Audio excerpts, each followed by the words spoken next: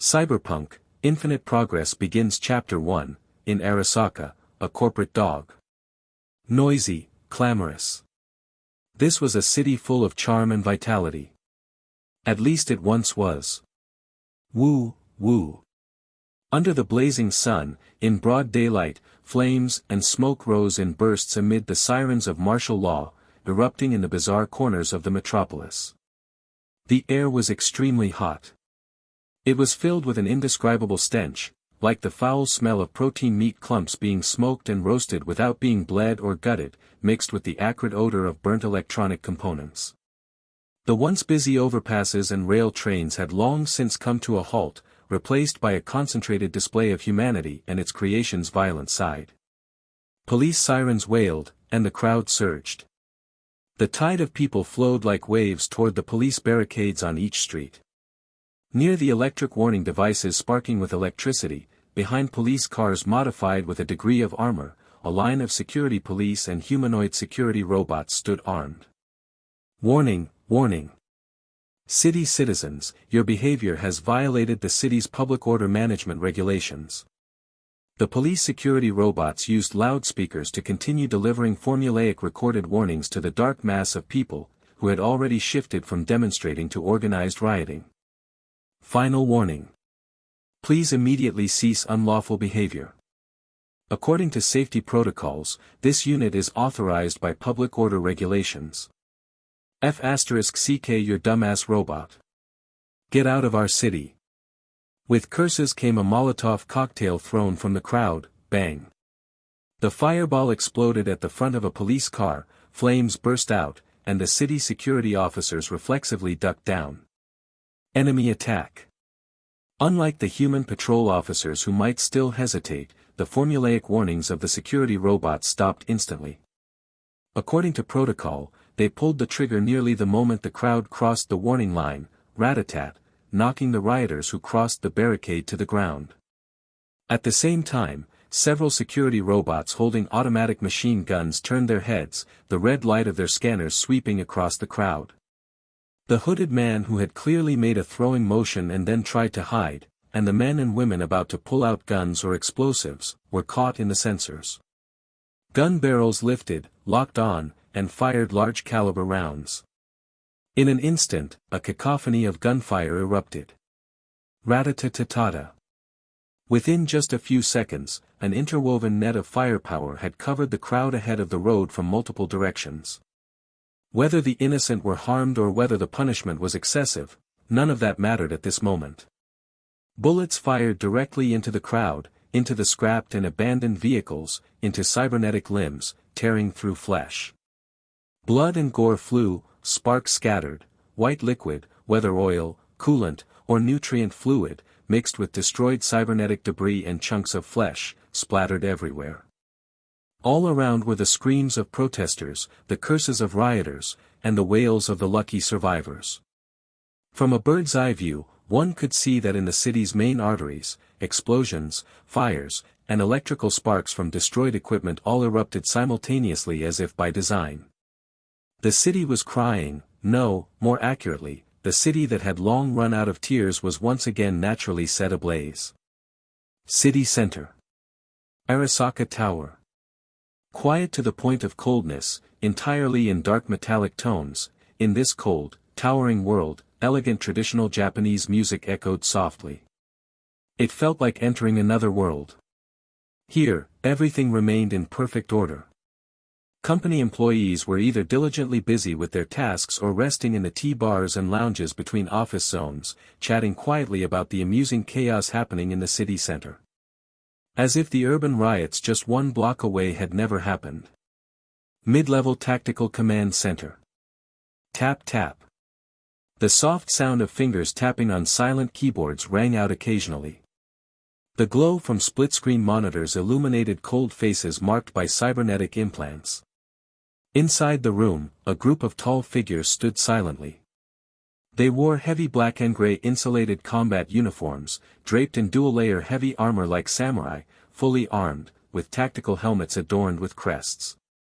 Reflected in the glow of computer screens, the black background and white clover logo on their shoulder and neck armor emitted a faint phosphorescence. Arasaka Security Department combat soldiers. Surrounded by Arasaka soldiers, seated beside the central console of the Tactical Command Center, was a seemingly young blonde woman leaning against the back of her chair. Judging from her appearance, she looked to be in her early 20s, statuesque, well-proportioned, and without any visible signs of cybernetic modification. Her shoulder-length hair, somewhere between gold and silver, was tied back in a ponytail. Her features were delicate and naturally beautiful, even without makeup, easily suitable as the face of a cosmetics company or a spokesperson for the corporate PR department. She wore a sleek, dark, form-fitting uniform with a strong technological flair. Shoo, shoo. The blonde woman lightly rubbed her fingers across the desktop, watching the surveillance footage being transmitted back from district monitoring hubs. Urban police units were engaged in intense firefights with crazed gang members, opportunistic mercenaries, looters, ambitious agitators, and a small number of idealists with a sense of justice. Heavily armored transport vehicles, funded by the corporation and filled with armed police and security robots, were arriving one after another at the front lines of the riot. For now, just blocking off the roads to the city center didn't yet require the support of corporate forces. So this is all there is, huh? With a sigh, the blonde woman flexed her slender, agile fingers slightly, then turned her chair, turning her back to her subordinates, and walked to the cabinet against the wall. She gently adjusted the antique-style gramophone on the cabinet, shifting the classical music from a rousing passage to a near-ending phase tinged with sorrow. Super-monopoly capitalism. She mouthed silently. The waxed counter reflected the faintly complex glint in her eyes, which vanished in an instant. Commander Veila, the fish has taken the bait. Necessary evidence acquired. Personnel list confirmed. Our operatives are in place. Shall we proceed? As the blonde woman silently lit a premium cigarette, letting the curling smoke drift slowly before her eyes, one of the Arasaka soldiers stepped forward. Who? After days of these petty games, our efforts to stir the pot weren't in vain. It's finally erupting. Yeah, time to reel in the net. Exhaling a puff of smoke, Veila, cigarette held between her fingers, stepped back toward the large screen and looked at the overhead view that shifted on cue. Inside the Tactical Command Center, under real-time surveillance and data locking by high-end access pod-equipped Arasaka hackers, gang leaders big and small, cyberpunk mercenaries, agitators, and corporate dissenters were identified and marked, whether among the crowd or hiding at home or in safe houses. Veila knew full well that once she gave the order, within an hour, at least 1,000 people would be dealt with. Collateral damage was inevitable. Even with Arasaka's top-tier hackers using elite gear, they weren't infallible. The designated targets were bound to have some margin of error. But the company never cared about such minor discrepancies. They would rather kill by mistake than let anyone slip by. No matter which company it was. The company demanded efficiency from Veila, so she had to be efficient, for the sake of advancement. She had already become used to it. Numb. Since arriving in this world and deciding to climb upward, she had long since alienated her former conscience. Her only remaining conscience was to kill these people swiftly and cleanly. Before the company, especially a global giant like Arasaka, once it chose to intervene, the people on that screen were already doomed. Letting them taste a bit of sweetness first was only to maximize profits. First ignite public discourse on the streets to spark attention, then escalate social conflicts, secretly guide protest marches, and when the crowd nears the wealthy districts and city center, launch a sudden assault, using ordinary citizens as shields to incite a riot targeting the urban upper class. TSK, not a bad tactic. But what are they after?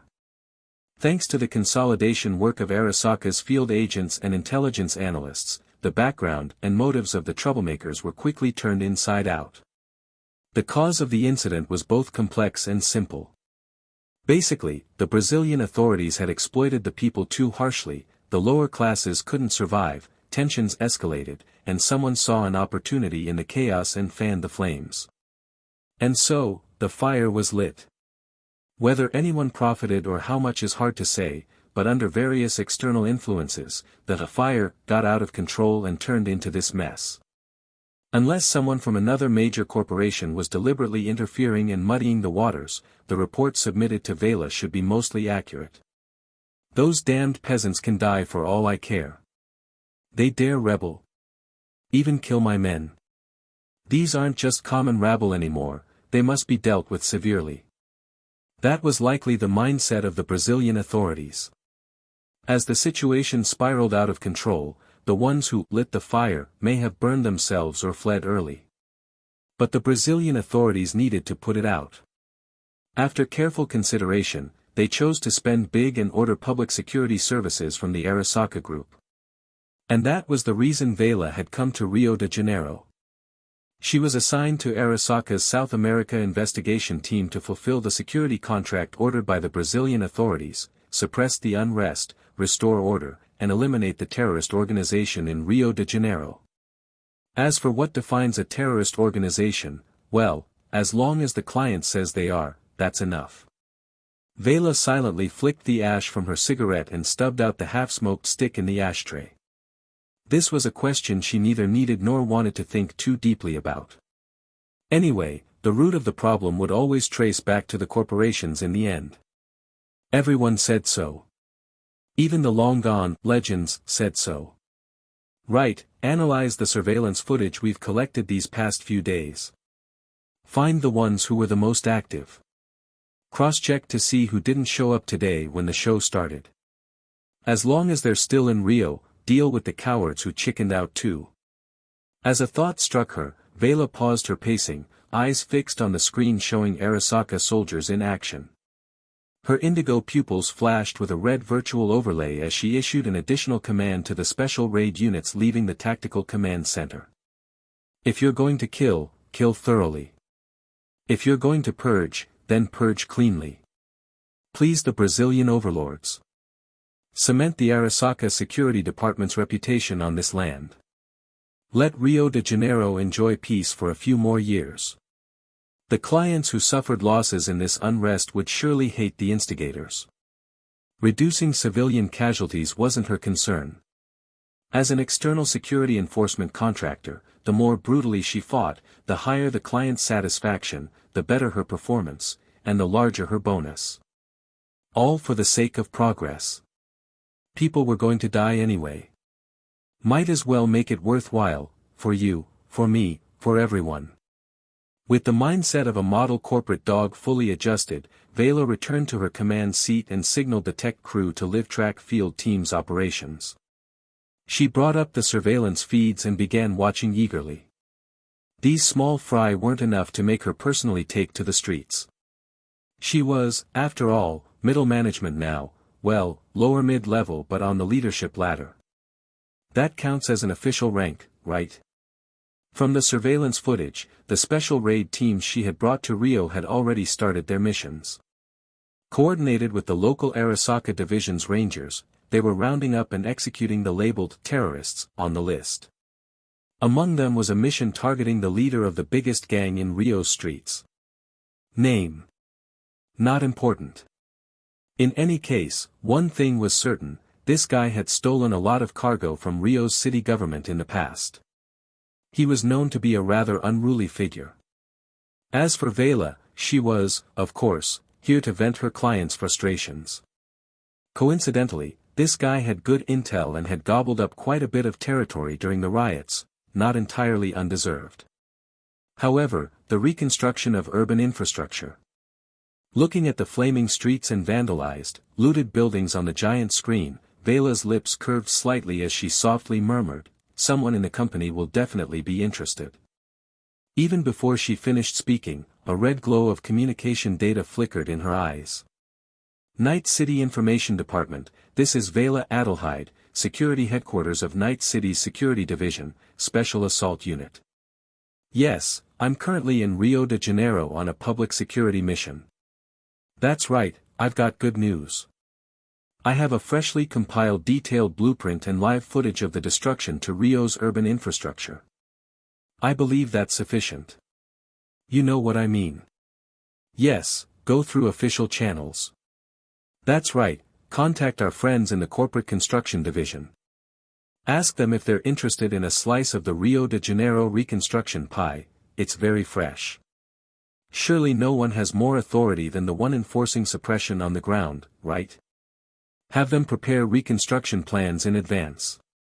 While the corporate dog at City Center was already discussing post-riot reconstruction, in many other parts of Rio de Janeiro, during this period of lost order, the riots had mercilessly destroyed all peace in the city. Law-abiding citizens were terrified amid the gang wars and looting sprees. Arasaka security forces were conducting their public security operations in full force. Just as Veila had never worried about the mission failing, with no significant external interference, the so-called terrorist organizations in Rio were nothing more than a ragtag mob. They crumbled at the first blow. In a corner of the city, a particularly violent explosion rocked the main base of Rio's largest gang, drowning out the howls of underlings still high from looting the wealthy districts and commercial areas. F***CK that bitch. Someone shouted, voice tearing through the blast wave, hysterical and mad. Arasaka. F***CK. Those gutless cowards hired Arasaka, damn it. Military tech bastards too. None of them have any balls, that Arasaka bitch. She tricked me, damn. Nothing good happens once corporate dogs show up. Bitch. Don't let me catch you. A fierce-looking, bald Latin man charged out, clutching a heavy Mk.31 machine gun, swearing a blue streak. Beneath his tattered, scorched reddish-brown coat was a heavily modified, muscular body. Artificial muscle fibers, reinforced bones, enhanced tendons, and subdermal armor were clearly visible. Boys! Go, save our loot. Whatever you recover, your old pal, Beard keeps his word, you get half, the man bellowed. In the street gang world, that was a generous offer. But the smarter ones had already sensed how bad things were and started stuffing valuables into their pockets before fleeing. Arasaka? Asking them to stop Arasaka was a death sentence.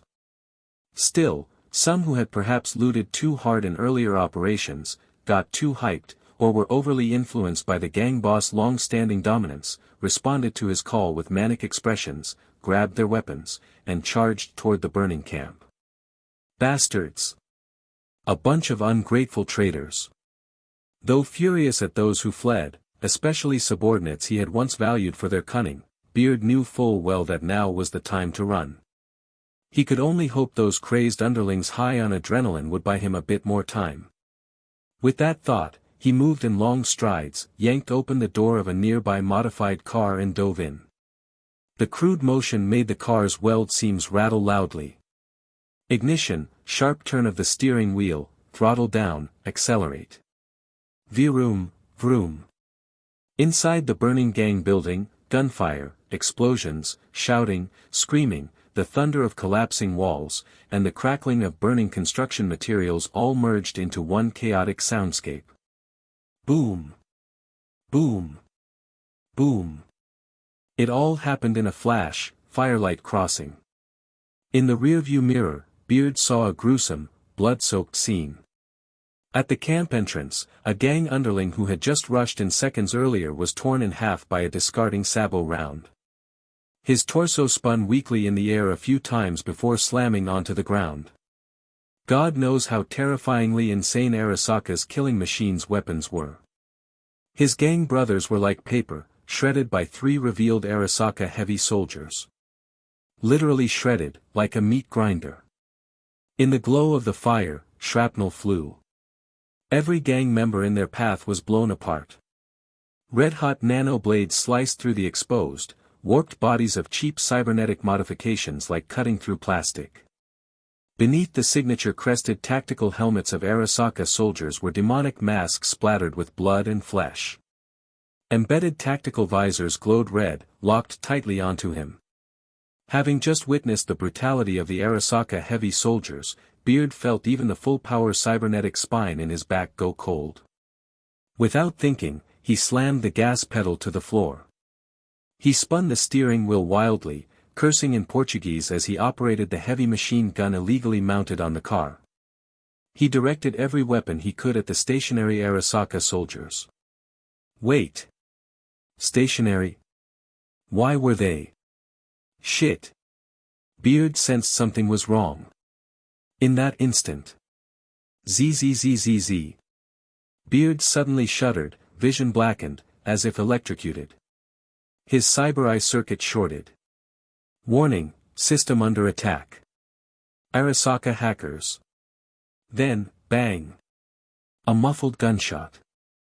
The car window shattered. Beard felt a heavy impact on his chest, like being punched hard with a spiked war hammer. Pain erupted, his whole body instantly drained of strength. The next moment, the world spun.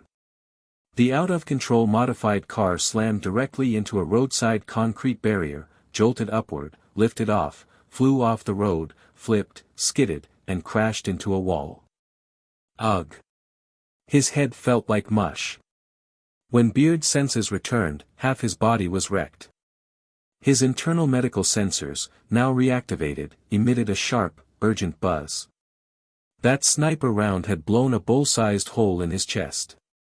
Though his body was one of the top-tier builds on Rio's streets, the impact and car wreck had twisted and deformed it, revealing internal mechanical components. White coolant and blood pooled on the ground. Thud, thud. In his final moments, Beard saw the Arasaka heavy soldiers approaching. From a high position, the Arasaka hacker who had been hidden now appeared as well, carrying an Ikomata Tech sniper rifle and crouching before Beard.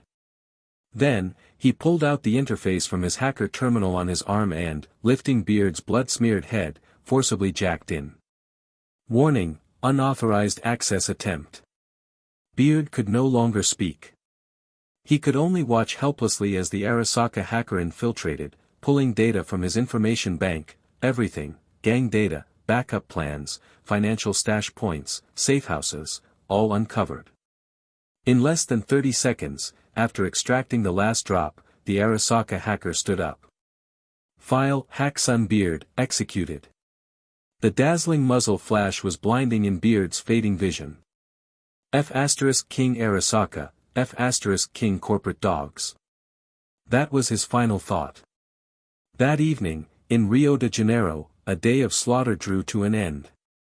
Overall, the riot had been mostly quelled, with only sporadic gunfire remaining. The sunset bled red. Arasaka's Special Assault Unit had completed its purge operation with success. Of the names on the list, 1,328 identified targets had been executed, with countless collateral casualties. Arasaka's well-prepared cleanup operation was swift and decisive. In the aftermath, leaders of every major and minor gang in Rio had been eliminated. Middlemen, mercenaries, and anyone with a serious criminal record in the company or municipal systems were also purged. Only a small number of clever individuals, lucky survivors, and corporate black ops made it out alive. It's over. Finally, in the early hours of the morning, the last squad of the Special Assault Unit returned with seized spoils.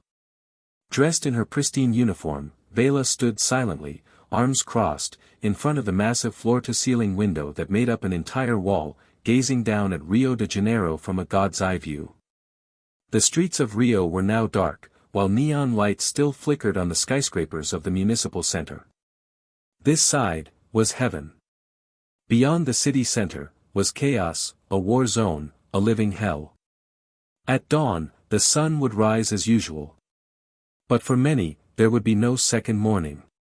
Turning around, Veila silently looked up at the three-dimensional structure of the building's interior and the prominent Arasaka Clover logo. After a long pause, she shifted her gaze. Time to return to Night City. Walking back toward the operations center, Veila pulled up the mini-display in her cyber eye. This is Veila Adelheid. The Rio de Janeiro riot has been suppressed and is entering the final cleanup stage. Summary Report, Arasaka Group South America Investigation Unit. To Arasaka Information Department, Operations Oversight Committee, Night City. Executor, Veila Adelheid Russell, Arasaka Security Division, Special Assault Unit 6, Night City. Location, South America/Brazil/Rio de Janeiro. Mission description, assist South America Arasaka divisions in executing security services, suppress riots in Brazil, and purge the terrorist organizations hiding in Rio de Janeiro. Date, May 24, 2074. Status, in progress pending completion. Chapter 2, the so-called Veila Adelheid Russell. Northern California, Night City. City Center, Corporate Plaza. Gray-white clouds clustered loosely in the sky. Under the clear heavens, a colossal 140-story building stood silently in the heart of Night City like a pitch-black tower. Compared to the neighboring Militech offices and Kong Tao building, its design was conservative and lacked personality. Composed entirely of black reinforced glass curtain walls and steel, it gave off an oppressive sense of chill and ruthlessness. Most areas of Night City had a clear view of it. Much like its presence in the city, no one could ignore it. Not even the so-called legends, who once tried to blow it sky high. Arasaka Tower. Full name, Arasaka U.S. Division Night City Headquarters. The tallest building in Night City, and the symbol of the city's new militarism and Arasaka hegemony. Countless people hated its existence, wishing they could raze it to the ground. At the same time, countless others yearned for it, willing to give everything just to climb Arasaka Tower, to kiss its cold black marble plaque, dreaming of success, promotion, and wealth, of becoming someone. Hey, did you hear? The South America investigation team recently pulled off a big one, executed over 1,000 criminals in Rio de Janeiro. You're behind. I heard the company's construction division is swamped, working overnight to design a reconstruction plan for Rio. The market division's negotiation reps have already flown to Brasilia. Brasilia was very satisfied with the security service. Security division scored again. They should be returning soon. I bet their field bonus this time is worth several months of our pay. Looks like another promotion is around the corner for Miss Adelheid. Can't compare. The security division is Arasaka's favorite child. Us. The stepchildren. In front of the elevator leading directly to the Arasaka Counterintelligence Division's office floors, a woman with a wine-red office uniform and one-side undercut hairstyle listened to her passing colleague's conversation, frowning slightly with a thoughtful look. Security Division. Adelheid, she muttered. No way, V, you're also from Arasaka Academy, right? Beside her, her colleague showed a puzzled expression. Miss Veila Adelheid was a year above you, your senior. Then, in a slightly envious tone, he teased quietly, with that connection, why not try something? Maybe it'll open a few doors. Get lost. The woman called V turned her head, her sharp brows and wild beauty immediately bringing to mind the word feral. She quickly shut down her colleague's unrealistic fantasy. Of course I know. Class of 73 valedictorian. Registered with headquarters in Tokyo. A promising big shot in the making. Me. I'm a nobody, class of 74, still technically an intern, not even officially on board. Never even met her. How would I connect with her? These days, education was nothing like the last century's oral tradition. Teacher-student and classmate bonds were thin. Unless you were exceptional and got attention, most of it was AI-led instruction. V shook her head. Different systems. She majored in military government administration and law. I'm from the Information, Communication, and Intelligence Institute. Different core and elective tracks. No overlap. That's not how connections work. Veila Adelheid belonged to Arasaka's largest and most well-known security division. V, on the other hand, had joined the Counterintelligence Division. It had high internal security clearance, but the department's reputation wasn't exactly glowing. Dropping by uninvited will probably just get me into trouble. In this company, if you're not familiar, who knows if she'd sell me out and still make me thank her for it. I'm not in a rush, better to let things happen naturally. Saying that, V waved her hand just as the elevator arrived and stepped in. Silence the whole ride. Ding. The elevator reached the floor housing the Counterintelligence Division offices. Well then, V, good luck. You too. V parted ways with her companion and headed toward her work area. At the moment, only someone she knew, Harry, was at his station. The good-natured-looking man lit up upon seeing V and waved. Hey, V, Jenkins wants to see you. Jenkins? V muttered. Arthur Jenkins, a senior figure in the Counterintelligence Division. She'd seen him a few times. Could it be about her official onboarding? Her internship performance hadn't been bad. Harry, do you know why Jenkins is looking for me? V asked quietly. Nope. Harry shook his head and spread his hands, clearly out of the loop. This sort of thing was way above a low-level employee's pay grade. All right then. V shrugged, then walked over to the break room bar, brewed 2 cups of coffee, handed one to Harry with a thank you, and made her way to Jenkins' office. Good morning, Director Jenkins. After walking through the corridor and waiting a moment, she passed the scan and entered with permission, greeting him promptly. Behind the desk, Arthur Jenkins was a clean-cut, strong-built white man with a slightly sinister look in his eyes. Sit. He glanced at V, then went back to his work while gesturing for her to sit down. Just as V was trying to figure out how to begin, Jenkins broke the silence. V, your onboarding paperwork will take a few more days. Within a week, you'll have full employee benefits. Got anything else? If not, get back to it. I've sent the file, handle it. Do well. The rapid stream of information took V a moment to digest. It was 2074. She was only 20, just recently employed by Arasaka. Nothing else, sir. I'll return to work now. After a deep breath, V stood up. There was no point in saying more, action mattered now. Good. Jenkins waved her off casually. He saw potential in V. Her observation period performance was solid, background check clean, capable, and her personality profile matched what he needed, that's why he'd called her in. Of course, if V wanted more grooming and investment, she'd have to prove her potential and elevate herself further. The onboarding perks. Just a small token he threw her way. Ding. How'd it go, V? Harry was waiting at the door. When he saw V come out, he waved eagerly. Not bad, I got a confirmation. Do well, and I'll be official within a week. No shit. Congrats. Harry rubbed his hands together in excitement, like he'd gotten the promotion himself. Thanks, Harry. In a backstabbing corporate world, someone as genuine as Harry was rare. V held back her joy, gave him a pat on the shoulder, and said, Got a task, catch you later. With that, she headed to her workstation. Beep beep. Heart racing, hands trembling, she activated her personal terminal and opened the unread file sent by her superior, Arthur Jenkins. On the cover page. Arasaka South America Investigation Unit. South America Investigation Unit. Wasn't that the Rio de Janeiro case? Something clicked. V opened the file, and the first page made her raise an eyebrow in surprise. Well, what a coincidence.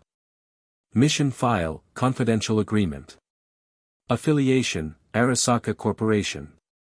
Employee ID, NC760404, PS, fun fact, V's ID is NC770416, where NC refers to Night City, 77 to the year, and 0416 was the originally scheduled release date of the game. Name, Veila Adelheid Russell. Department, 1, Security Division. Position, Combat Commander/Technician. Trauma Team Platinum Member / Crystal Palace Privilege Program / Quantum Enlightenment Rehab Center Member. Supervisors, Shintaro Takayama, Arasaka Tokyo HQ Security Director, Michiko Arasaka, Arasaka U.S. Division CEO, Board Member. Functions: execute and support private contracting, corporate security services, and public security operations. Provide and train combat personnel, defend corporate assets during armed conflicts. Secondary role as biotech specialist, conducts personal research to create corporate value and provides technical support for the recovery and development of old net technology. Brief biography.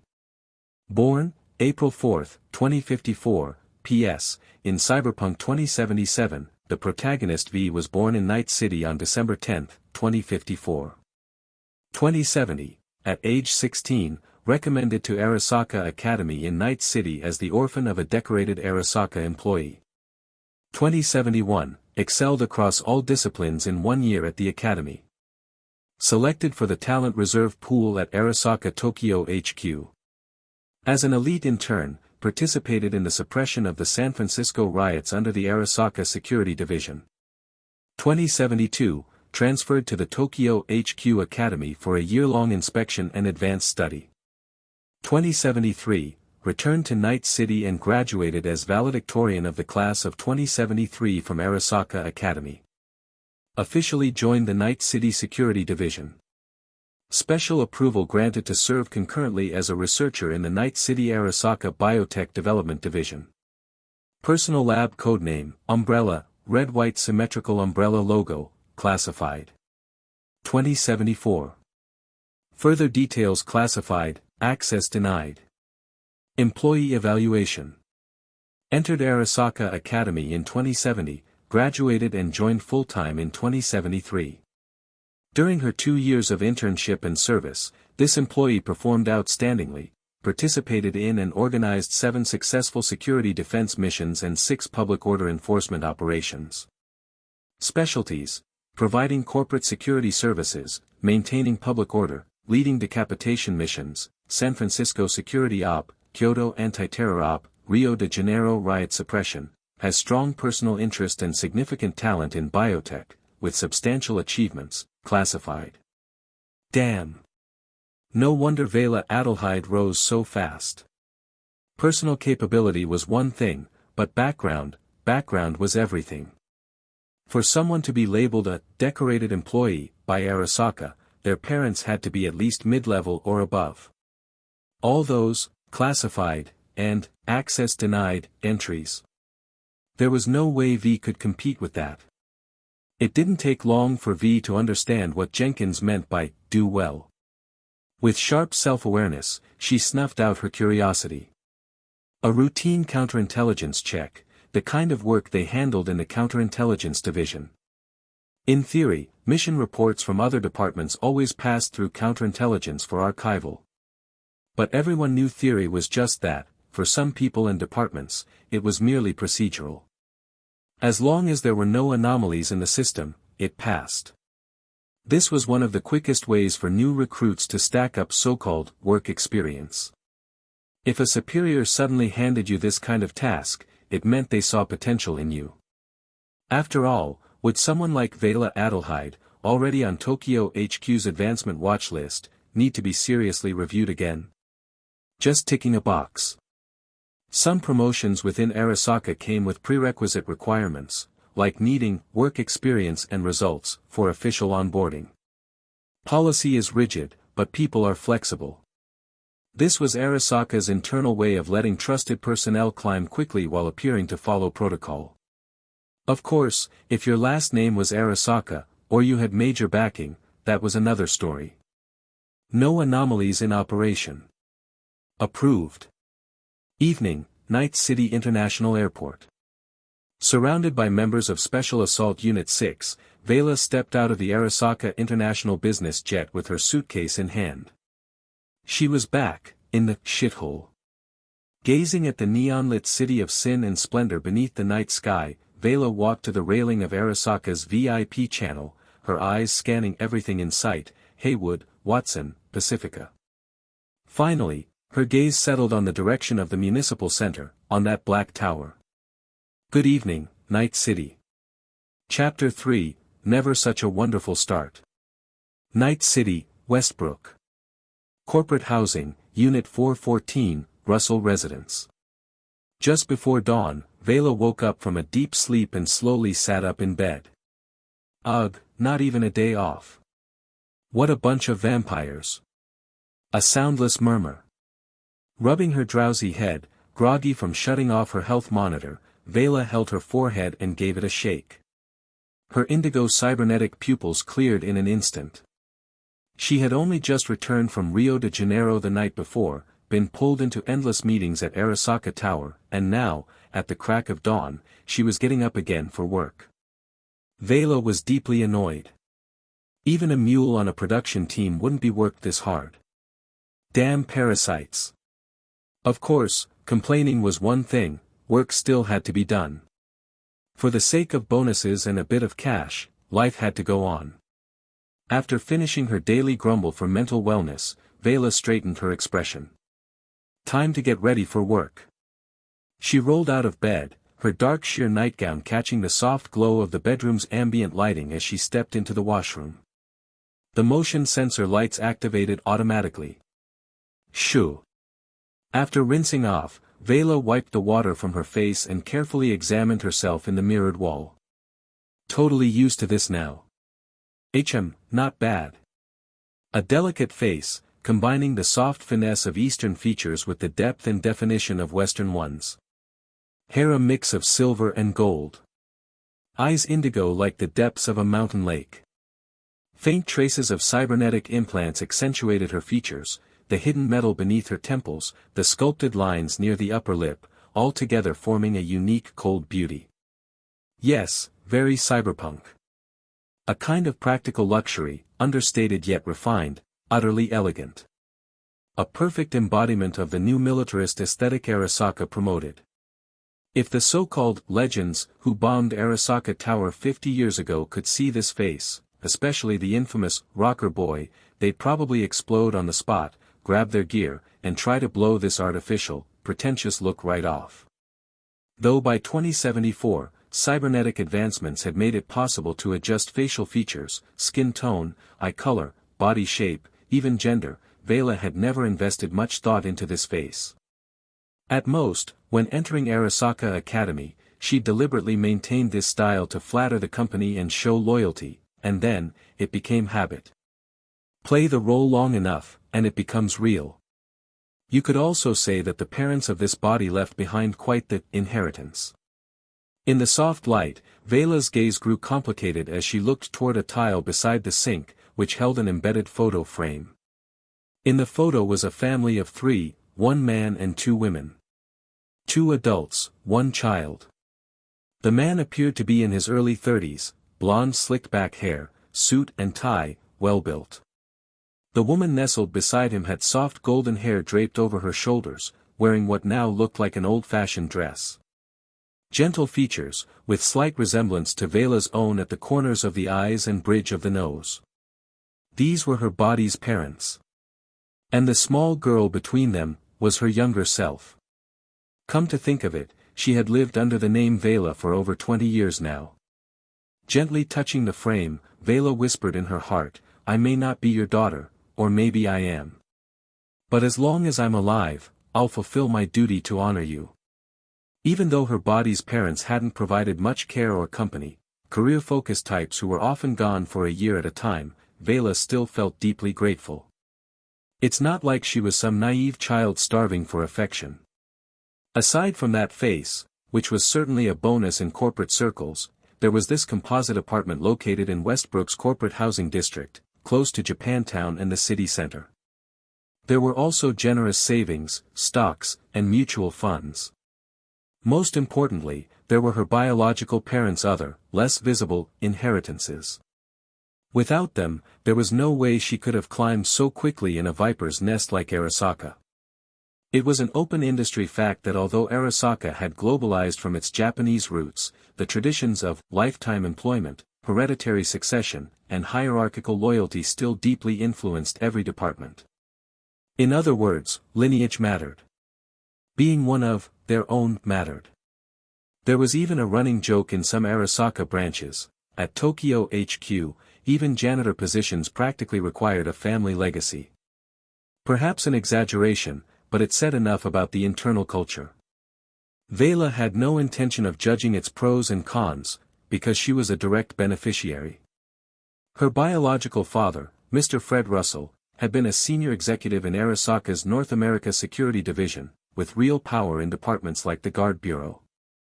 Her biological mother, Mrs. Mia Russell, had been a mid-level manager in the North American Administrative Division, overseeing events, banquets, and diplomatic occasions.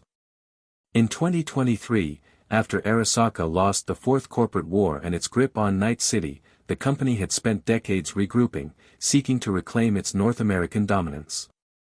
Leveraging the late 2060s unification war between New America and the Free States, Arasaka supported Night City and the Free States, regaining favor with the city. In 2070, Arasaka returned to Night City, and Veila's parents were among the credited heroes of that operation.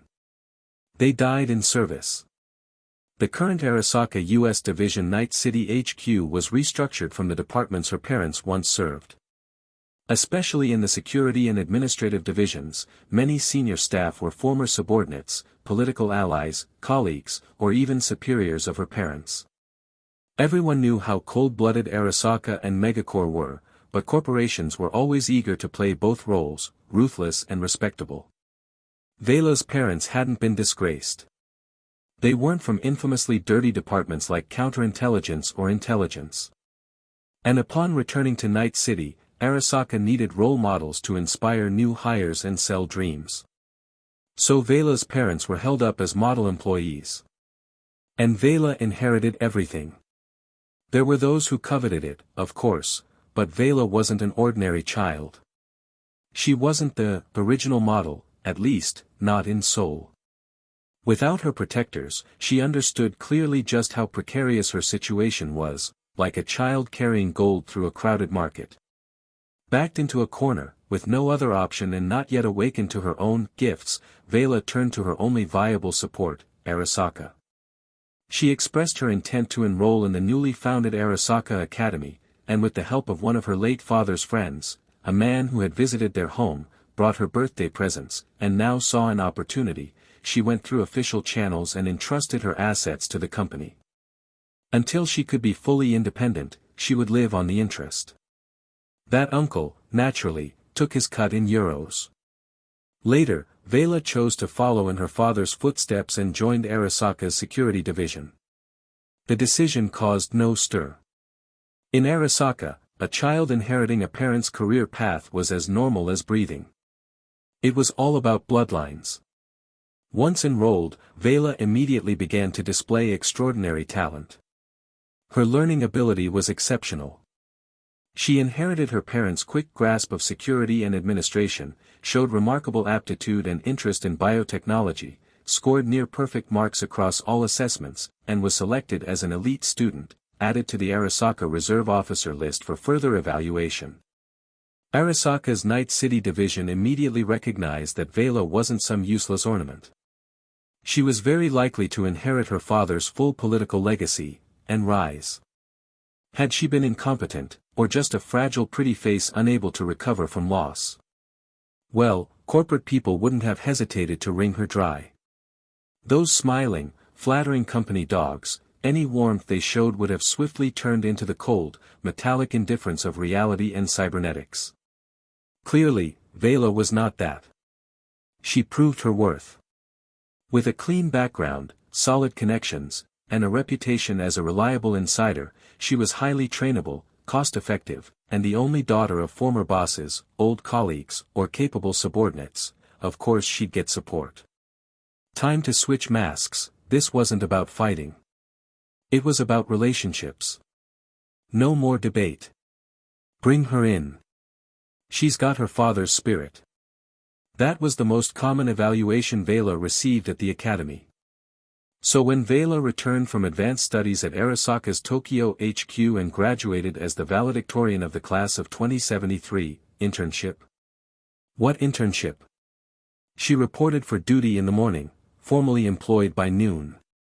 The heads of the security division waved her in with gusto. Her starting post was a minor but real position in the Guard Bureau. One of her late father's old subordinates was assigned to mentor her, passing on tips and cautionary advice. One promotion per year.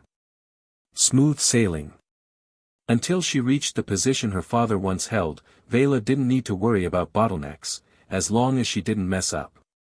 If there was a ceiling, it would be somewhere above Jenkins of counterintelligence, but below Abernathy of special operations. That was one of Arasaka's unwritten rules: generational decline. After all, those political assets were inherited. To reach her father's level, Veila would need real capabilities, which she wasn't lacking. But to go beyond that, she'd have to network, rack up achievements, and manufacture opportunities. Which is why Veila felt particularly grateful to her biological parents.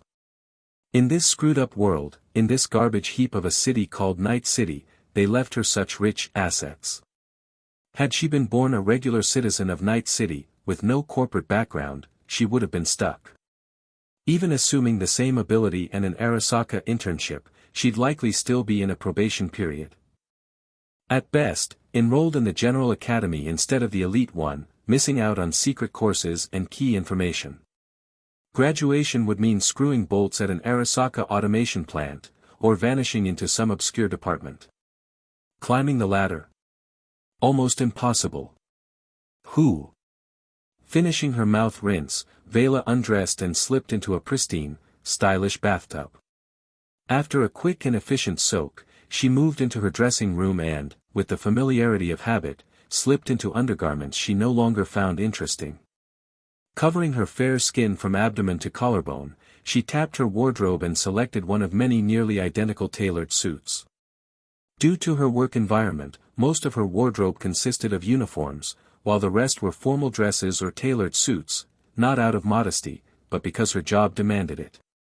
Still, she wasn't averse to showing off her legs when the occasion suited it. She chose a black shirt with dark red maple leaf patterns, matching suit trousers, a tie, a Kevlar ballistic vest, and finally slung on a shoulder holster. Stretching slightly, she opened a nearby drawer. Inside, rows of sidearms: Arasaka JKE X2 Kenshin, Arasaka HJKE 11 Yukimura, Militech M76E Omaha, Kong Tao A 22B Chow, Tsunami Nu.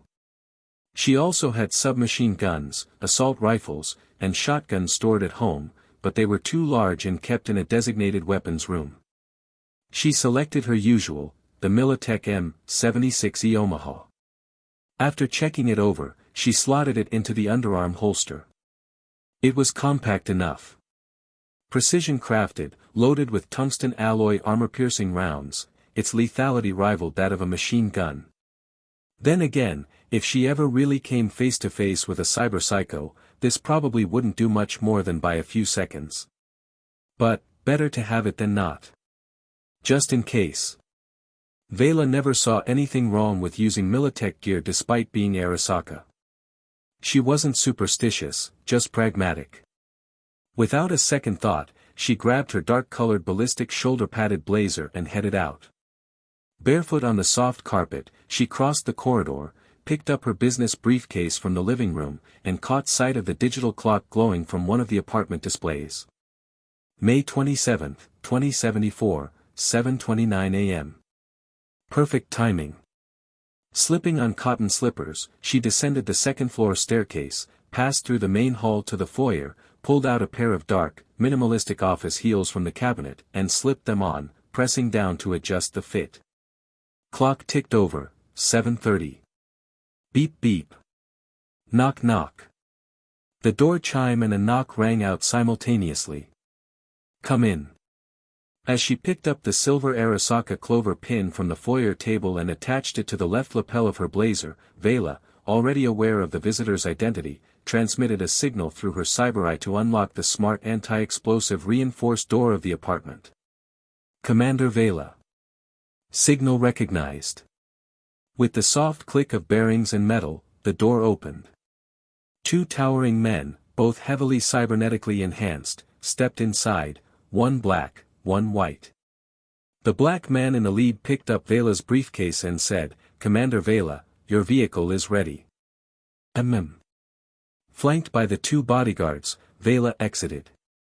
Just outside the mini-garden at the apartment entrance, a heavily modified Thrax 388 Jefferson luxury limo, bearing the Arasaka logo, was parked by the curb.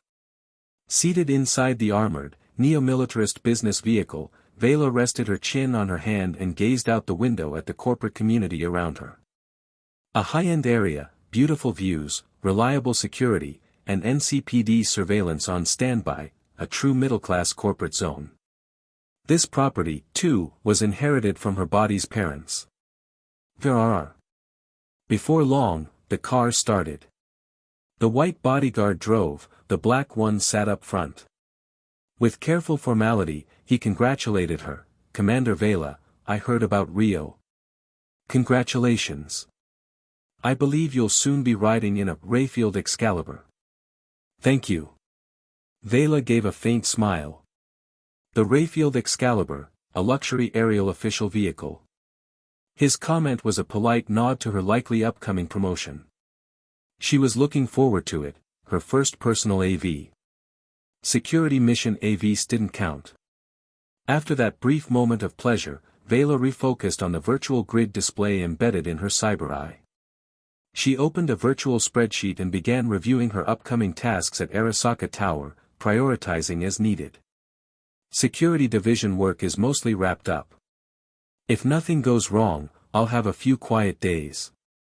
Executive Michiko, HM. Seems particularly invested, Danger Gal, recovery and therapy services, huh? Looks like it's time to milk Umbrella for a bit more. Chapter 4, the so-called divine gift. The vehicle glided smoothly through the air. Veila lay back on the soft rear seat, quietly watching the world outside the window, eyes half closed in feigned sleep, seemingly contemplating the contents of an upcoming work meeting.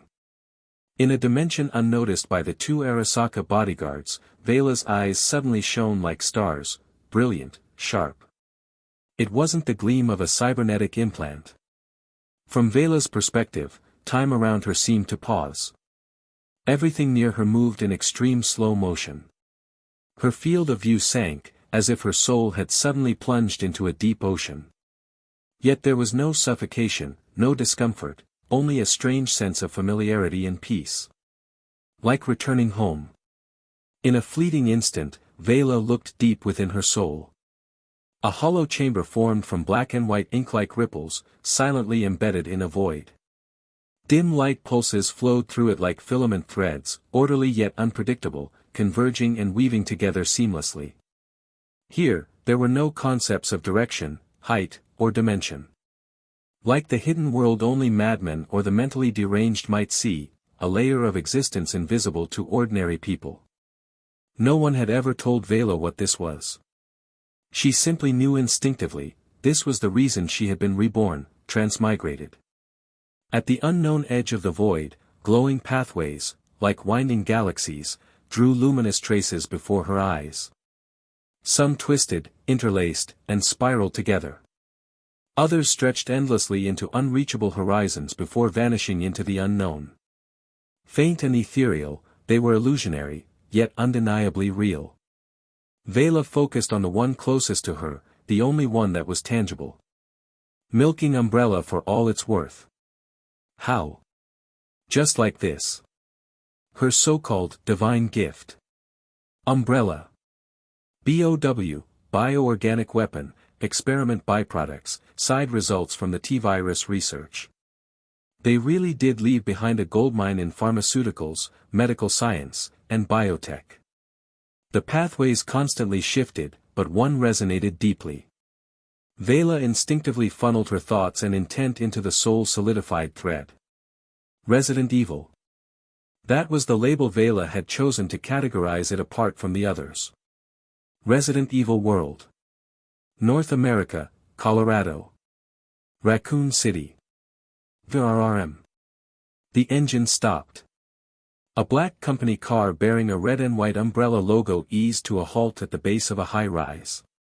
With a polite gesture from the suited bodyguard, the car door opened, and out stepped a shapely leg in sheer tights and black high heels, the sharp heel tapping crisply on the pavement. Veila followed, lifting her gaze to the Umbrella Corporation's Raccoon City Tower, her expression oddly amused. She was still Veila, the same Veila. The only real difference lay in her appearance: no visible cybernetic implants, and a shift in attire, a sleek black business suit paired with a tailored pencil skirt. She looked striking, worlds apart from the oppressive, tech-heavy Arasaka uniforms and the rigid, conservative ensembles she wore in the cyberpunk world. Yeah. I got the message about our executive's interest in Danger Gal rehab services. Got it. Umbrella's rehabilitation tech should keep us well-fed for a while. I'll get it. Us, meaning me. In this secret communication with another self that no one else could perceive, Veila shifted her focus to the approaching Umbrella colleagues, some in suits, others in lab coats, all with ID badges. Her face bloomed with the kind of practiced, polished smile seen on TV hosts, politicians, and corporate executives. With equal poise, she returned each greeting. "Where's Dr. William Birkin?" Given how loudly he protested my flesh deficiency proposal at the board meeting, I could hear him all the way from the West Coast. I'm here. Let him come out and speak to me directly. We're colleagues, after all, let's communicate face to face. So. Where is Dr. Birkin? Veila said as she theatrically looked around. The administrative director of Umbrella's Raccoon City Department froze mid-smile. Not a friendly visitor, clearly. He had long heard that Dr. Veila Adelheid Russell possessed a genius-level intellect, no less brilliant than the tragically short-lived Umbrella prodigy, Alexia Ashford. More critically, Dr. Veila's research focus was completely different from the mainstream of Umbrella's current direction in virology and biological studies. Ever since Veila had started rising within the company, her talent and achievements in materials science, intelligent control systems, human bionics, and cybernetics were well known. Flesh is weak. Ascend through machinery. Dr. Veila had emphasized this phrase multiple times at internal Umbrella meetings, even at the board level. Her opinion of William Birkin and the old virology faction within Umbrella was easy to imagine. Medical research was expensive. Biological and medical science.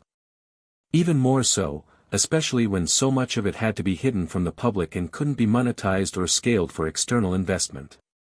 And Umbrella's R&D budget was finite. Dr. Veila needed funding to expand her cybernetics research base and drone factory. Dr. Birkin needed funding for Project G and improvements to the underground labs in Raccoon City. The two sides clashed regularly over resource allocation. When Veila criticized one day, Birkin would clap back the next. This was the deep-rooted conflict between Umbrella's new cybernetics faction, led by Veila, and the old virology faction, led by William Birkin. At first, Birkin had managed to suppress her with his seniority. But as Veila began producing one result after another, prosthetics for the disabled, drone markets, smart devices, she brought in more and more tangible profit. Increasingly, more within the company began siding with her. After all, compared to these public-facing, fundable projects, things like the T project and G project, no matter how ambitious they were claimed to be, couldn't be brought into the open. These past 2 years had been increasingly difficult for Dr. Birkin. The more brilliant and profitable Veila became, the more pressure and frustration weighed on Birkin, who had always carried himself as a child prodigy, proud and arrogant. On multiple occasions, staff in Umbrella's Raccoon City office had overheard Birkin yelling and throwing objects in rage inside his office. As they escorted Veila toward the building's conference room, the group of hosts began enthusiastically shifting topics, introducing the storied history of Umbrella Raccoon City Division, the Umbrella Executive Training Center, the Arkley Research Facility, the Old Manor. Veila didn't recognize most of them, but she spotted a familiar face, Annette Birkin. Her name was pinned to her chest ID. William Birkin's wife. A white woman in a casually worn lab coat, with blonde hair and blue eyes. Her long hair was tied into a loose ponytail resting over her shoulder. Noticing Veila's gaze, the clearly distracted woman forced a polite smile. Dr. Veila. And who might this doctor be?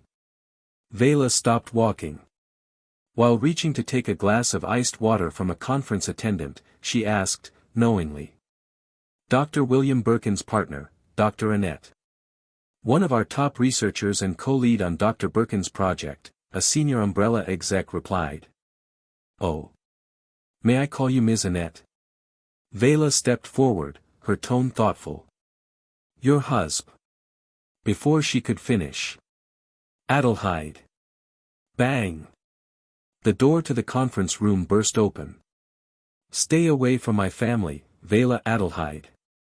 He was a thin, gaunt middle-aged man with a sallow complexion, made paler from long days without sunlight. His features were narrow, and his parted golden hair was thinning. William Birkin. A genius researcher at Umbrella who had risen to prominence a decade ago.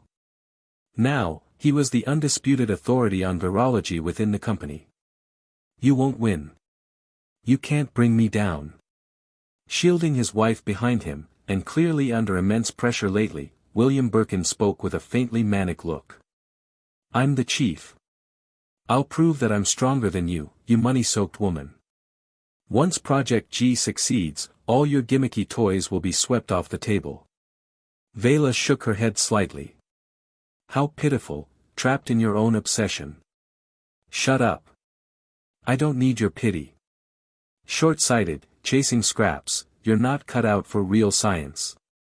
His thin face twisted into a snarl. Extending human life, enhancing human biology, do you even understand that kind of project? To Birkin, Veila's polished image resembled that of a corporate executive or PR spokesperson more than a researcher, and it irritated him. Especially since she belittled many of his studies, repeatedly opposing Umbrella's heavy investment in virology and arguing against putting the cart before the horse. No point in talking if we're not on the same page. Honestly, ever since Veila entered Umbrella and her divine gift awakened, revealing her talents in bionics, their relationship had been strained. They were simply incompatible. Partly due to the struggle for limited funding. Partly because Veila had no patience for a neurotic chief constantly barking orders. This wasn't Arasaka, where a superior had absolute power over your life and future. All the little frictions had piled up into this. Chief. Take the title if you want, Veila said coolly, pulling out the chair opposite Birkin and sitting down. She placed her hands on the table, fingers interlaced. By next summer at the latest, my integrated research facility in the California branch will be fully operational. You. Of course, you're still of some use. She bluntly cut him off. After I establish the new Black Umbrella Company, you'll remain the nominal head of the White Umbrella's Biological Research Division. The Umbrella Corporation was primarily structured into 3 divisions. Red Umbrella, the paramilitary arm, which also managed research related to computing technologies. Blue Umbrella, BOW development and research of related pharmaceuticals and serums.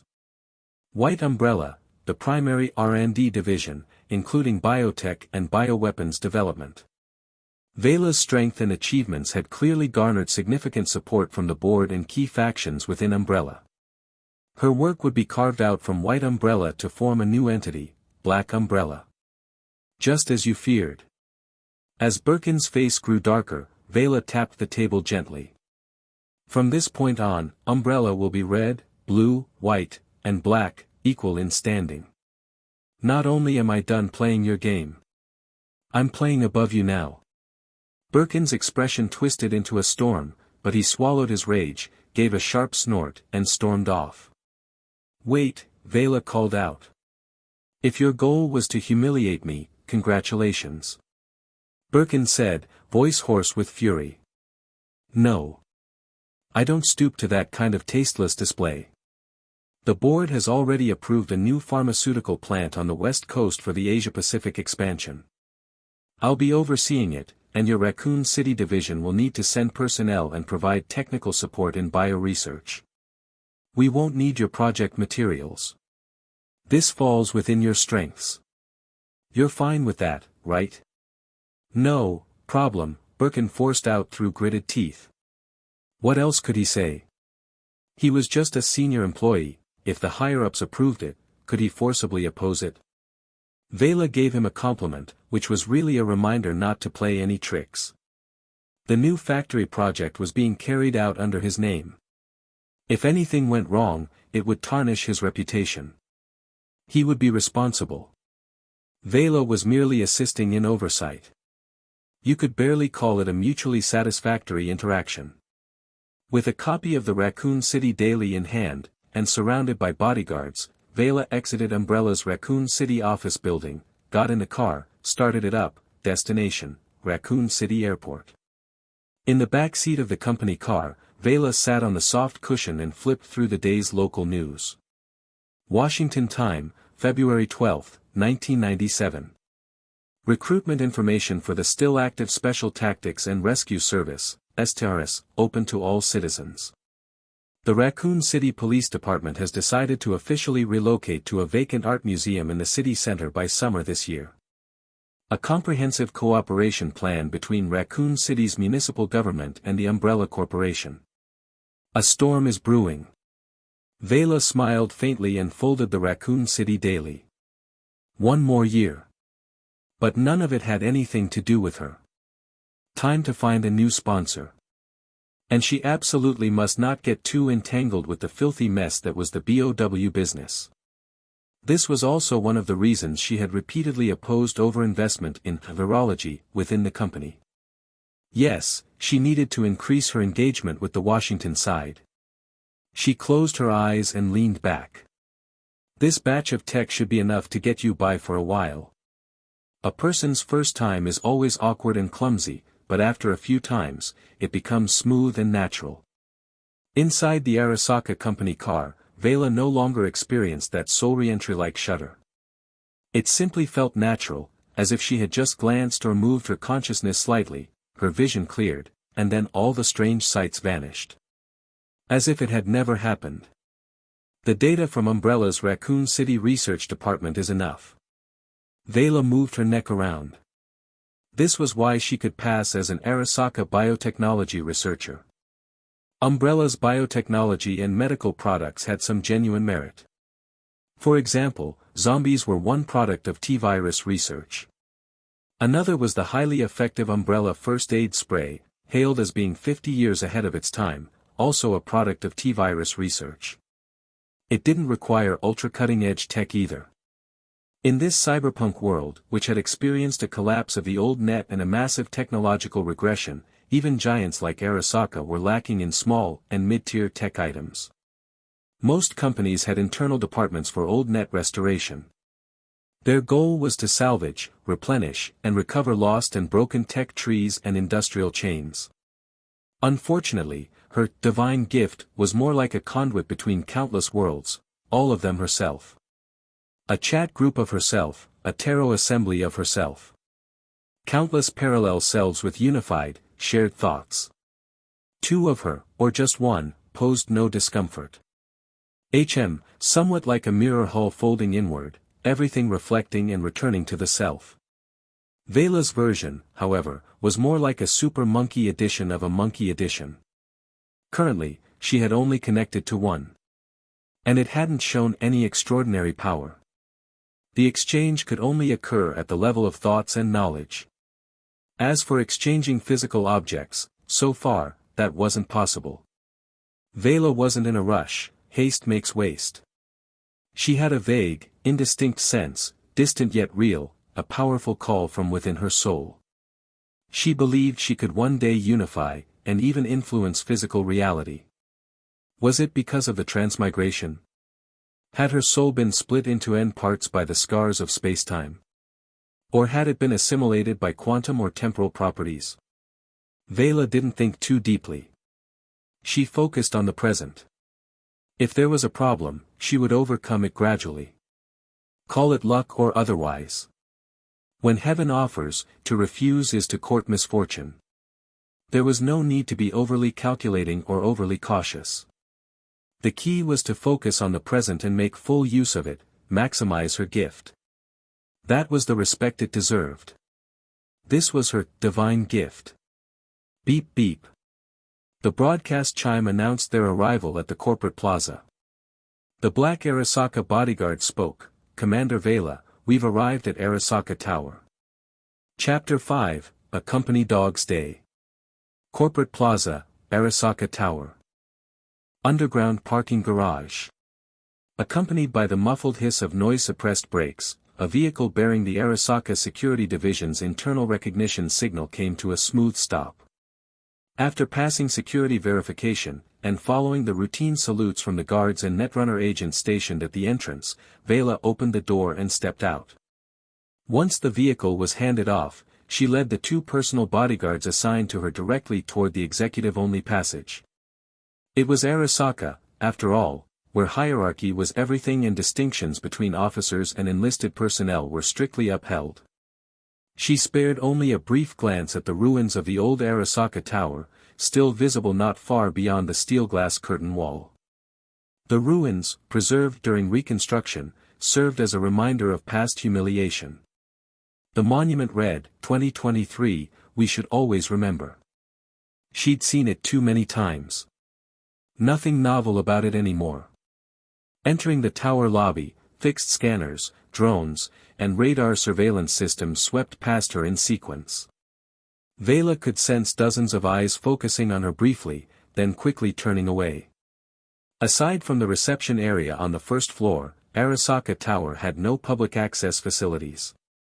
Anyone moving inside was either a corporate employee or internal support staff.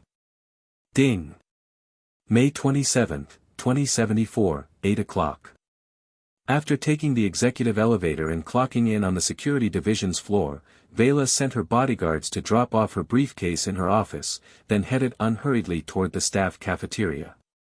At the same time, she projected the latest Night City briefing, sent from Arasaka's administrative center, onto her ocular implant to skim through it. She hadn't eaten yet.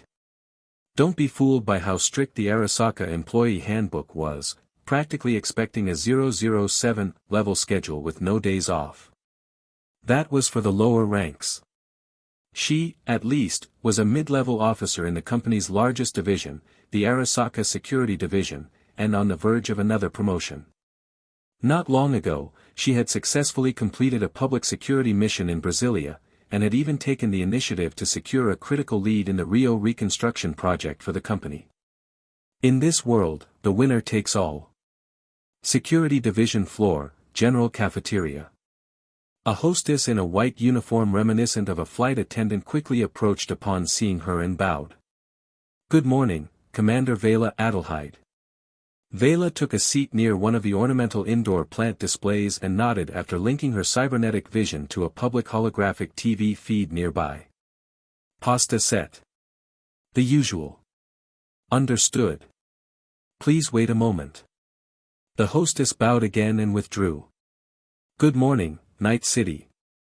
I'm your old friend, Stanley. Yesterday's dead lotto." She turned on the TV and let the voice of Night City's famously over-the-top lottery host fill the room as background noise. After requesting a glass of ice water, Veila swept a casual glance around the cafeteria. The space was large, with generous distance between diners.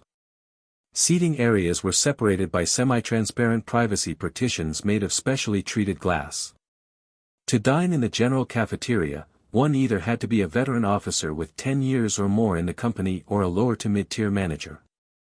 In the world of Cyberpunk, the more ordinary something looked, the more rare and expensive it likely was.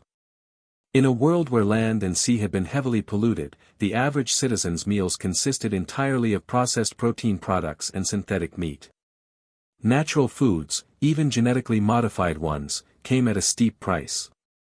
As she waited for her meal, more and more familiar faces appeared, colleagues from the Security Bureau, here for breakfast.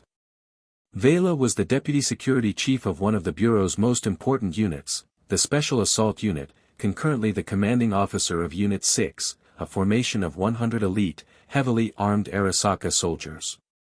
The Security Bureau was vast in scope, naturally encompassing other units, like the 1st Mobile Unit.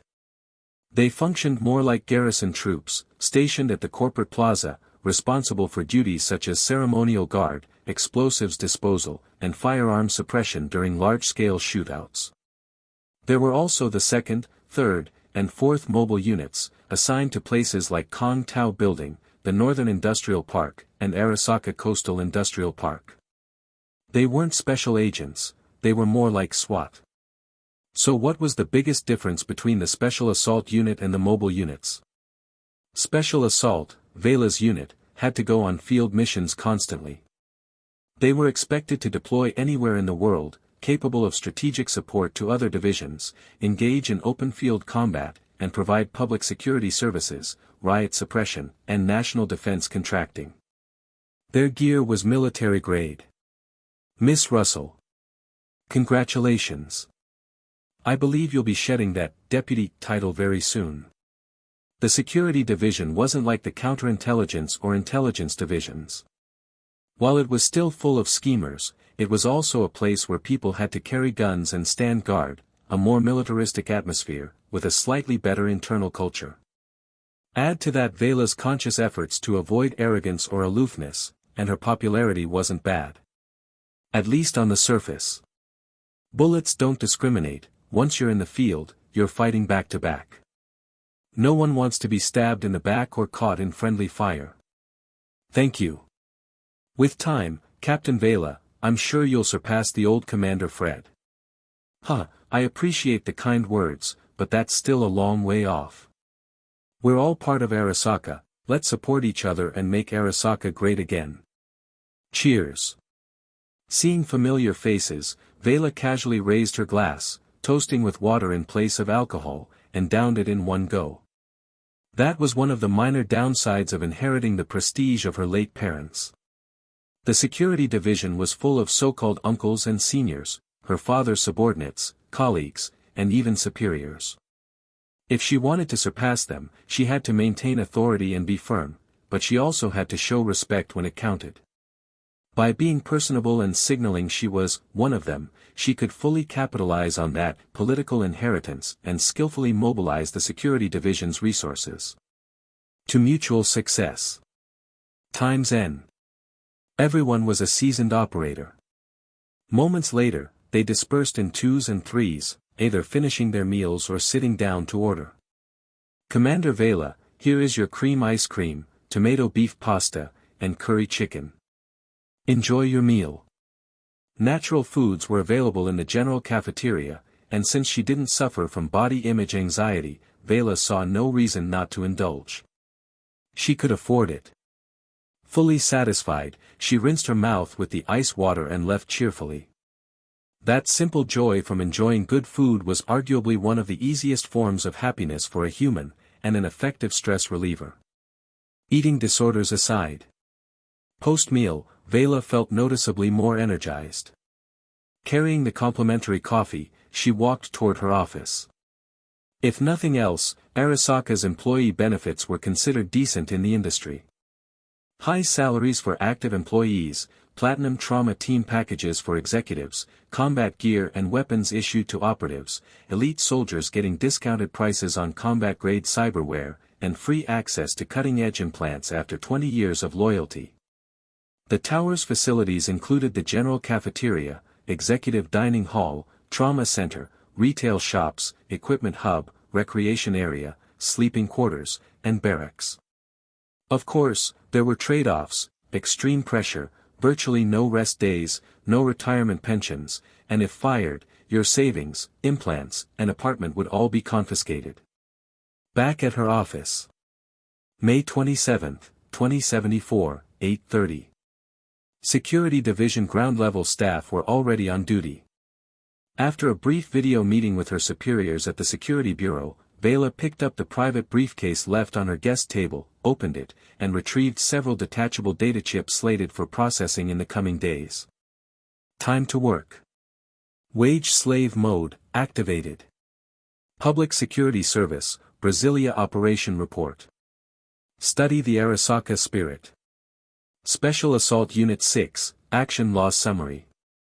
Reflections and Improvements Post-Operation, Self-Review by Veila Adelheid Russell.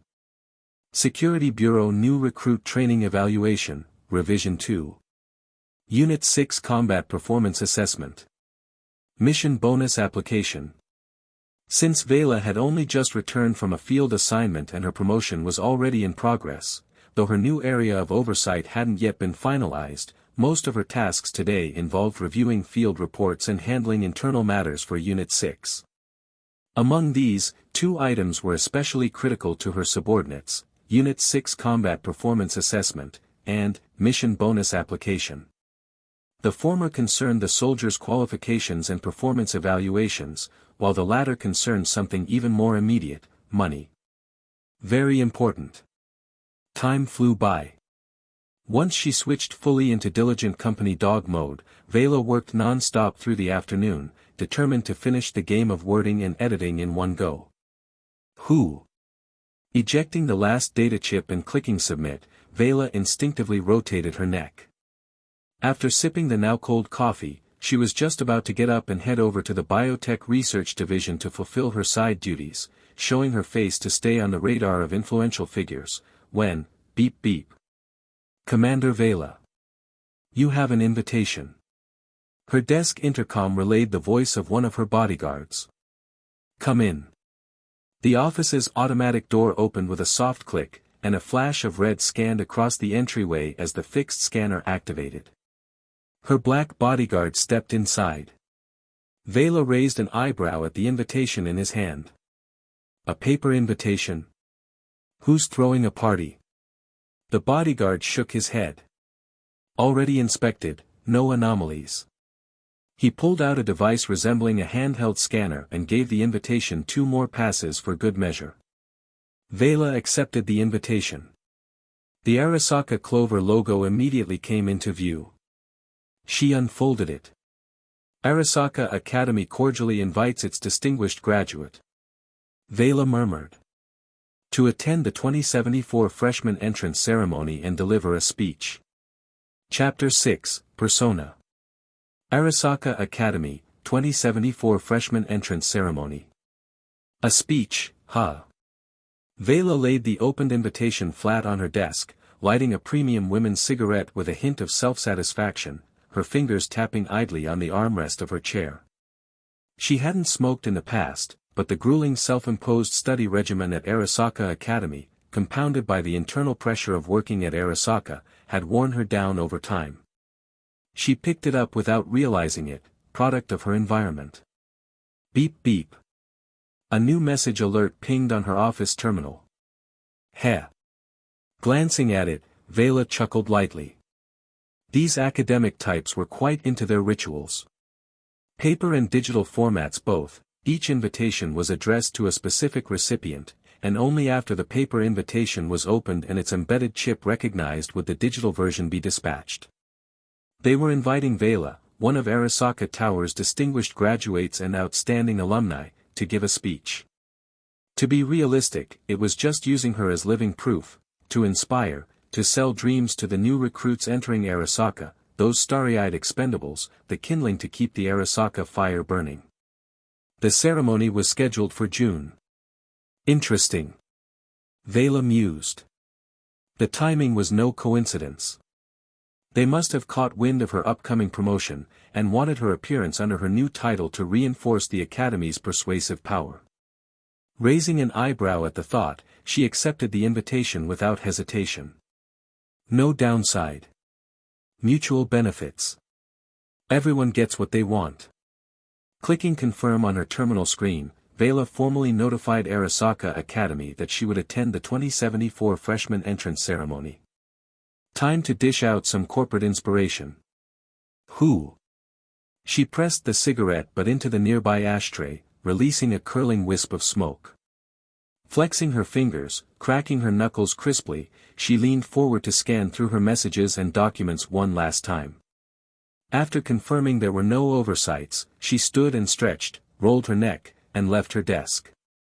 Walking over to the recessed wine cabinet embedded in the left wall of her office, Veila pulled open the glass door and scanned her collection, from Paradise Champagne to Castellare di Castellina, to Kyoto's Gekikan. Pop. She twisted open a bottle of amber-colored honey whiskey, poured herself a glass, and took a small sip. The sweet liquid slid down her throat like river stones smoothed by water. She leaned back comfortably in her executive chair, gazing out through the panoramic window behind her at the view of Night City. 4 p.m. The sun was setting. A jungle of steel. Layered and dense. A world divided between black and white. The bulletproof glass wall offered one-way visibility, no privacy concerns. After some time, ring ring ring. Yo, Veila, enjoying a drink after wrapping up, huh?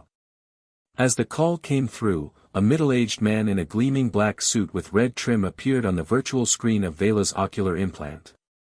Uncle Thomas, good afternoon. Just waiting for the handover. If you're feeling tempted, I can send over a few bottles of Paradise champagne. James Thomas, her superior's superior. Deputy Director of Security for Arasaka's Night City Division, overseeing the entire security bureau. He had also been Veila's late father superior. Veila's uncle, the same man who had helped her manage her inheritance. As Arasaka's largest, most well-known, and most vital division, the security division didn't usually have an official director. The board directly appointed its top officer, typically granting the rank of deputy director to those in charge of specific domains. Unless you were pure blood from the Tokyo Arasaka estate, it was almost impossible for an outsider to reach the director's seat. Ha ha ha. Veila's tone, warm yet respectful, put a sincerely pleased smile on James Thomas's subtly cyber-modified face. He nodded repeatedly, just like an elder admiring an exceptional junior. Then I'll look forward to your stash. Fred always had a special fondness for top-shelf liquor. Didn't drink much, but he loved collecting it, Thomas said with a chuckle. After the light pleasantries, his tone sharpened. Captain Veila Adelheid Russell, your promotion has been approved in Tokyo. You did well in Brasilia. In 30 minutes, the Night City Security Division's internal meeting will formally announce the news, effective immediately upon announcement. Congratulations, Veila. Fred and Mia would be proud. Thank you, Director Thomas. Veila let her face show a subtle mix of excitement and restraint, standing up respectfully. Thank you for your support. No need for that. You've earned it. Arasaka rewards competence. The meeting starts in 29 minutes. Be on time. Beep beep. The call ended. Veila let the carefully managed expression on her face melt away. She downed the rest of her drink and collapsed into her chair. Who? Not a bad return on all those times I called him uncle. Working Arasaka isn't that different from navigating government bureaucracy. Especially in divisions influenced by Japan, the importance of bloodline, backing, pedigree, and connections couldn't be more obvious. She took a deep breath. You had to admit, networking paid off. Even in the viper's nest that was Arasaka, as long as you consistently delivered value and climbed the ladder, you could actually thrive. Of course, failure would mean a very different fate. Take the new American President Rosalind Myers. She started her political career during her time in the Marine Corps, got picked up by Militech, and rose through sheer competence to be chosen as successor to their CEO, eventually becoming president. That kind of path didn't exist at Arasaka, but still, she counted as one of Veila's predecessors. Someone to learn from. Veila spent the next 30 minutes quietly handling a few routine reports submitted by members of Unit 6. Then, beep beep. Internal meeting notification. Veila lowered the wall divider, and several holographic projectors formed the outline of a roundtable meeting. One by one, high-ranking members of the Security Bureau appeared in the projection seats. James Thomas, Deputy Director of Security, took the central spot. Officers from other special assault units, mobile units, heavy armor division, rescue division, disaster response, hazmat, security guards, general corporate security, and personal protection, bodyguards, filled the room. An older man, bald, sharp-eyed, his body marked with prominent cybernetic seams, looked directly at her. Veila's internal comm implant pinged. Upon answering, his voice came through. Commander Russell, congratulations. He looked the oldest of anyone present, and Veila knew better than to underestimate him. "Mr. Ram," she greeted. "Great." Another familiar face, an old acquaintance of her late father. It was no secret that many Arasaka insiders grumbled behind closed doors that Commander Adelheide's career path in Night City's security division was more like returning home to collect an inheritance. And the man she was replacing in this promotion, was likely him. Director of the Special Assault Unit. Veila glanced at Ram's noticeably thinner upper limbs. It was obvious, his combat cyberware had been removed. The reason was simple, his body had hit its limit. His nerves could no longer handle high-intensity combat. Any further, and he'd cross into cyberpsychosis. Before that could happen, the company's safety and maintenance team forcibly dismantled his combat mods to reduce the load. Mr. Ram had served Arasaka for over 20 years. Trying to comfort me, little Veila. Haha. Instead of that, why not channel your energy into your beloved biotech research? Fred raised a fine daughter. And I never thanked you, Veila. That prototype improved suppressant you recovered from old net salvage saved my life. Ram's gaze burned into Veila. Veila simply smiled back, saying nothing. Let them misunderstand. Let them continue believing the story that Veila joined the security division to inherit her parents' role, and biotech is just her hobby. All right. Finally, James Thomas, Deputy Director of Security, cut through the murmuring. I won't repeat the old praises about the Brasilia operation. Veila Adelheid Russell is hereby promoted from Deputy Security Chief to head of the Special Assault Unit. With her new rank as Security Chief, she will participate in internal management affairs of the Security Bureau. Arasaka Corporation Global HQ Tokyo, order issued. Effective immediately. The meeting ended quickly. After all, everyone had their duties and assigned zones. This was just a promotion announcement, not a new commander being dropped in. It didn't take long. Veila glanced at her updated personnel file and new clearance level on the office terminal, smiling faintly. Beep beep. A new unread message popped up. Sender, Arasaka Transportation Authority, Night City. Dear Security Chief Veila Adelheid Russell. Please visit our office at your convenience to pay administrative fees and collect your Rayfield Excalibur. Her personal hover car had arrived.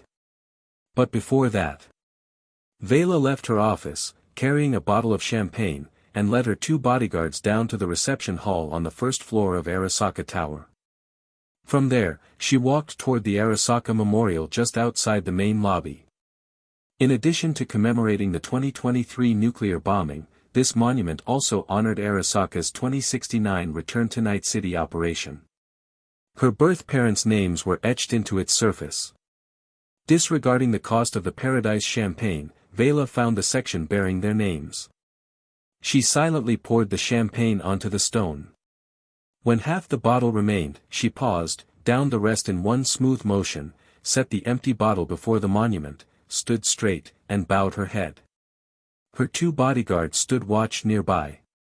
In the slanting light of the setting sun, from behind Arasaka Tower's towering insulated glass facade, a shadow quietly observed the scene in silence. Chapter 7, Veila's Life and Hobbies.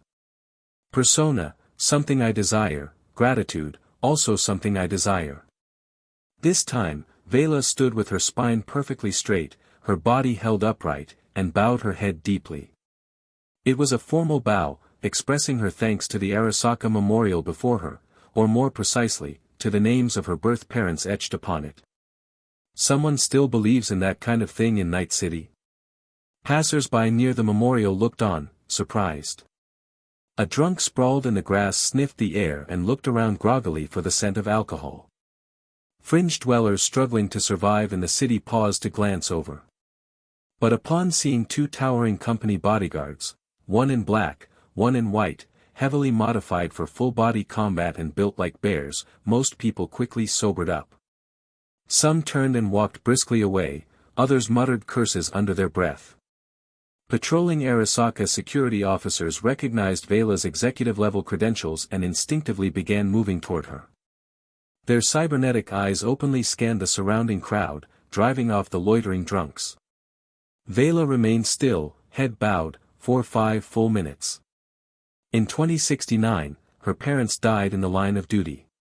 In 2074, Veila, at age 21, was promoted to chief of the Special Assault Unit within the Arasaka Security Division.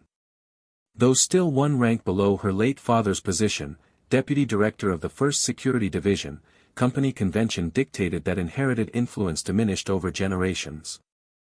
Veila was now approaching the limit of her father's legacy. With time and patience, she might climb one more rank. But to surpass her father's ceiling, even if Veila believed she could, meant relying increasingly on her own merit. Beyond this point, her inherited advantage would begin to fade. Your wishes will come true. I promise. Veila pressed her hand against the cold marble surface and whispered. They died trying to reach the top of Arasaka Tower. Maybe they didn't have time to express it, but she believed they had the same hope for her. Fine. She would achieve it. She would climb to the top, the true top, of Arasaka Tower. Looking up, Veila narrowed her eyes at the barely visible clover logo high above. The time will come, won't it? 2077, the Great Upheaval. The Ladder of Chaos. After a while, she turned away, adjusting the elegant crystal bottle of paradise champagne one last time. 5 days before cleanup, she instructed the Arasaka security staff nearby. Then, she walked back toward the tower's main entrance. As she stepped onto the stairs and reached the doorway, Veila suddenly stopped. She turned her head. Someone was watching her, with malice and hatred. From her perspective, across the plaza and up on an overpass, a white figure that didn't quite fit the surrounding flow of pedestrians quickly slipped away. It moved in haste and with obvious avoidance. Veila was certain that for the briefest moment, something had glinted in her peripheral vision. White, and translucent. Hair with a soft rainbow gradient. Commander. One of the bodyguards, ever vigilant, immediately noticed her shift in behavior. He blocked her line of sight with a protective stance and asked with concern. Heh. Veila's brow arched slightly as she smiled faintly and shook her head. Then she turned away. It's nothing. Just saw someone interesting. Huff, huff. Heavy breathing. At the corner of the overpass, a white-haired woman leaned against the wall, gasping. She wore white eyeshadow, a white off-shoulder jacket, and a tight crop top that exposed her waist. Her asymmetrical white hair, tinged with a faint iridescent gradient, hung low, obscuring her wide, shaken eyes. That company woman, is she really that sharp? The woman, striking and pale, lifted her head, cold sweat streaming down her brow, still trembling from the encounter. All because of that bow to the Arasaka Memorial. Given her past, she had zero goodwill toward Arasaka, and watching someone show reverence to that name left her visibly irritated. She'd only stared for a few moments and muttered a few sarcastic words under her breath, only to have that damn company dog turn and look right at her. Dead on. Eyes locked. It was like she'd been singled out. Arasaka. That name, hated and feared. The wicked megacorp.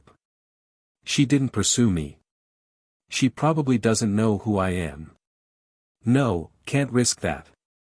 Better play it safe, drop the side hustle for now. Just as the white-haired woman reached for a cigarette to calm her nerves, ring ring ring. Her violet pupils flickered with red data light. Hello, this is Lucy. Kiwi. Arasaka Tower, Biotech Research Division.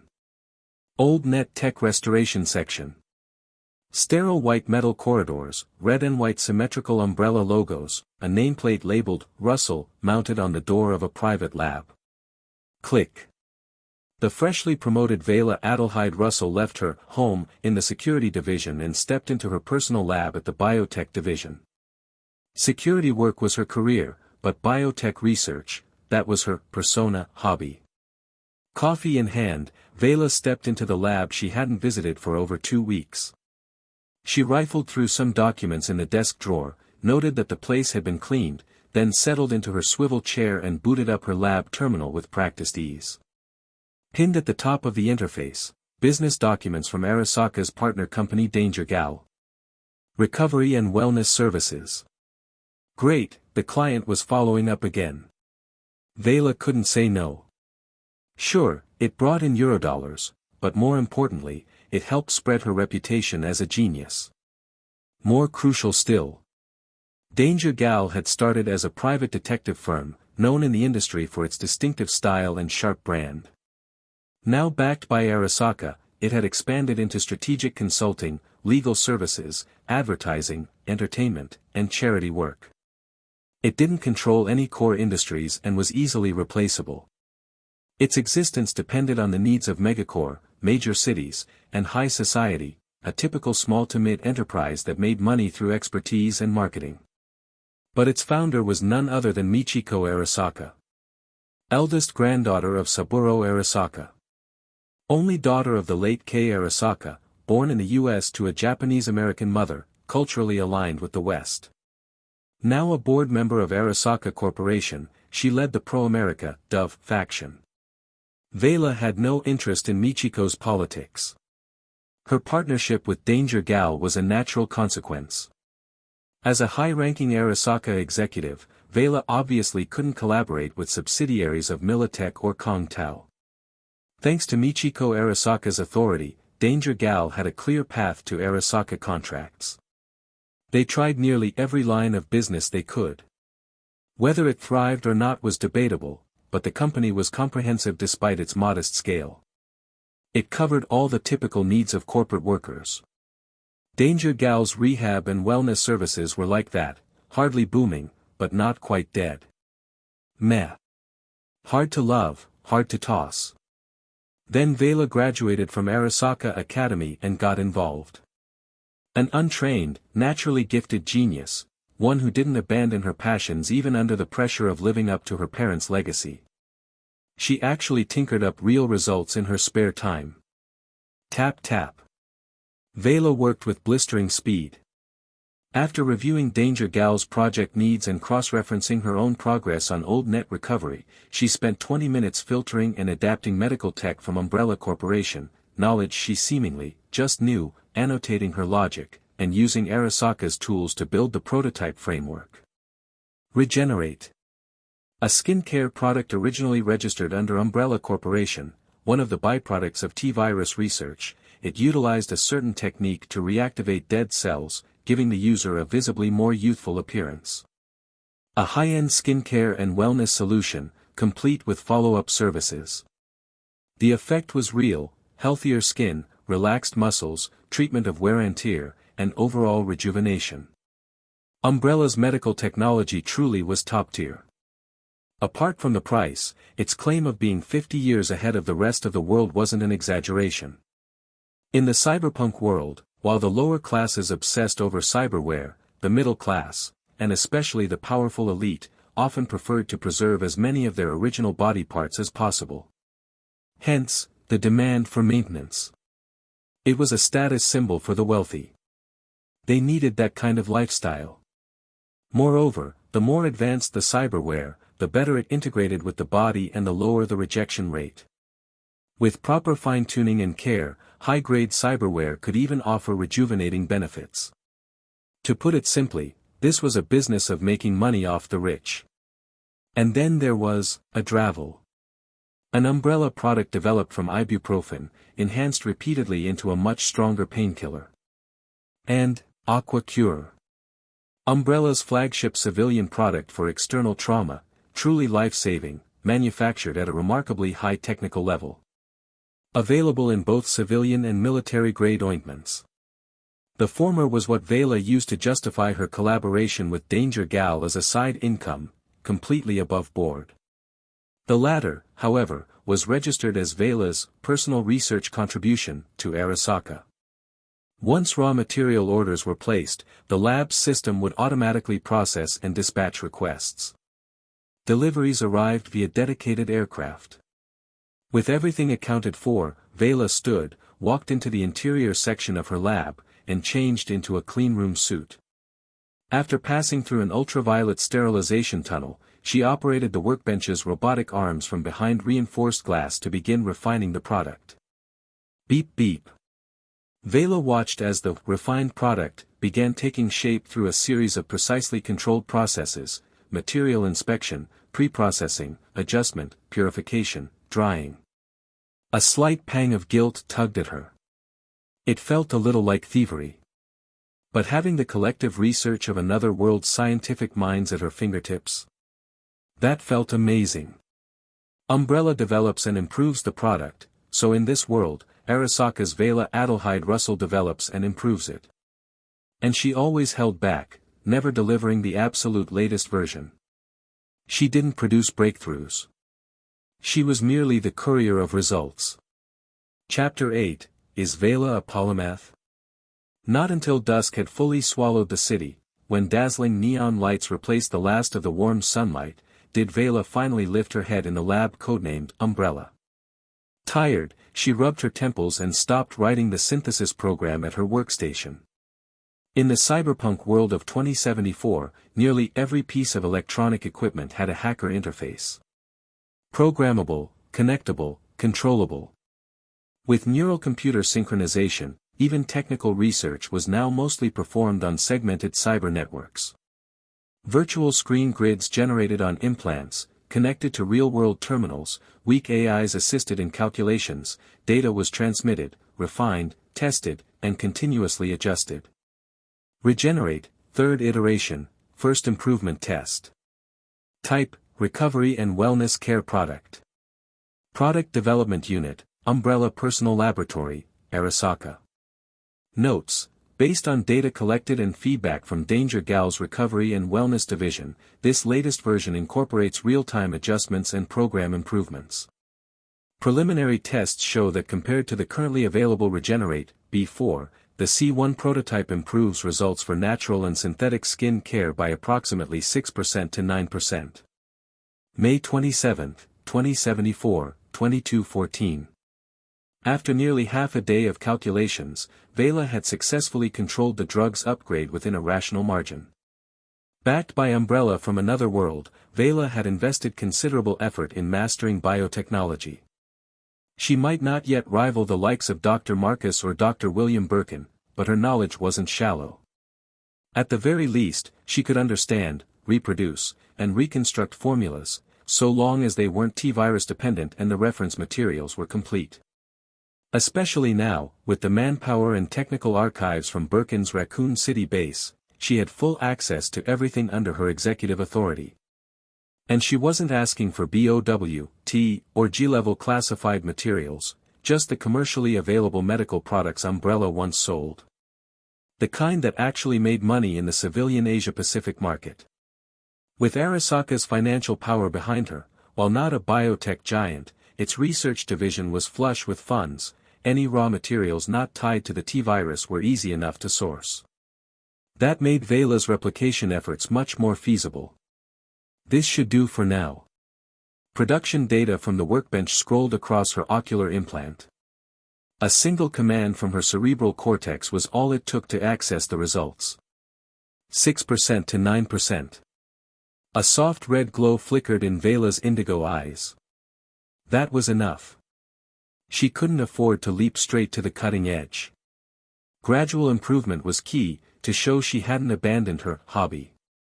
After sending the complete Regenerate, C1 documentation, improvement data, and elemental transference chemistry model to Danger Gal's business division, Veila stretched contentedly. Her lab was small, but fully equipped. It was here that she could reasonably and plausibly recreate Umbrella's biotech using methods that made sense in this world. She used her status to its fullest. Enrolling in biotech courses at Arasaka Academy had been step one. Then came her post-employment interest in old net recovery and her extremely cautious excavation practices. With time, the persona she'd built was nearly complete, only a few minor gaps remained. Plausible, with just enough irrational brilliance to hint at genius. Beep. Work complete. After disinfecting and shedding the bulky hazmat suit, Veila exited the inner chamber and pressed the shutdown switch. Identity verified, the lab powered down slowly, in full compliance with safety protocols. Now that the data was sent, the matter was out of her hands, for now.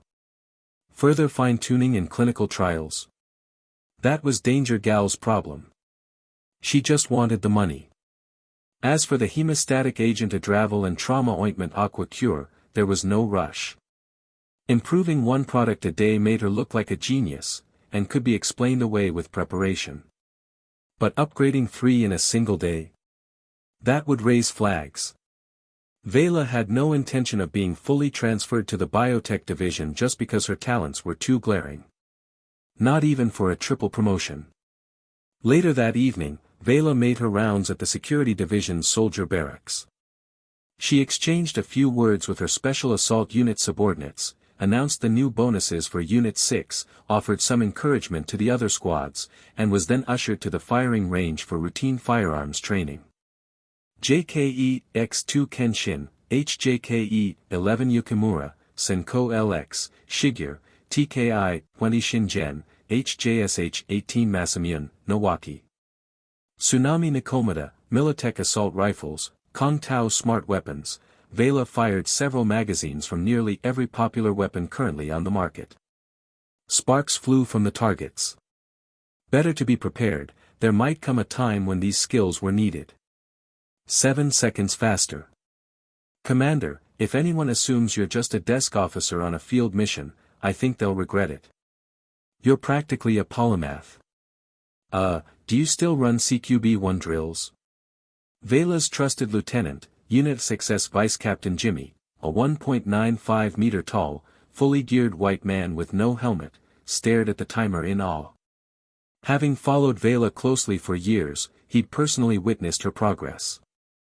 Sure, she rarely engaged enemies on the front lines, but that didn't mean she was some frail, powerless commander.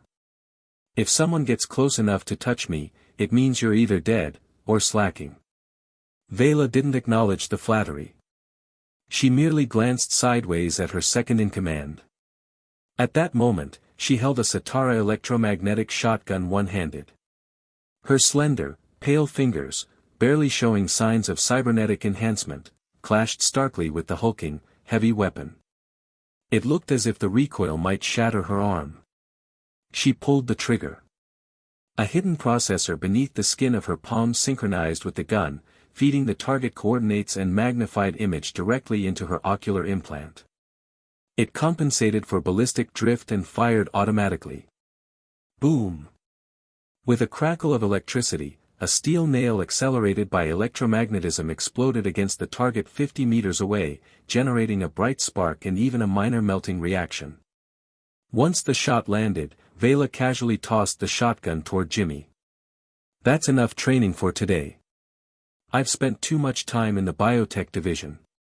With a confident turn and a lazy wave of her fingers, she left the barracks. May 27, 2074, 2244.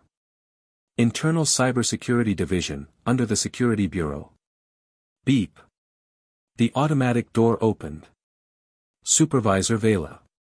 The Arasaka Netrunner bowed respectfully. Secure relay. Veila nodded and smoothly took her usual seat, gesturing. One of the administrative techs, without a black suit and currently resting in a data pod, smiled wryly. Supervisor, well, just take it easy.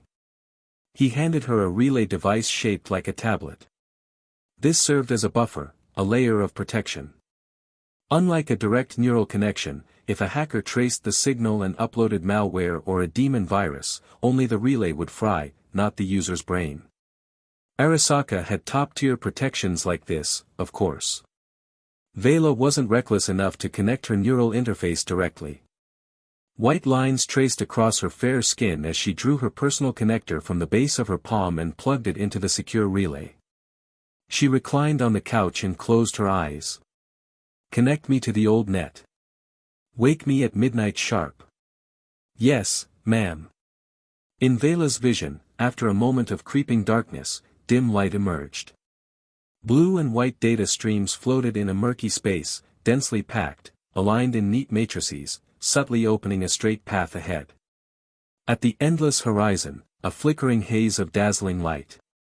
That was cyberspace. Now then, let's begin the training. Chapter 9, Cyberspace and Veila Style, Training. Cyberspace. Simply put, it could be considered the open-source internet of the past. Why of the past? Because someone blew it up. That's why cyberspace is now more often referred to as the old net. Countless gradients of green, blue-white, and deep red ones and zeros formed matrices that resembled a navigable space. As her data consciousness stabilized, Veila observed the ghostly realm of information just outside Arasaka's secure network. Chaotic and disordered. Twisted and unstable. Here, Veila could even see the boundaries between different network domains, Arasaka's, Militeka's, Kong Tao's, and beyond them, the barrier that separated everything from the old net. A red-black wall, constructed from astronomical volumes of hardened information density, defensive protocols, and counter-intrusion subroutines. The Blackwall, erected by Netwatch. Compared to the Blackwall and the old net sealed beyond it, Arasaka's local Night City net, which had taken decades to build, was child's play. Cyberware was the outer shell, cyberspace was the real essence of the cyberpunk world. TCH, Rake Bartmoss, you soft-hearted son of a bitch. She cursed, as usual, the man responsible for the data crash more than 50 years ago, then skillfully slowed her mental calculation rate, letting her data stream settle from its earlier turbulence. Rake Bartmoss. A legendary figure in netrunning history. The most infamous hacker. Peerless. Worshipped by some deep net enthusiasts as a digital god who was never defeated. Before he died, he released the RAB.I.DVS.1 virus, a supervirus that finished off what the Fourth Corporate War had already battered. The internet as it was simply dissolved, like ice cream left on a grill. Thus came the data crash. The Dow Jones dropped hundreds of points in a single hour. Stock markets collapsed. Global chaos. Even megacorp CEOs were committing suicide. Netwatch and the major core like Arasaka barely salvaged a few scraps. AIs went berserk. Malicious rogue programs spread like wildfire. To stop everyone from getting their brains fried the moment they connected, Netwatch built the Blackwall to completely sever the old internet. Today, Night City operated on a closed local net. Arasaka, Militech, and other giants all used their own private networks. Before Bartmoss dropped his bomb, the world was online, everything from unencrypted public files to top-secret corporate intel traveled freely across the net.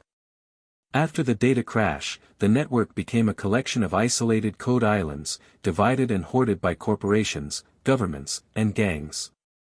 Bartmoss, you bastard son of a glitch. At first, people cheered the chaos. Watching the powerful suffer was entertaining. The hacker god had struck.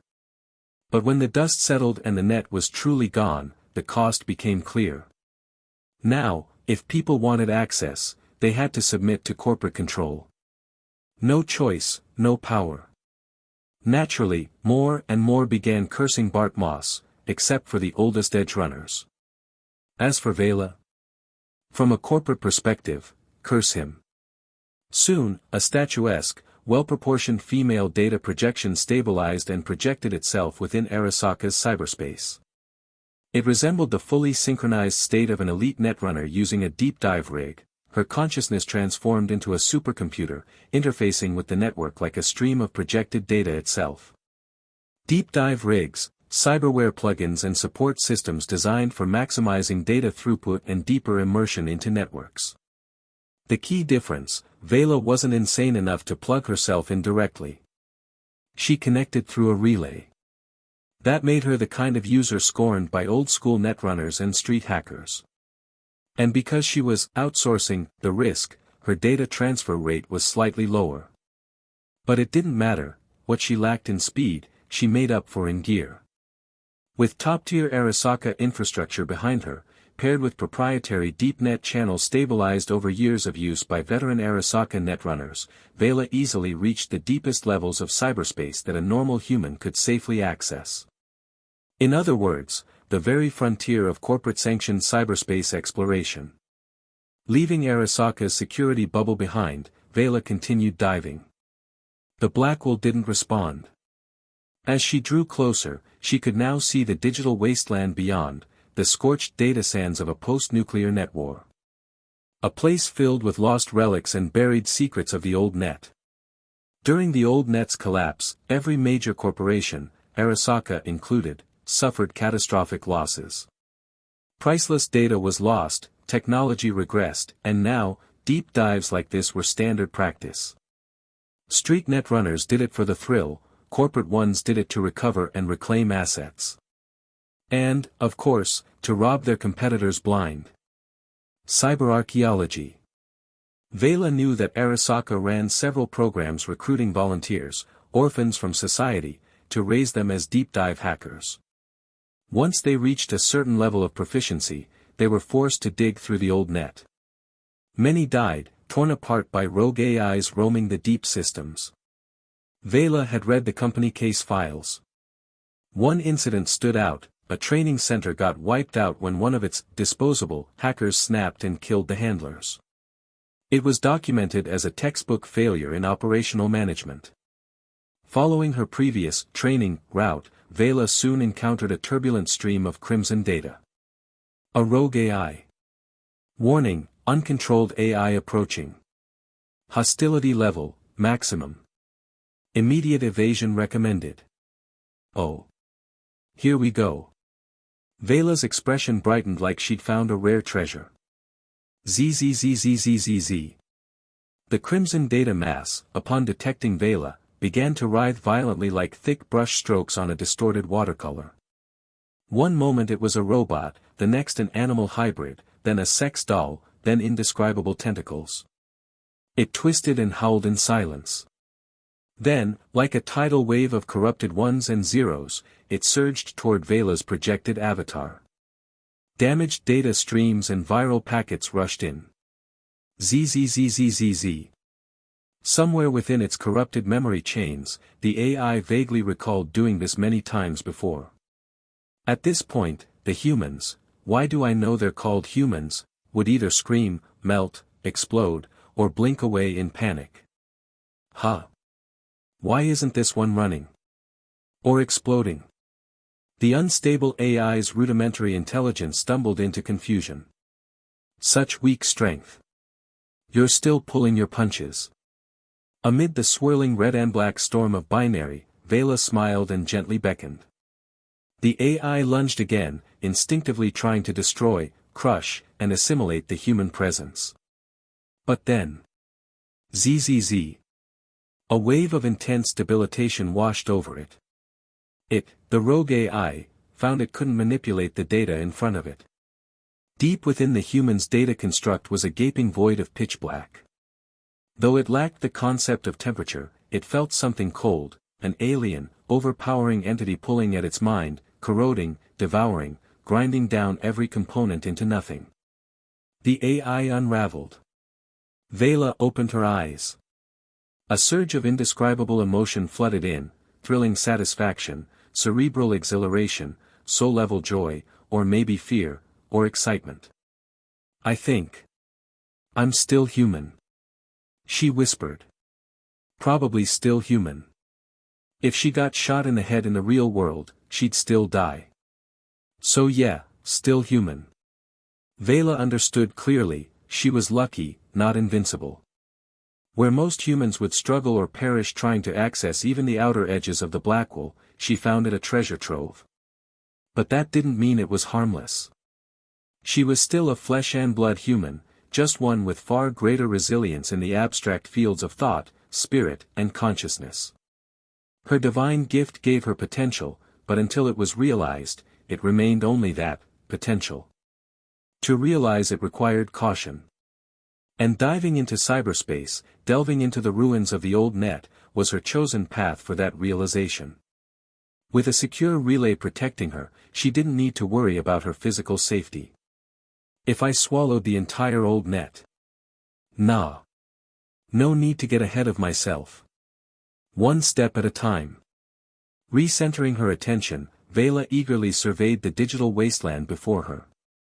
Like a gamer scouting enemy NPCs, she greedily but patiently considered which rogue AIs to target next, calculating the experience points she might gain from surviving another data duel.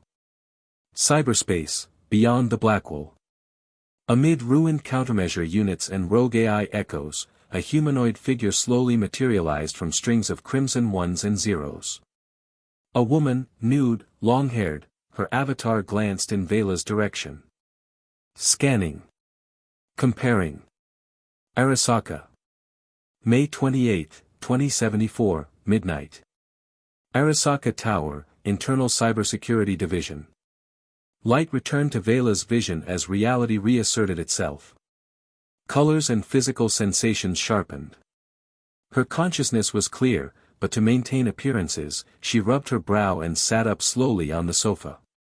The neural plug disconnected from the secure relay, just as a corporate netrunner spoke up in practiced, polite tones.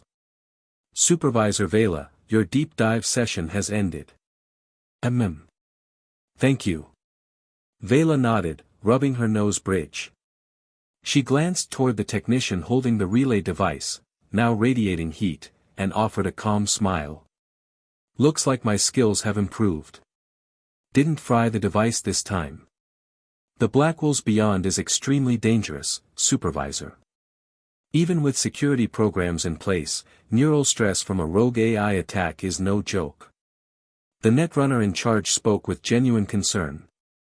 Veila knew it well. Even with safeguards, Arasaka's hackers diving into the old net often awoke disoriented, bleeding from the nose and mouth, requiring days of rest. But Veila stretched. Joints cracked audibly across her whole body. Thanks for the warning, but don't forget, I'm from Special Assault. See you tomorrow. She waved lightly. The automatic door opened. She left. Work's done. Phew. Security, Combat Command, Biotech, Net Running. A polymath, huh? After Veila left, the lead netrunner shook his head, patting the scorching relay in his hands. Such enviable talent. Supervisor Veila Adelheid Russell. Chapter 10, Miss Veila has no desire to be a legend. Night blanketed the city. Neon lights shimmered. At 12:07 a.m., Miss Veila ended her day of work. VMM. A Rayfield Excalibur floated smoothly from the dark hangar of Arasaka Tower. Its exterior shimmered with a special coating usually reserved for top-tier supercars, dark-toned, radar-absorbing for a degree of stealth, polished yet subdued, luxurious yet understated. Black base, white accents, adorned with the Arasaka insignia and Arasaka's iconic clover logo. That was her guarantee of free passage across Night City. No checkpoints. No delays. Inside the car, Veila had removed her blazer and reclined against the soft cushioning. She stared idly at the vintage gilded paper box in her hands containing her new ID keycard, vehicle registration, and a thank you note. The keycard resembled a Trauma Team Platinum membership. With the internal discount, it wasn't that expensive. Only a bit pricier than the €225,000 Rayfield Erendite, Guinevere, model. But with floating cars, the real challenge wasn't the price, it was the privilege. The status. Arasaka, or any corporation, really, worshipped hierarchy. What you wore, what you drove, it all had to match your rank. Men and women alike were expected to dress and commute according to position. After a few seconds, her interest waned. Veila tossed the box aside, propped her elbow on the armrest, and rested her chin in her hand, gazing blankly out the window at the sea of lights rushing past. She'd finally gotten her first floating car. But it didn't seem to bring her any joy. She used to want one so badly. Through the polarized privacy glass, Veila's indigo eyes surveyed the world below. South of the city center lay Haywood, Valentino's territory. The district was a patchwork, modern skyscrapers and parks near the north, slums and winding alleyways in the south.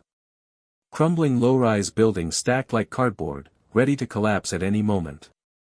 It was the first time she'd seriously looked down on Night City. Before, she'd lived in an ivory tower, buried herself in relentless study at Arasaka Academy, or traveled the world on assignment with Arasaka's military. The company cars she used never took commuter routes, and when she did ride in a flying armored vehicle, she didn't have the view, or the leisure.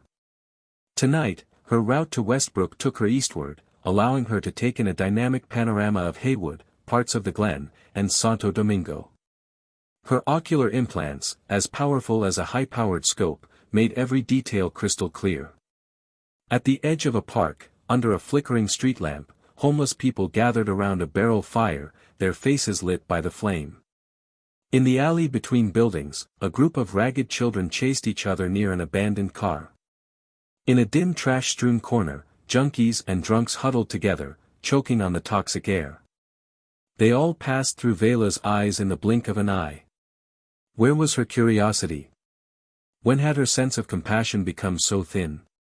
She asked herself. Suddenly, she widened her eyes.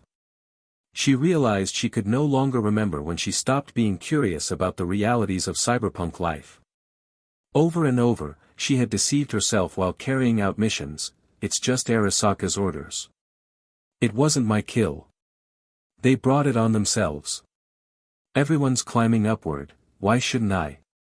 We're all the same. They were criminals with bounties anyway. Had her empathy already grown so thin? There was a time when the streets of cyberpunk Night City intrigued her. But fear of death, and the intervention of her parents, had suppressed that curiosity.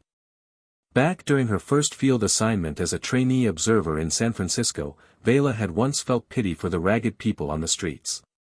Even the hostile stares of civilians had made her reflect, brief pangs of doubt, hesitation, guilt. Instinctively, she opened her hands. These were her hands. The hands of a corporate soldier. Nourished by eurodollars, soft and pale like the first leaves of summer, slender and elegant. Hidden beneath her flawless skin were barely visible subdermal lines. Every joint seemed sculpted from ivory, fingertips swaying lightly, her perfectly manicured nails glimmering like works of art. Yet at that moment, Veila thought her hands looked filthy. Soaked in blood. The blood on these hands can't be washed away. She murmured silently. Closing her fingers into a fist, Veila shut her eyes. She listened to the gentle music from the car's AI, letting it soothe her in contrast to the grim streets of Night City. After a long while, she opened her eyes. She didn't regret her choices. Nor did she regret the person she had become. A life on the edge, licking the blade, living with death around every corner, wasn't what she wanted. This was only a reminder, don't lose yourself. Going with the flow didn't mean becoming the worst of the worst. Maybe she could be one of the more moderate, corporate types, a company woman with just a shred of conscience. Veila chuckled softly. 3 years. 2074 to 2077. 3 years to reach the top of Arasaka's Night City branch, or at least among those who held real military power. Then wait patiently for the Arasaka family's inevitable upheaval. That was her real goal. To rise by defying the odds, to become a legend. That was never her path. After all, in Night City, all the legends end up buried together. VMM. The Excalibur floated noiselessly across the sky, its engines casting faint blue light. It soared past Haywood, past those dark, loud, and lifeless corners where eyes from below stared up, disdainful, fearful, hateful, envious, before arriving at Westbrook's corporate residential zone. Address, Unit 414. Russell Family Apartment, Backlot Landing Pad. The Russell household had been authorized for VTOL-1 access long before. Now, that privilege was simply reinstated. ZZZK. A crimson guide beam traced the landing coordinates. The vehicle settled gently. The door opened automatically, and Veila stepped out, hand reaching for the back entrance handle. Biometric scan confirmed. The door slid open. Interior lights lit up. First thing through the door, she tossed her blazer and briefcase onto the couch. Then she grabbed a tablet off the coffee table, connected to the local net, and flopped down to browse the online marketplace. Home Security Services. Miss Veila, plagued by mild paranoia, had decided to renovate the backlot landing pad and upgrade her home security system. The base model of the Excalibur had just arrived, so nothing could be done there, yet. But Veila had already contacted Rayfield to privately upgrade her car's protection and firepower. Vehicle-mounted drones, weaponized automation, everything on the list. Oh, and a premium upgrade for home concierge services too. She, Veila Adelheid Russell, had never lacked money, just rank. A certain young lady, sole heir to 2 deceased high-level Arasaka executives, living well, with no mouths to feed but her own. Chapter 11, Scalper, or Scalpress. Commitment, integrity, and honesty, these 3 principles are the core values upon which the Umbrella Corporation was founded. Just like our Red Umbrella, Blue Umbrella, and White Umbrella divisions, each with distinct responsibilities, yet interconnected. Together, they support our ongoing mission to serve the public. Today, we formally announce to the public the creation of our Black Umbrella division, in line with our corporate development strategy and this fiscal year's operational goals, and following thorough deliberation by our board of directors, the Black Umbrella division is hereby established. The division will be led by the brilliant scientist, Dr. Veila Adelheid Russell. She will oversee our research and development in materials science, intelligent control systems, and human bionics. Beep. West Coast, San Francisco, Umbrella Tower. A striking figure leaned against a wide executive desk and clicked a remote, shutting off the television. She tapped the remote lightly in her palm, lifted her pale gold hair, and let her fingers sway in a satisfied gesture. A remote. How quaint this thing suddenly feels. A minor side effect of cross-dimensional consciousness alignment. She half expected to just blink and change the channel. Knock knock. Come in. Director, your tea. A professional Umbrella hospitality attendant stepped in, bowed slightly, and set a tray of delicate pastries, a teapot, and bone china cups gently onto Veila's desk. Thank you. After the server left, Veila lifted the cup and took a light sip. The rich tea aroma spread warmly in her mouth. She made a show of savoring it. And who was the show for? Ring ring. Right on cue. Veila tapped the button beside her integrated desk phone. Whoosh. The curtains drew themselves closed. An LCD projector activated, and a screen dropped into place. A moment later, BZZZT. Dr. Russell. The voice was aged, deep, and commanding, filtered through what looked, to Veila, like an ancient speaker system. The screen flickered through static and digital mosaic before finally resolving into the image of an elderly man. Caucasian. Male. Gaunt build. Pure white hair. A classic Union Jack London fringe, with a bald crown gleaming under soft light. Oswell E. Spencer. One of Umbrella Corporation's 3 founding members, and the shadowy mastermind behind countless future biohazards. Now chairman and CEO of Umbrella, and Veila's direct superior. Good afternoon, Mr. Spencer. Holding her tea with poise, Veila inclined her head in greeting. This wasn't Arasaka, where 1,000 layers of rigid protocol made every boss meeting feel like a military tribunal. And besides, she wouldn't dare resign from Arasaka. But Umbrella? In 1990s America? Her behavior was perfectly normal. She said it now and meant it. If Spencer tried to pull some etiquette card on her, she'd leak this whole pressure cooker workplace scenario and let the unions tear Umbrella a new one. Besides, couldn't he see she was sipping afternoon tea? That was basically kissing up to a Brit. Dr. Russell, the board holds high expectations for your work in bionic engineering and cybernetics. "We hope you won't disappoint us," Spencer said with pleasant composure. "I won't," Veila replied, exuding that same innate arrogance that said, "Who else but me?" Spencer nodded, satisfied. Genius with a bit of ego? Expected. Even within Umbrella, long dominated by biotech and virology, this sudden emergence of a rising star in semiconductors, engineering physics, bionics, intelligent systems, and mechanical tech was nothing short of astonishing. A lucky surprise, indeed. Though she wasn't one of his prized products from the Weskier program, Spencer accepted Veila almost immediately. After all, wasn't Veila's brilliance the perfect embodiment of the eugenics ideals he revered? Just like Veronica Ashford, ancestor of an old friend, beauty, intellect, and rationality in one. As for the possibility that she might be a corporate spy, Spencer had never seriously considered it. Who in their right mind would send someone this gifted to infiltrate another company? That would be aiding the enemy. Thanks to Veila's research, Umbrella's stock value had skyrocketed. Since discovering her, the company had continued to expand its operational scope. His only regret, Veila had zero interest in virology, and even showed open disdain for it. After multiple attempts at subtle probing, Spencer had fully accepted this fact. Flesh is weak, ascend through machinery. From his electronically upgraded castle on the British Isles, Oswellie, Spencer watched the LCD screen, where Veila elegantly sipped her tea. He couldn't help but recall that phrase she often repeated. "It's certainly another path."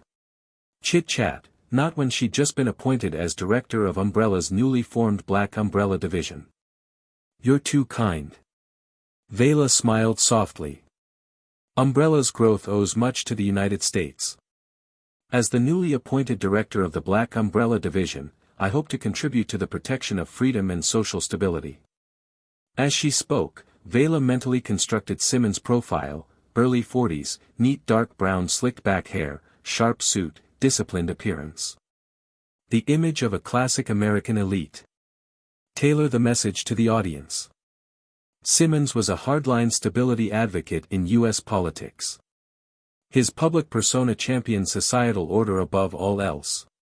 Whether it was genuine or a calculated front, Veila leaned into it. Defend freedom. Do my part. After mentally sifting through Veila's polished, circuitous statements, Simmons caught the core message. He chuckled lightly. So the pharmaceutical and medical hardware leader Umbrella, with recent forays into bionic prosthetics, drones, electronics, and semiconductors, is now eyeing the defense sector. Umbrella has the responsibility, the obligation, and the capability. Since he'd laid it out, Veila no longer bothered with subtlety. Is it really Umbrella that has the capability, or is it you, Dr. Veila Adelheid Russell, renowned authority in bionics and intelligent systems? Simmons asked meaningfully. He'd been watching Umbrella for a while now. After losing two of its founders and showing signs of bureaucratic stagnation, the company had suddenly experienced a renaissance. Those sweeping changes, likely came from the woman on the other end of the line. Veila only smiled, saying nothing. "Dr. Russell, that's not exactly relevant to the matter at hand, is it? Let's get to business. I'd like to discuss the details of Umbrella's new West Coast facility." With clearance granted, Veila resent a sanitized version of the equipment proposal she had shown Spencer. It was trimmed, but the profit-sharing hints embedded within were subtle and unmistakable. The sound of the fax machine filled the momentary silence. Pages turning.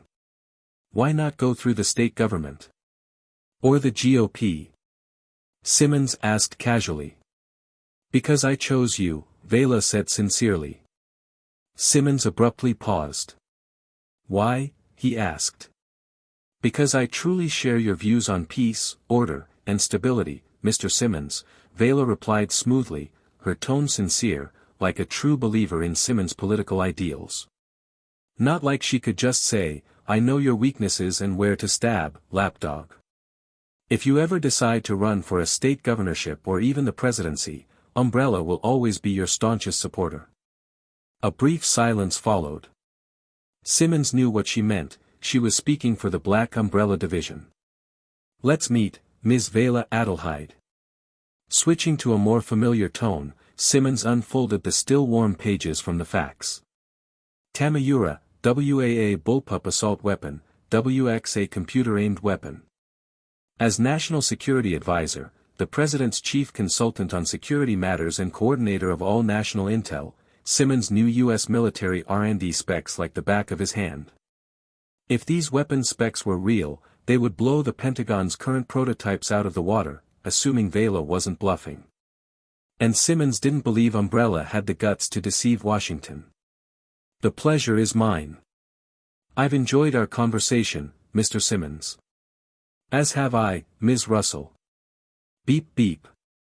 Back in the San Francisco Umbrella Tower, Veila hung up the phone, shaking her head with a smirk. "Ah yes, capitalism, no amount of pleasantries or posturing could compare to simply demonstrating value and throwing cash. Oh no, not bribery, political contributions." Veila was ready to pay her way in. Hard. Take the Tamiyura pistol production line, for instance. She planned to give the Simmons family half the shares. The rest of her weapons manufacturing, all would come with generous profit cuts for the right people. Only then could she truly step into the defense industry. Drones, semiconductors, ICs, electronics. Sure, she'd already closed deals with the Pentagon under those categories. But those were sensitive tech, only half military. Real entry into the defense sector required full access. Soon, Simmons' family charity auction was coming up. She'd need to visit Washington for a face-to-face talk. And she'd need to play the game, spend a fortune on obscure artwork from unknown painters and children's crayon doodles, just to check all the boxes. There was also the National Rifle Association's master-crafted firearms auction, California's press conference on Umbrella's San Francisco plant, and the Veterans Association's charity gala supporting Umbrella's prosthetics program. Veila was very busy. All of this, both for her own climb and to sever herself from Umbrella's tainted BOW legacy. Buying her exit ticket early. Umbrella might sink. But she would not go down with it. Amichimichim. Humming, Veila opened the folders her secretary had placed on her desk. She was happily planning her grand exit strategy when a few official letters immediately soured her mood. She flipped through them. Protest letter from environmental and animal rights groups regarding environmental damage from Umbrella's factory expansion. Letter from anti-discrimination and equal rights organizations protesting the hiring composition of Umbrella's new workforce. After a long silence, Veila finally blurted. F***CK. If this were a few years later, would she be dealing with every activist bloc under the sun too? Ah yes, the unique flavor of American operations, best experienced firsthand. It really was better bossing people around at Arasaka. Chapter 13, Veila needs to vent, because. Bang! A gunshot. A seductive silhouette collapsed onto the filthy ground. A large caliber round blasted through her meticulously sculpted, beautiful features, exiting through the back of her head. Metal bone fragments and a fan-shaped spray of red and white blood mist scattered across the air. All that remained was half a jaw pulling her body backward with inertia, crashing heavily onto the floor. The corpse lay limply on the ground, exposed and protruding damaged cybernetic components sparking in clusters. Occasionally, her limbs twitched erratically. Scarlet human blood and milky maintenance fluid seeped from the gaping wound on her head, already staining the ground, slowly spreading within a pair of indigo eyes. Tap tap. Clad in a black Arasaka combat uniform with red underlining, Veila stepped out from the shadows. Lowering her RT-46 Beria electromagnetic revolver, she glanced sidelong at a man nearby who had collapsed in terror, mouth agape, stunned into silence and unable even to scream. Her indifferent face clearly showed she was not in a good mood. Eh! Only then did the man, his face splattered with blood, flesh, and brain matter, finally let out a terrified, hoarse howl. Then, smack! Smack smack! Veila's heavy armored soldiers stepped up and delivered several hard slaps, silencing him. Bang bang bang. All around, the moment Veila's shot rang out as a signal, a series of gunshots erupted in response to the resisting suspects and the screams of pedestrians. Within moments, the noise subsided. Several Arasaka plainclothes agents and armored soldiers restraining the targets landed steadily from the rooftop. "Commander, how should we handle this one?" Veila's trusted subordinate, Jimmy, acting captain of Special Assault Unit 6, stepped forward. After handing off the target, whose limbs were twisted, face swollen, ice defense module forcibly torn out, cybernetics paralyzed by a demon virus, and beaten beyond recognition, to the plainclothes agents, he spoke. The demon virus, simply put, is malware, a type of protocol hackers upload during intrusions.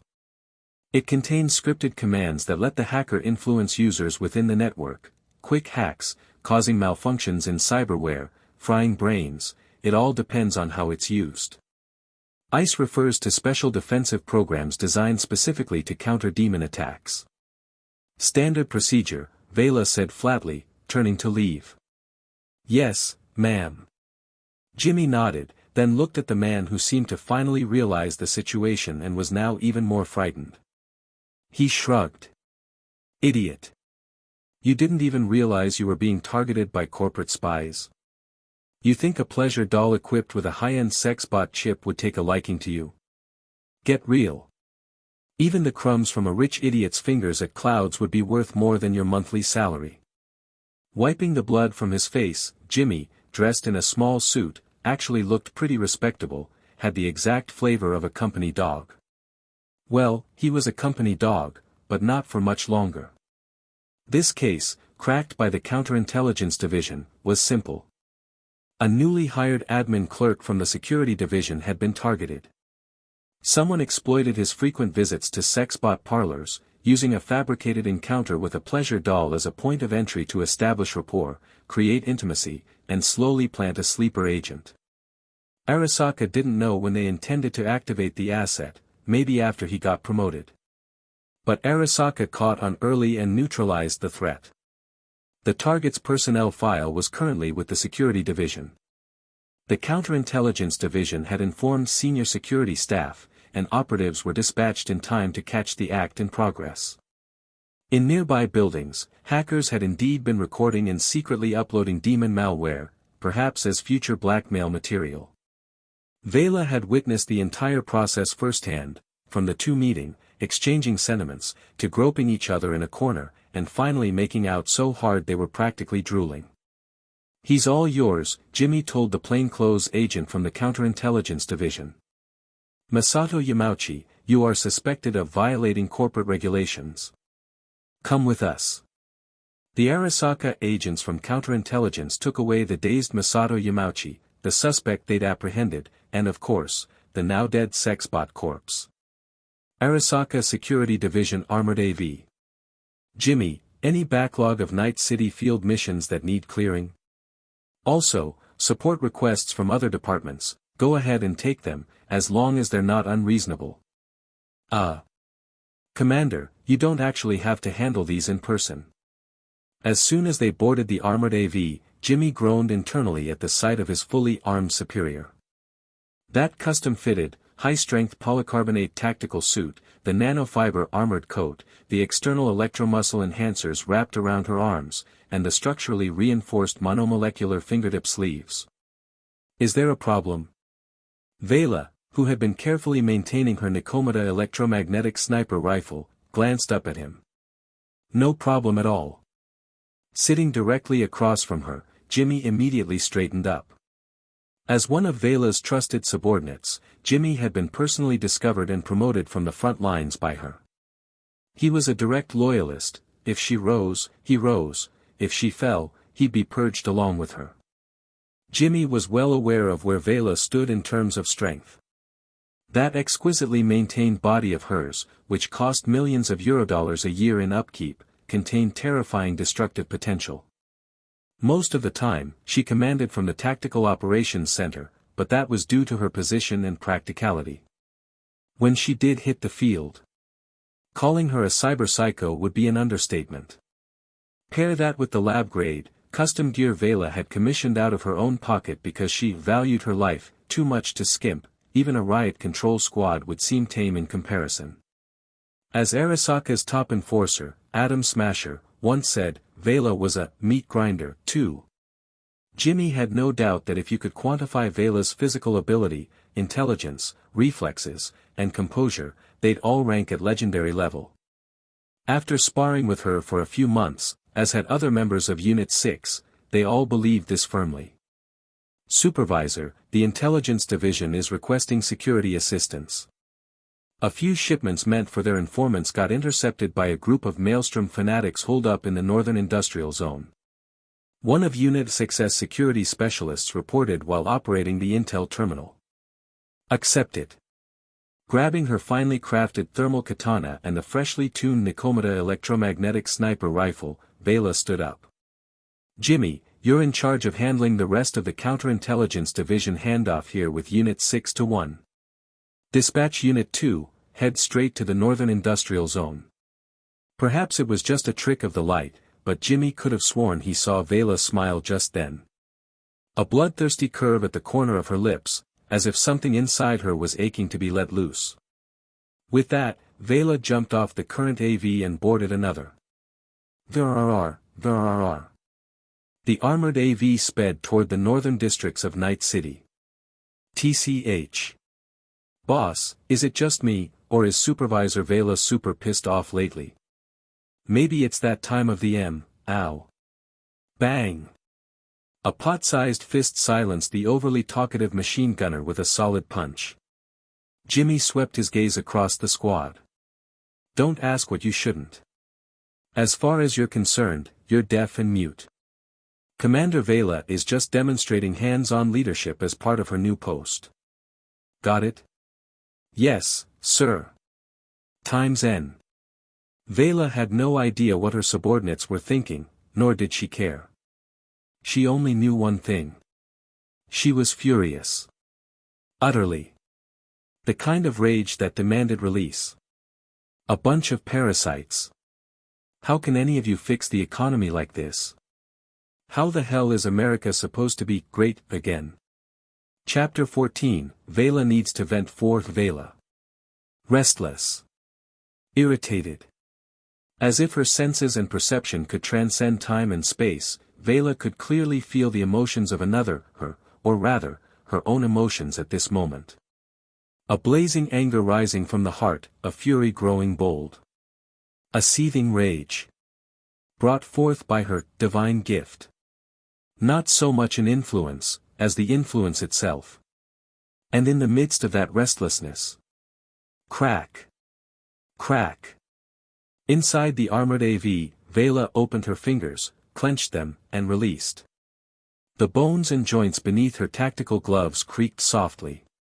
She could distinctly feel the minute changes in her bones, flesh, and cybernetic implants. That feeling of power surging and amplifying. Her divine gift. The higher the degree of resonance with her other selves, the greater the amplification it provided. Am I some kind of monkey edition multiversal life form? That layered resonance of soul and thought brought back memories of the moment she awakened. At the time, her body's parents had just passed away. Having only just entered Arasaka Academy, she still hadn't figured out what was happening to her. Come to think of it, ever since arriving in this world, she'd never once heard any system chimes or seen any materialized companion items. From childhood, as her body matured and her brain developed, Veila simply noticed that her memory far surpassed what it had been in her previous life. Her brain processed information rapidly, with lightning-fast neural responses, near-photographic memory, and crystal-clear recall. Before her biological parents' deaths, she had grown up healthy, free from illness or any physical defects. Her adoptive parents often marveled at how easy she was to raise. Veila had even joked to herself back then, maybe it was the fusion of two souls, and that second round of spiritual growth had enhanced her. This was her transmigration benefit, her so-called cheat. And Veila was quite satisfied. With early maturity and self-awareness, she developed unparalleled learning ability. She mastered anything she studied quickly. Her parents' constant absence, even going a year without seeing them, didn't bother her. She was perfectly fine on her own. She even strived to live up to their expectations. Even realizing she had awakened in a cyberpunk world, a place of high technology and low quality of life, didn't faze her. She had the shelter of her parents. She learned her city was called Night City, a dump full of gang violence, rampant illegal drugs, and military-grade cyberware on every corner, where the dead were used to run the lottery. With her strong survival instincts, Veila quickly gave up any notion of venturing out to explore the unknown. Her life mattered. She wouldn't gamble on a cyberpsycho's rationality. What if being a little girl made her even more of a target? Her life was her own. Probably her only one. With such a fortunate reincarnation, she needed to treasure it. She had no system that would execute her for failing a mission, no mission prompts, no completion rewards. She was just a slightly smarter girl, no godlike powers gathered within her. So she chose to proceed step by step. In short, she had no sense of urgency. Whatever her parents told her to learn, she learned. Whatever they asked her to do, she did. If she was curious, she asked permission first. She always performed well, one of those model children. Back then, the suffocating weight of the cyberpunk world, the coldness of Night City, and the struggles of its underclass hadn't yet revealed themselves to her. Mostly, she experienced the convenience and entertainment that came with rapid technological advancement. She had the luxury of following the expected path, growing up as the well-behaved child her parents wanted. Walking the smooth road they laid out. Taking over their mantle. No rebellious phase. She wasn't born in Rome, but she was on a gilded road that led there. Until Veila lost the ones who sheltered her from the storm. Until she had no more room to breathe. Then, passively, she had to get serious. She had to face the brutal reality of the cyberpunk world head-on. During that period, some tried to seize her inherited assets through legitimate means, some schemed to con and drain her dry, and some even wanted to marry her, to claim her parents' political legacy, and, incidentally, pin her to a bed. Naturally, Veila wasn't having any of it. She might be cautious and value her life, but that didn't mean she was a coward. She chose to resist. She shed her obedient girl image, handled her parents' funeral, properly entrusted their legacy, and threw herself into Arasaka Academy, pushing herself into a frenzy of study. Maybe that was when her body and mind truly matured. Maybe it was the full fusion of soul and flesh. Or maybe just a shift in mindset. Veila began to have strange dreams. The deeper they went, the more those dreams relaxed her, calm and peaceful. Eventually, she saw the world within them clearly. It was as if she lived another life in another world. It felt utterly real, she had full sensory perception, could act freely, and do exactly as she thought. Time passed. Veila realized she remembered everything from those dreams with perfect clarity. Back in Arasaka Academy, nothing outwardly changed, but her body surged with growing strength, her thoughts grew ever sharper. It wasn't a dream. By now, Veila was used to the dual vision, to the presence of another me. Two minds, two perspectives, each rooted in their own reality, yet perfectly fused and coexisting. It felt completely natural. Veila experienced no discomfort. Every time she thought something, her self and umbrella would act on it. It was like controlling another self in a role-playing game. Only this role-player could perfectly experience the joys and sorrows of that world, acquire its knowledge, techniques, and insights, and absorb everything it had to offer. The power of two Veilas. That's how she jokingly referred to her ability. Even if both Veilas were just ordinary humans, stacked together they already exceeded the limits of the human body. And there were many ways to grow stronger. So where was the third Veila? Veila longed to find out. But for now, the most important thing was to vent. Supervisor Russell, we've arrived.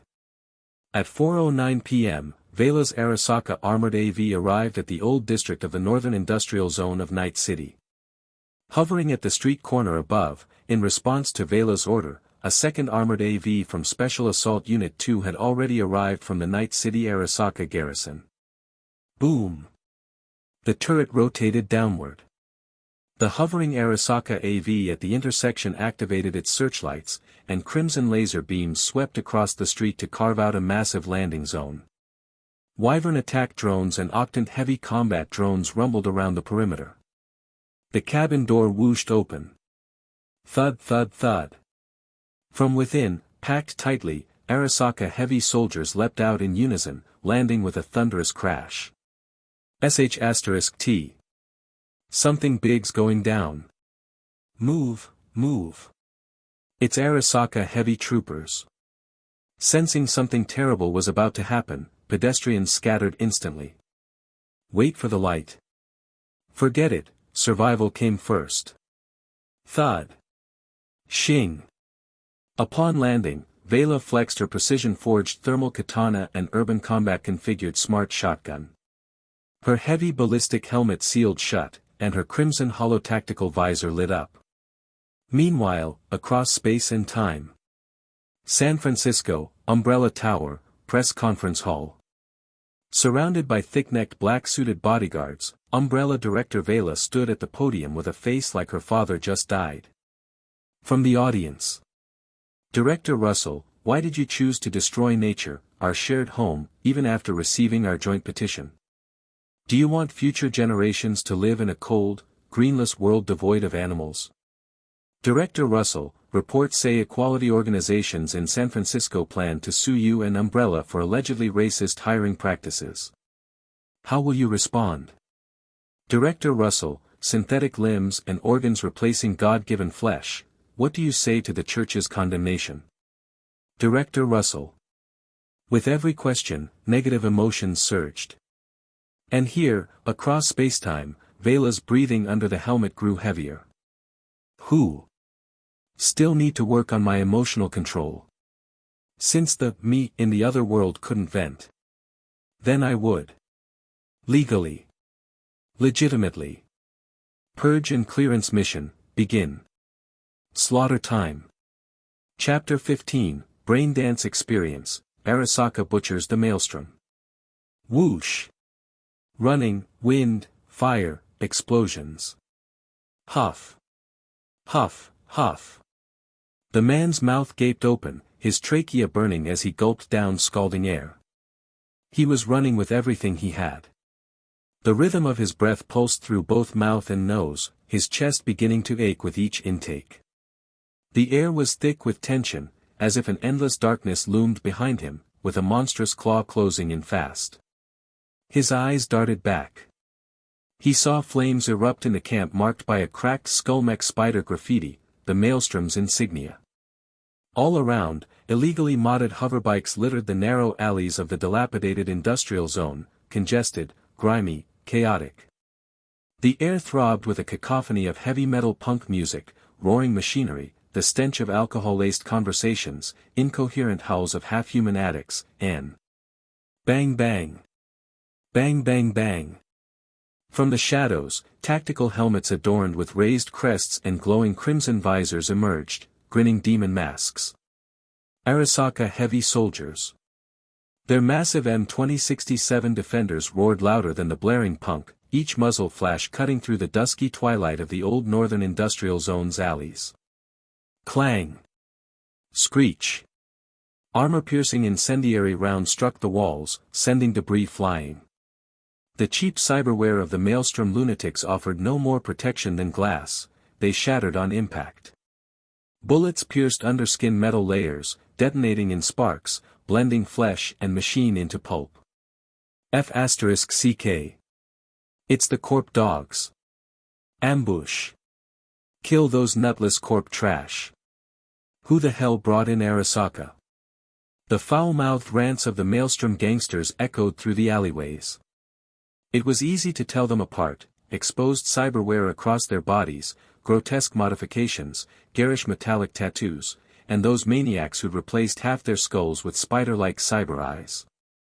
In Night City, you didn't need a second look to know they were Maelstrom.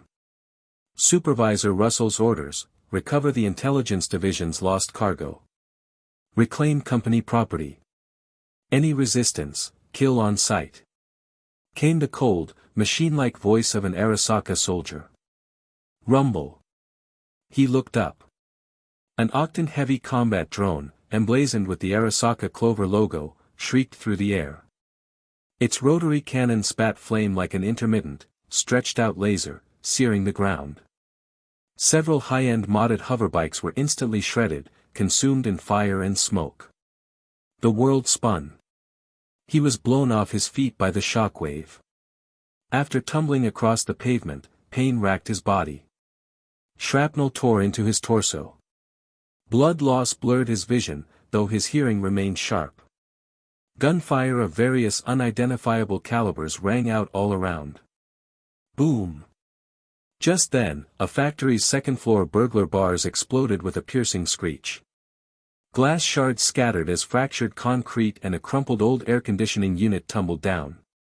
From the burning breach, an imposing, dark figure leapt gracefully through the fire. Like a javelin, she pierced the steel roof of a Maelstrom-modified van. Screech! Metal groaned, rivets and weld lines burst into the air. The van tilted violently, the driver's head slamming into the door, the front passenger nearly flung out the window. From this close, he saw the figure clearly. A terrifying presence. Over 1.7 meters tall, fully clad in black armor and fabric, shrouded in a billowing black and red cloak. Her shoulder bore the Arasaka Clover logo, and her head was encased in a matte black helmet. From it, a narrow V-shaped visor glowed with an ominous crimson light.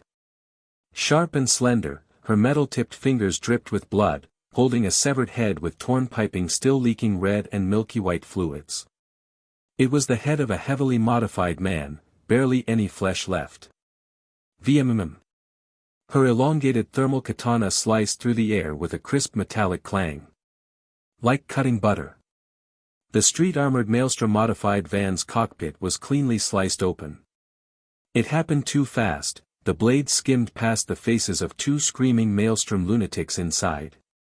By the time the Arasaka woman departed, the van had flipped, the cockpit fallen silent, and viscous gore leaked out from the seams.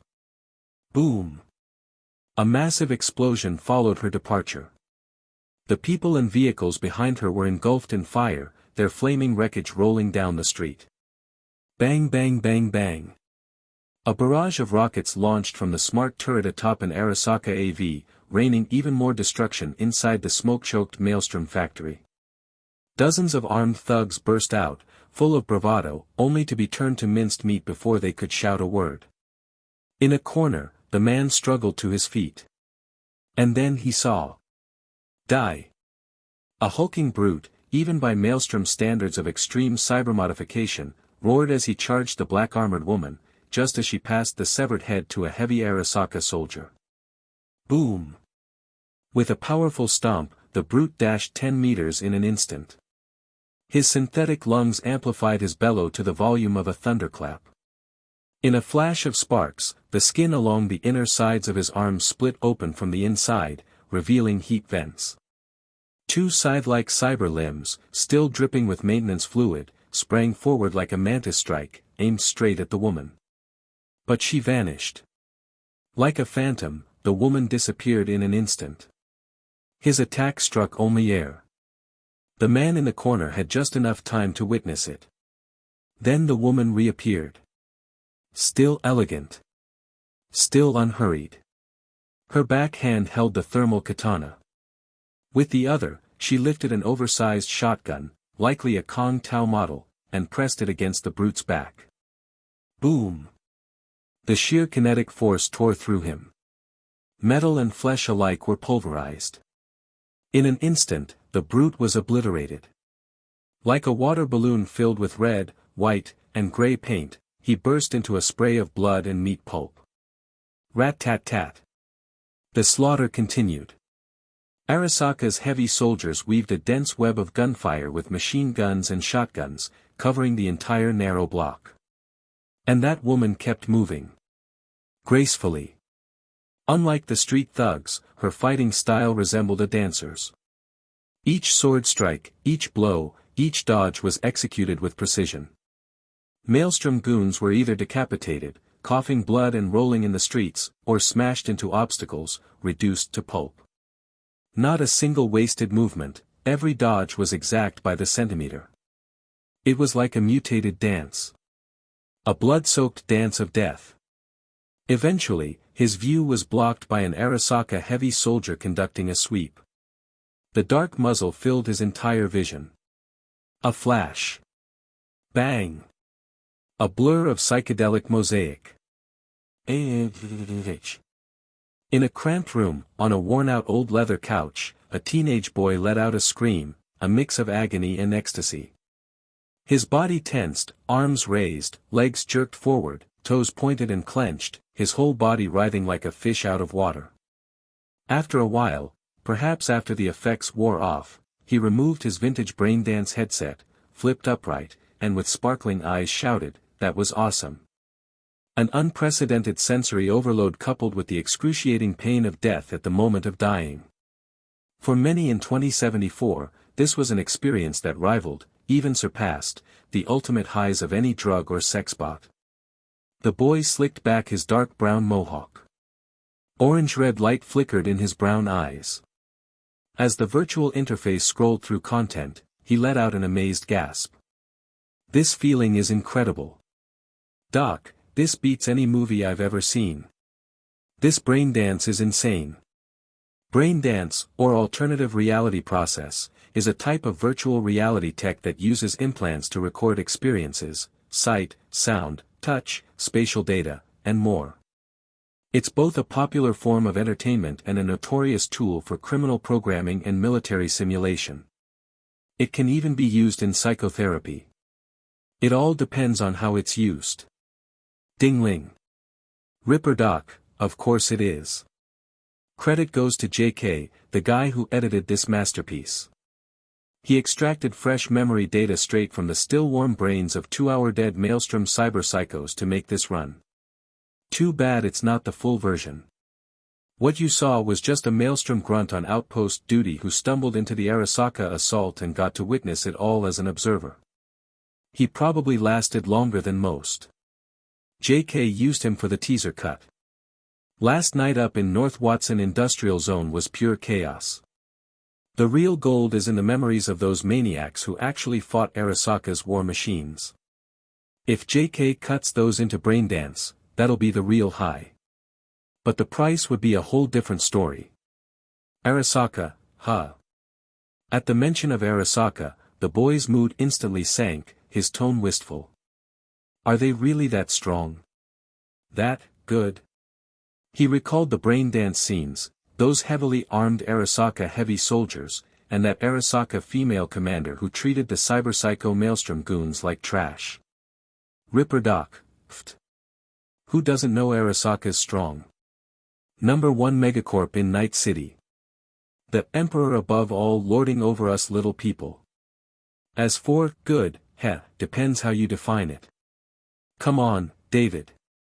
Isn't Mrs. Martinez trying to get you into Arasaka Academy? Even bought you a braindance headset to help with your studies, and here you are using it for extracurricular thrills. Yeah.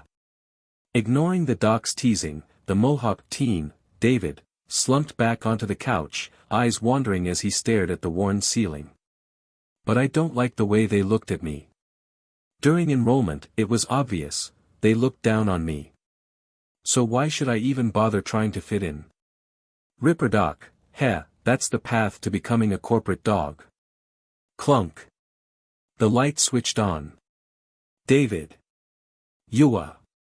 He hurriedly cut off the call. Looking nervously toward the door, David saw a red-haired woman in a yellow uniform glaring at him from the doorway.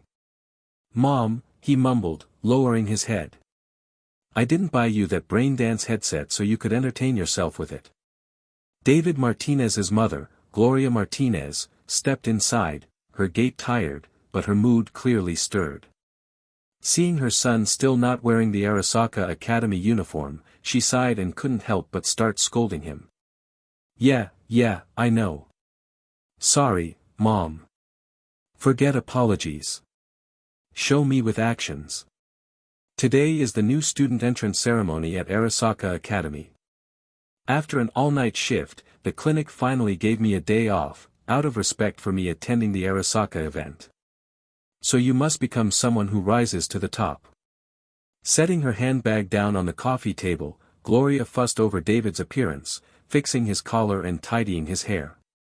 She then unwrapped his Arasaka Academy uniform, gesturing expectantly for him to put it on. Mom. David took the uniform his mother handed him, emotions swirling inside. Go get changed. Look sharp, we can't be late for the entrance ceremony. Gloria said gently. After David took the clothes, she turned on the home holo TV to catch coverage of the Arasaka Academy new student ceremony. Good morning, Night City. That signature, energetic voice of Stanley, the Night City radio host, blared out. An all-too-familiar old friend. Just as Gloria reached for the remote to switch channels. Hey. Guess how many people cashed in their dead lotto tickets yesterday? 30. 50. 100. Try more. Thanks to those overclocked chrome junkie maelstrom psychos who thought it was a good idea to jack Arasaka's shipment, yeah, Arasaka's, we saw hundreds go down in the old Watson industrial zone alone. And that's just counting the ones you can scrape together a full corpse from. Everyone knows the saying, what is it again? Right, new leader, 3 fires. Arasaka's security division just got a new exec, and Maelstrom picked that exact time to mess with their cargo. That's a slap in the face. Doesn't matter if the cost of retaliation outweighs the loot, Maelstrom got turned into a damn warning sign. Fried like chickens in the name of corporate pride. What a shame. Gloria wasn't really listening to Stanley's usual chatter, but one line caught her ear. Hundreds dead in old Watson. David's tuition was steep, her 18-hour workdays barely covered it. But if she could scavenge from the wreckage in Watson, in the ruins of what Arasaka just swept clean from Maelstrom territory. Even if it meant digging through trash, she might be able to earn something. Mom. Ah. David. Snapped out of her thoughts, Gloria looked up at David, now dressed in his Arasaka Academy uniform. She had to admit, clothes make the man. Whatever one said about Arasaka, they knew aesthetics. David looked sharp. You were so focused. What were you thinking about, Mom? Nothing, just thinking how to celebrate with my son after the ceremony. Gloria didn't want to go further into the topic. She patted David's shoulder. Come on. Let me take you to the academy. June 1st, 2074, 7:50 a.m. Westbrook, Corporate Zone, Apartment 414, Russell Residence. Ha. After a satisfying purge and a good night's rest, Veila stepped out her door, stretching with a lazy yawn. She rolled her neck with a slight twist and casually made her way toward her AV hangar. Destination, Arasaka Academy. Chapter 16, Aftermath. Destination, Arasaka Academy. Rayfield Excalibur Executive AV Onboard AI, acknowledged. Route calculated. Now en route to Arasaka Academy, Night City. VMM. Landing struts retracted, cabin sealed, blue thruster flames ignited beneath the 4-vector engines as the AV smoothly lifted into the air. Inside, the smart system, following Veila's personal presets, began playing the morning news. This is Night City Bulletin. We interrupt your regular programming for a major news update. Last night, a large-scale armed engagement occurred in the northern old industrial zone of Watson. Glancing at the news anchor droning seriously on the holoscreen, Veila shifted into a more comfortable position, lazily sinking into the plush sofa seat. As she adjusted her state, she simultaneously contacted subordinates and browsed files within the internal HUD net grid. Have the bodyguards wait on standby at Arasaka Academy. Yes. Intelligence Division, this is Veila Adelheid. Yes, already pre-registered. Please confirm again, this morning, I will be attending the Arasaka Academy freshman entrance ceremony. Veila's lifestyle was simple, unless it was high priority, high urgency, or a critical contact or task, her OS filters would automatically block routine administrative files and mundane inquiries. She was an executive, not some rank-and-file grunt. No need to be married to the corp or be on call 24/7. It wasn't wartime or a field operation. Off-duty was off-duty. On duty, she would handle business. No one should work year-round from 8 a.m. to midnight without a shred of personal time. Taking a breath wasn't unreasonable. Huh. What's this? While browsing, Veila's scanning process skimmed past the usual daily reports, until a subject line in her inbox caught her eye. Message, Dead Lotto. Congratulations. You've guessed the winning number in today's Dead Lotto. Your prize is €66,666 and a Chevrolet Emperor 620 Ragnar. Be sure to treat it well when you take it out for a spin. Image attachment. Veila's gaze sharpened slightly as she switched the channel. Stanley, the infamous Night City loudmouth, was mid-broadcast. So, word is even one of Maelstrom's higher-ups got clipped. I'd say they took a major hit, but whether they can swallow their pride or not, swallow it they must. After all, we're talking about Arasaka. Yo, looks like they didn't even cheap out with a junker prize this time. Adapting to your audience's status, now that's a survival skill in Night City. Stanley's mouth kept flapping, but Veila's thoughts had drifted elsewhere. Dead Lotto, like the rest of Stanley's show, which roasted every corp and even NCPD and gangs alike, was somehow still going strong with its iconic, Good Morning, Night City. Why? Because Stanley's show was a corporate asset. It was backed by capital, just another entertainment product. Stanley was a wage slave. He might trash the core, but the ratings, and thus the money, still flowed right back to the core. Infamy is still fame. As Veila knew, Arasaka even held a stake in the show. One of its investors. Annual dividend and all. After all, it's about profits. Trash talk the company. That doesn't hurt them. And at this point in 2074, does Arasaka even have a reputation left to tarnish? Stanley just said what everyone already knew. A public outlet for venting. Nothing more. The real secrets, the stuff that kills, he didn't know and wouldn't dare to. So the public intel? Let him yap. It was profitable, free PR, a vent valve for the masses, and even distracted the public. All while keeping street crime slightly lower. Brilliant. As for why Veila won the lotto, no one really knew how many people died in Night City last night. But since she was the one who did the most killing, she naturally hit the jackpot. Veila was no street-level lucky draw winner, she was an Arasaka Security Division executive. They couldn't just hand her some junker. Dead Lotto, winners usually died blissfully behind the wheel. Most prizes were refurbished rides whose previous owners got blown apart.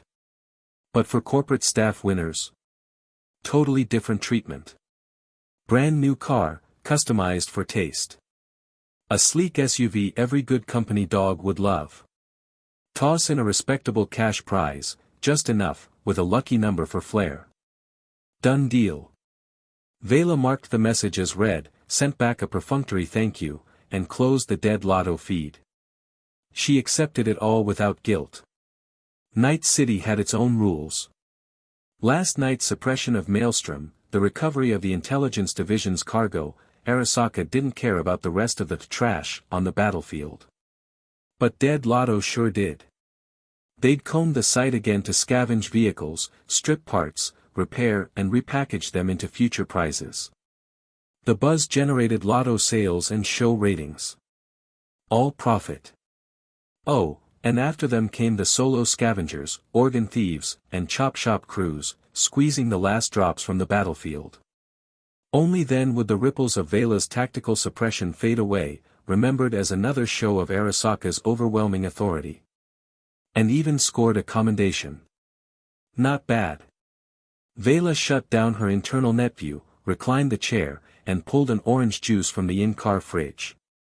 Not the dyed syrup sold on the streets, this was real, fresh stuff. Serviced and replaced daily by dedicated staff working Arasaka Tower delivery loops. One swipe of her card, one order placed, service level secured. Ding dong. Vehicle AI, approaching destination, Arasaka Academy. Through the tinted anti-surveillance glass, Veila's indigo eyes caught the red and cyan twin koi projections swimming over the corporate plaza. Arasaka Tower, Militech offices, Con Tao building, distinct yet standing shoulder to shoulder like towering steel ramparts, coldly surveying the city below. Arasaka Academy. VMMM. The AV glided between buildings, not toward the internal Arasaka Tower hangars, but rather to an annex near the municipal complex. After passing a ring of low buildings surrounded by green space, it hovered above a crowded plaza. Under guidance from ground control staff, the AV activated its laser edge markers beneath, outlining a safety boundary in red light. The struts extended and it began its descent. Squeak. As the hatch opened and Veila stepped sideways down the air stair, a short, stocky middle-aged man in an Arasaka Academy uniform and large, square tea-tinted glasses immediately approached. Supervisor Russell, welcome back to Arasaka Academy. Chapter 17, Arasaka Academy. Hello, Supervisor Russell. I'm Marcus. Supervisor Russell, I'm Sujihara. I'm Hoyle. Ordinary introductions, nothing more than formulaic greetings and pleasantries like those exchanged with every other guest.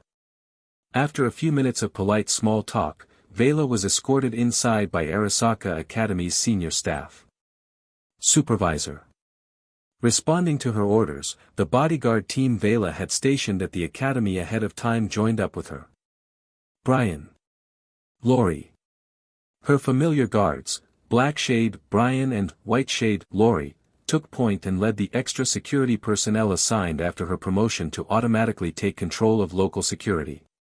Not that Veila really needed protection. Power aside, this was an Arasaka-run academy, not some random community college anyone could walk into. Still, having a proper escort had its uses.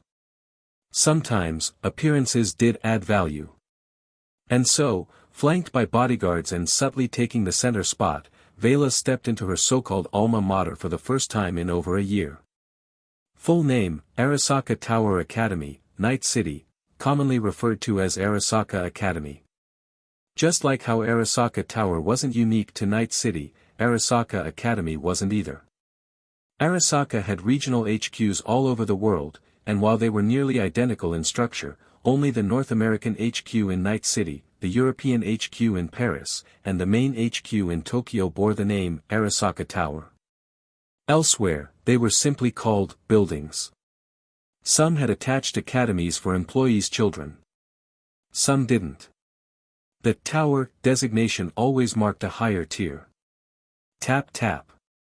Inside, vast green spaces filled with ornamental, natural flora proudly showcased Arasaka's power. Many Night City residents probably wouldn't see this many real plants in their entire lives. As for Veila's feelings at the moment. Nostalgia. Sentimentality. TCH. Veila had no such interest. Back when she attended Arasaka Academy, her parents had just died. She went into full-on overdrive, grinding herself into the dirt to climb quickly, integrate fast, and secure the inheritance her adoptive parents left behind. There was no time for campus atmosphere. Besides, the academic vibe of 2074. Ha. Ha. Ha. Classes were AI-led. Teaching came via brain dance. Many courses were just chip loads or direct data transfers. As for student-teacher bonding or classmate friendships? Maybe it existed. Veila had never seen it. That old-school, face-to-face teaching model was nearly extinct in 2074's cyberpunk world. Only a few world-class institutions, like the University of Tokyo, Humboldt in Berlin, Sorbonne in Paris, Moscow State, or New America's UC Berkeley, still promoted it. And their tuition? Out of reach for anyone broke. Even a second-tier school like Arasaka Academy wasn't accessible to the average citizen unless their parents worked corporate and made a solid, stable salary. Graduate and land a big corp job at Arasaka Tower? Dream on. The social hierarchy was rigid, and within the academy, even more so. In today's world, early education, kindergarten through high school, was a fantasy for the lower class. Community colleges, chaotic and mixed as they were the only places most could scrape together a bit of knowledge. And even that knowledge wasn't worth much anymore. Want to self-study online? Dead end. The internet had been blown to bits by some so-called god of hackers. Now, it was all corporate intranets. No clearance. No access. Try diving into the old net for luck. Good luck surviving NetWatch's Blackwell. Even if you made it through, you'd likely get your brain fried by some roaming rogue AI. Even if your parents were enlightened and sacrificed everything to get you into a formal academy, year one would show you the class gap. The ones with a foundation skipped levels through exams, the rest got stuck on basics. After evaluation, students were split up. If you couldn't afford to keep up, off to the comprehensive track. What was comprehensive? In high-sounding terms, comprehensive education designed to foster well-rounded development, the academy's strength lies in its broad curriculum. In plain speech, nothing elite, just average. Comprehensive, in name, ordinary in practice. Arasaka Academy, as the top-ranked institution in Night City, of course offered cutting-edge instruction, even in-person courses on the bleeding edge of innovation. But those were reserved for the specialized faculties, military governance and law, information and intelligence, bioengineering, and so on. Compared to the comprehensive division, both tuition and exam standards jumped by several levels. Graduates from the comprehensive track joining Arasaka Tower itself? Not likely. Instead, they'd find placements in Arasaka's factories, smart control plants, port warehouses, or deadland farms. Still jobs, right? TCH, this world, Veila muttered to herself. Soon, under staff guidance, the group entered a sealed auditorium for the entrance ceremony and moved to the VIP waiting area. Watching the flood of eager freshmen pour in with their parents, Veila could already see their futures. Absent-mindedly, she pulled a sleek metal cigarette case from her pocket. Ding! Brian, the ever-attentive bodyguard, produced his lighter with a sharp click. A flame burst to life as Veila brought the cigarette to her lips, delicately glossed with a light shade of red. One inhale. Let's get this over with. Go through the motions. Say a few sharp-edged lines as a distinguished alum, stir up some cheap motivation, and reinforce her public image. Second-gen loyalist of Arasaka, grateful to the company, top executive maximizing corporate interest. Inside the ceremony hall. Freshman David didn't like it here. He hated the atmosphere. It was a world that clashed with his own. His home, in Santo Domingo's H4 Super Tower, was all rusted elevators, flaking paint in the corridors, outdated decor, stairwells littered with needles and stains no one dared investigate. Even their apartment was always dim. But here, just across from the corporate plaza, stood that suffocating monolith of jet-black steel.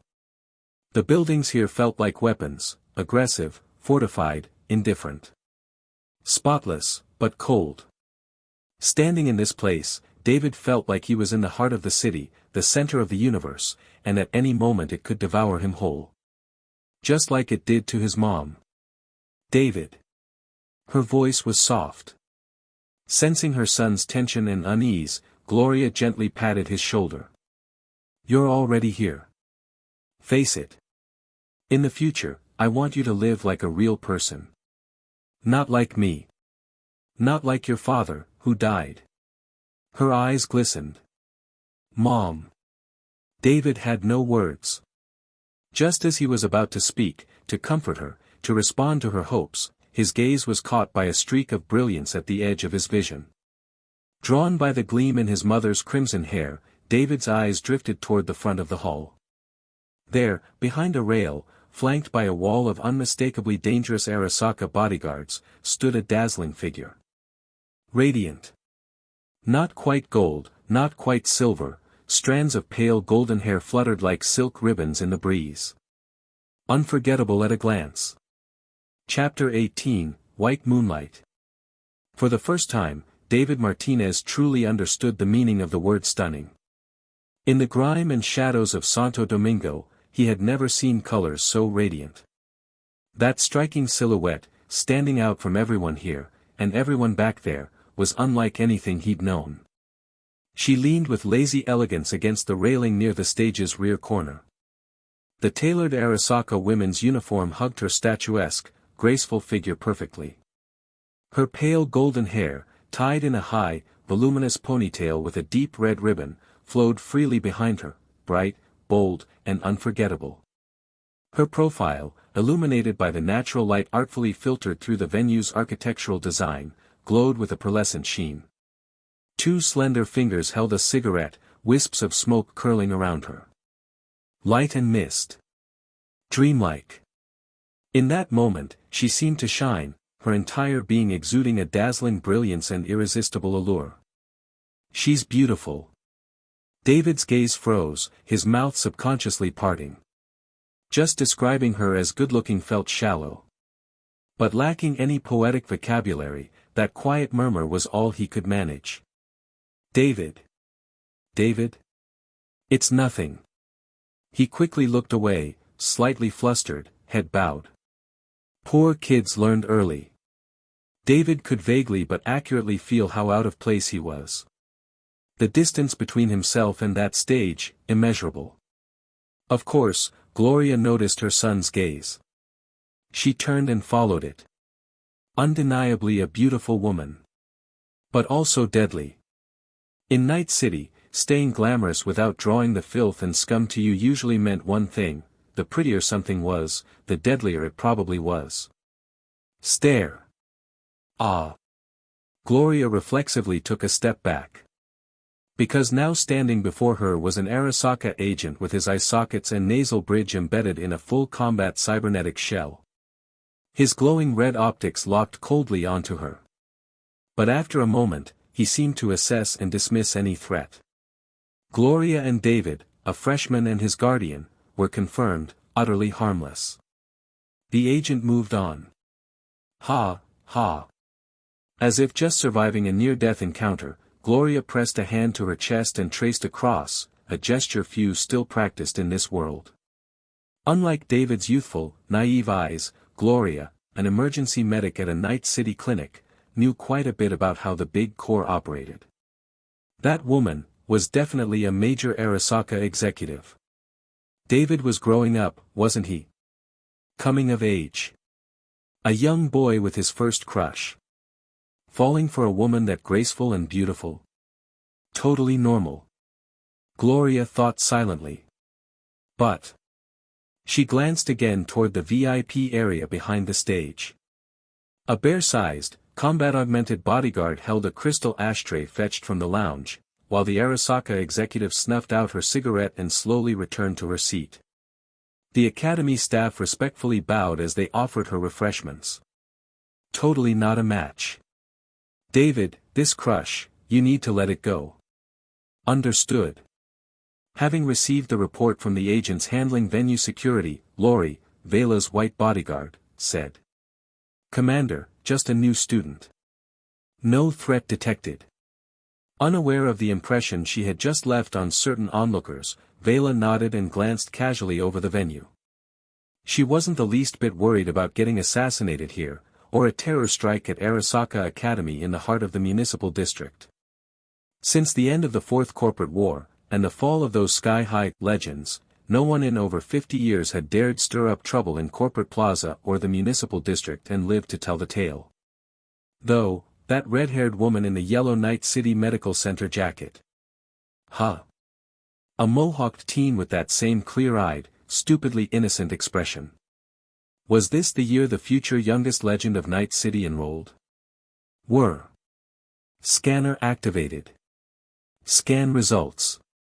Gloria Martinez. Civilian. Employed at Night City Medical Center. Non-trauma unit. Cyberware grade, low. Vulnerable to breach. Cybernetics, basic CPU, chip socket. Weapons, none. David Martinez. The profile overlay in her vision made one thing clear: Veila had just earned a useful piece of intel today. Send me the list of external admissions to this year's class, and their entrance scores, she ordered, her eyes glowing orange with habit-bred foresight, preparing rationale for future decisions. As for meeting the future little legend right now, that would only hurt him. Besides, a 16-year-old brat, clueless, inexperienced, barely developed physically, wasn't useful to her yet. No blood ties. Veila wasn't in the business of babysitting. What she wanted were loyal subordinates who could take bullets for her and execute orders without question. Let him simmer for a year.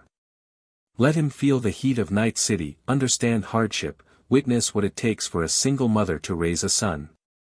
Then Veila would make her move, appear out of the blue, offer help under the guise of a kind senior who recognized his potential.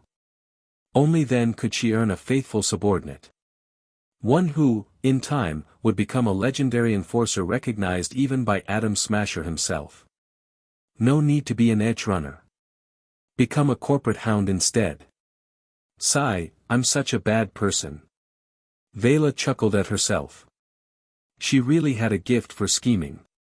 She hadn't even thought about what to do with the kid until now, and in a few minutes she'd already outlined a complete recruitment and grooming plan without consulting anyone.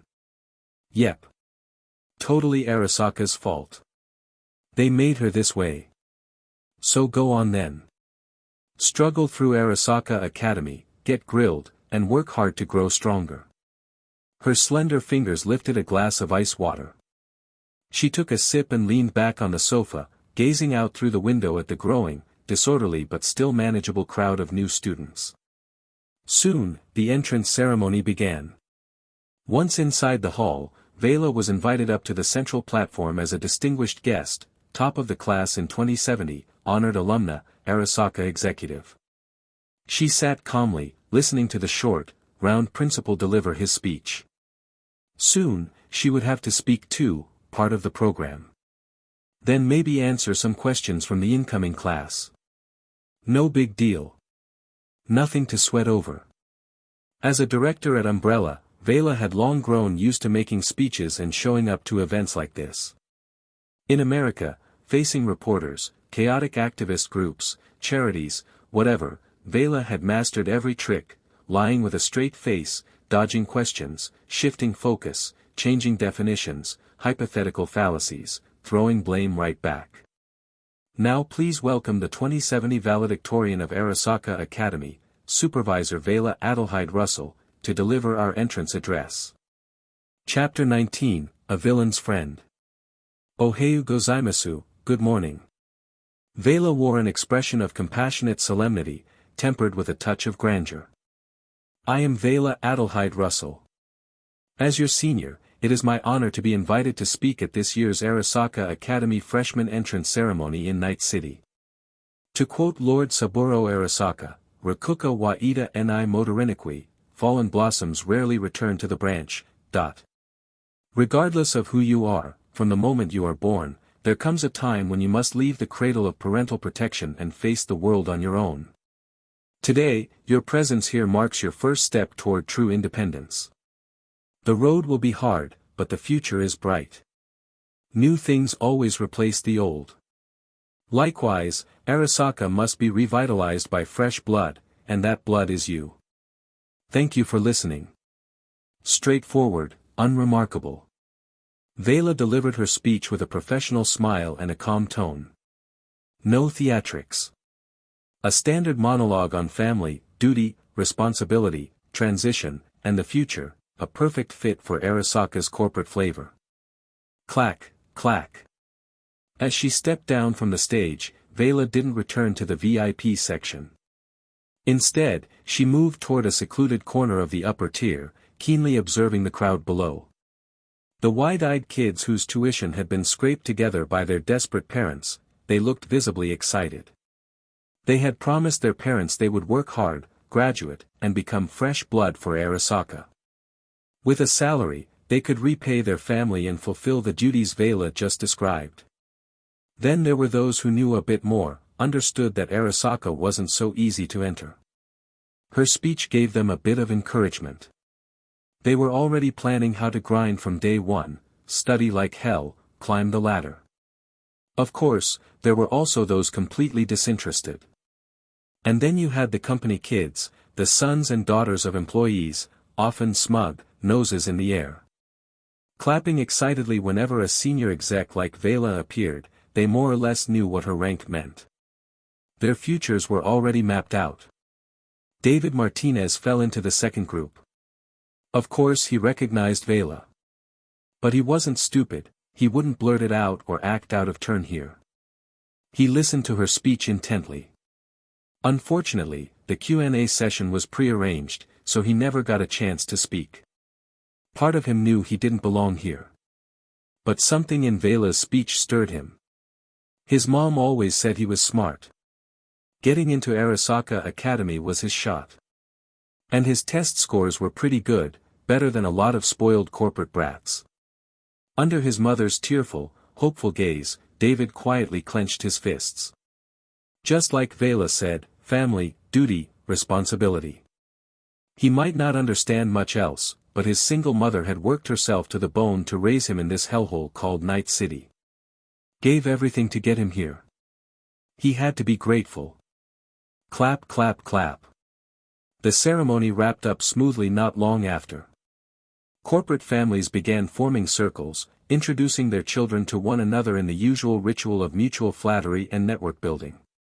Veila wasn't interested in lingering. She offered a few polite words of encouragement to children of Security Division employees, then excused herself on the grounds of work obligations. Not exactly a lie. Arasaka didn't believe in handing out vacation days. Most of the company employees here would probably be back on duty right after the event. With the short, round principal offering an overly heartfelt farewell, Veila and her bodyguards exited the hall, strolling past the lush plant-lined campus as they made their way back to her AV. Then, Veila noticed a middle-aged man in the standard black and red Arasaka uniform, stern-looking and broad-shouldered, standing beside her AV with a mushroom-cut boy who looked rather flamboyant and impulsive. Supervisor Russell, good day. I'm Shinichi Tanaka. Upon learning you had arrived at Arasaka Academy, I took the liberty of waiting here. The man stepped forward, bowing respectfully. In response, Veila's internal scanner automatically tagged his face and matched it to an employee database entry. Shinichi Tanaka, mid-level staff in Night City Arasaka R&D Division. A scholar-type officer in charge of a subdivision for testing new cyberware, exoskeletons, and mechs. Also a member of the Arasaka Academy Board and a former staff member there. Loyal to Arasaka. A veteran employee and lead tester on experimental products. Mr. Tanaka. Veila nodded, stepped forward, and briefly shook his hand. While Tanaka's rank and power couldn't compare to her own within the security division, he was still a seasoned mid-level manager and an old-school company loyalist. This is my son, Katsuo Tanaka. Tanaka gestured toward the mushroom-headed youth. Not keen on R&D. He's long admired the prestige of the security division. Ah, so this was a setup. He wanted to slide his son into security. A tiger father raises no dog son. I believe in your potential. But tell me, will we meet again? Veila slowly circled toward Katsuo, her tone laced with ambiguity and amusement. At the academy, don't slack off. If you have the means and the will, train your body. Learn hacking, firearms, melee combat, and remember, no flashy nonsense. Why yes, ma'am. For some reason, the depth of Veila's gaze put Katsuo under enormous psychological pressure.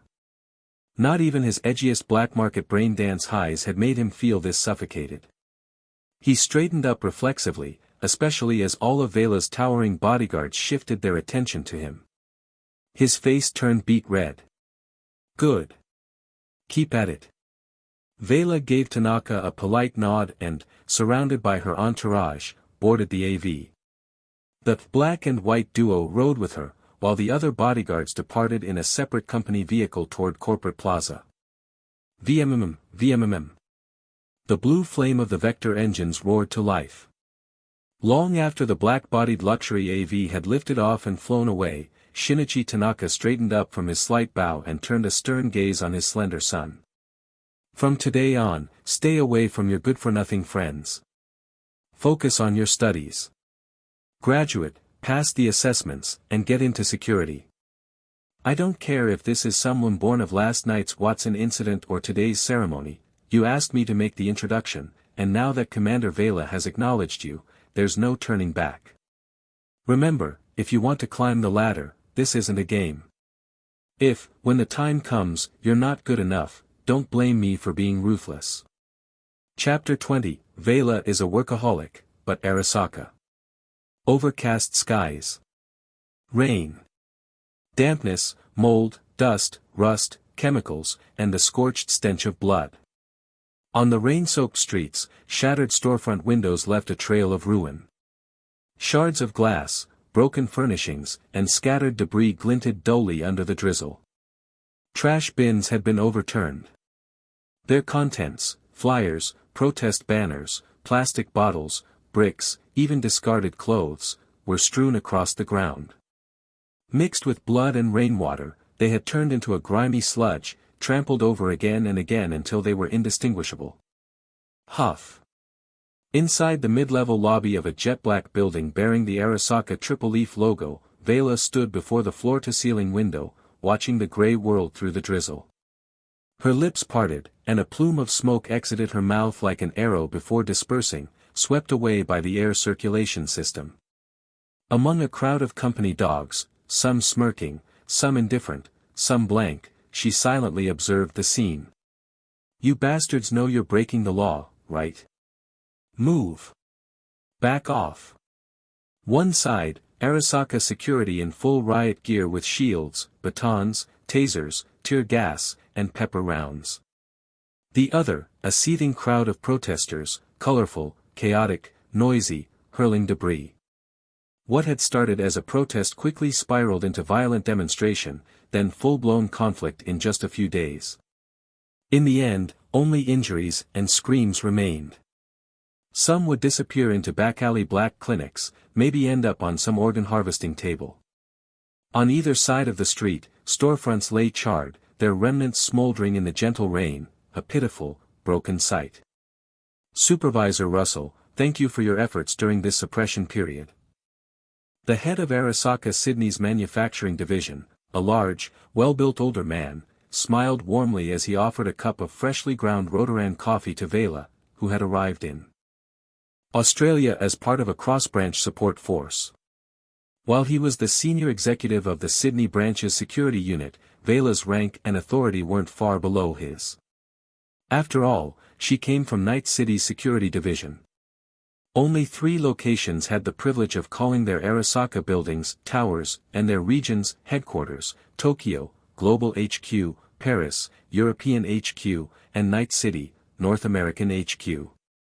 Especially Night City, its atrocious security situation was globally infamous. Aside from Tokyo, Night City's military power under Arasaka HQ was the strongest. As the front line against old rival Militech, Night City was dotted with Arasaka military camps, bases, ports, and checkpoints. The struggle to dominate markets in Latin America and South America continued. I believe this should serve as a proper lesson. Those lowlifes will quiet down for a while. Maybe. Veila smiled slightly and accepted the coffee. It had been half a year since the Arasaka Academy entrance ceremony. In that time, she had been actively fulfilling her duties as the Special Assault Unit Supervisor of Night City's Security Division. Now, the authority and military power in her hands had grown even stronger than at the start of her term. She had also grown more numb. Her experiences in the last 6 months had been colorful. First came retaliation against Maelstrom for hijacking corporate convoys.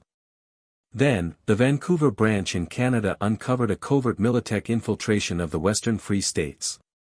Veila led a strike team and delivered a heavy blow, wiping out a secret transport convoy carrying Basilisk armored vehicles. After all, the Security Division wasn't the Counterintelligence Division or the Intelligence Division. As a military commander, Veila couldn't just sit in an office all day. Field operations were the norm. She had even survived an assassination attempt. Travel routes and scheduled data being watched, commonplace. Gangs, edge runners, fixers, even rival corps all had their eyes on her. Militech seemed to have marked Veila as a serious threat. After chatting cordially with Militech representatives at a city banquet, she was ambushed by a cyberpsycho on the way back. Cyberpsychosis. Madness. The ultimate scapegoat. Veila chose to believe it. Corporate warfare wasn't any more civilized than the bloody world of edge runners. Veila handled some side projects for the biotech R&D division, quick and dirty. She tweaked a few formulations based on legacy umbrella iterations. On the regular work front, she signed 3 urban security contracts, all within the Pacific Rim. She dispatched teams to each, other areas weren't her jurisdiction. Bodyguard assignments? Plenty. Only 2 required her personal attention. One was in the South Asian subcontinent. A super-wealthy tycoon in Bharat was throwing a wedding for his daughter. The man's business dealings were shady. Many enemies. Religious tension, too. He paid top credits for Arasaka protection. Since Veila happened to be in Tokyo HQ for an award ceremony, she took the job. High tips justified a few days as on-site elite protection and commander. The other was Arasaka's own cultural festival, the Aratama Matsuri. Every year, someone from the Arasaka family made a ceremonial appearance. In 2074, it was Michiko Arasaka attending the Night City Festival. Veila served as senior security on the lavish aerial palace. Flawlessly executed.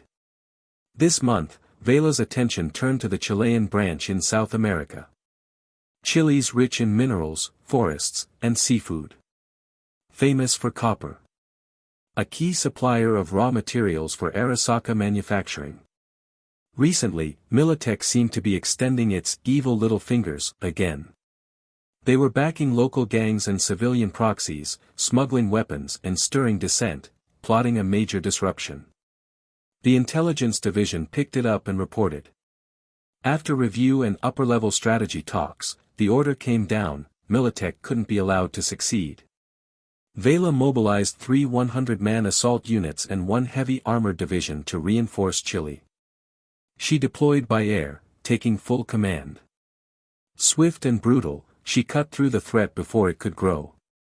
With local actors in disarray, they wouldn't recover for years, unless Militech or another megacorp pumped in serious resources. Just as Chile wrapped up, Australia lit up. This time, no outside interference. At least, Arasaka Intel hadn't found any. Looking around the Pacific Rim, the higher-ups saw Veila's support forces already nearby. The thinking was simple: if you're useful, we use you till you drop. You hold the line, and promotion will follow. So 1 order later, Veila turned her route toward Australia. Sydney. Not everywhere is Night City. Not every place is a corporate war zone or a testing ground for experimental cyberware and weapons. Sydney was peaceful. Compared to Night City, practically utopian. Far fewer cyberware and weapons in circulation. No chaotic gang landscape. Just citizens protesting environmental damage from Arasaka's plaza, polluted water, low pay, and long working hours. Righteous reasons to protest. Veila wasn't bloodthirsty. Unless necessary, she didn't harm the unarmed. She kept things clean, dispersed the crowd and wrapped the job. Some bruises, maybe a broken bone, a few swollen eyes. But no shotgun rounds. Sigh, becoming more of a corp dog every day. Climbing higher without the Arasaka name, damn near impossible. She needed a plan. Maybe, apply for further studies. Go back to school or something. Chapter 21, I want to improve so badly. Sydney International Airport.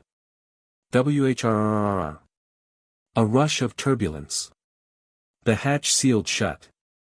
As the shuttle lifted with a gentle tremor, Veila gazed out the porthole window, watching Sydney's cityscape slowly shrink and blur into the clouds.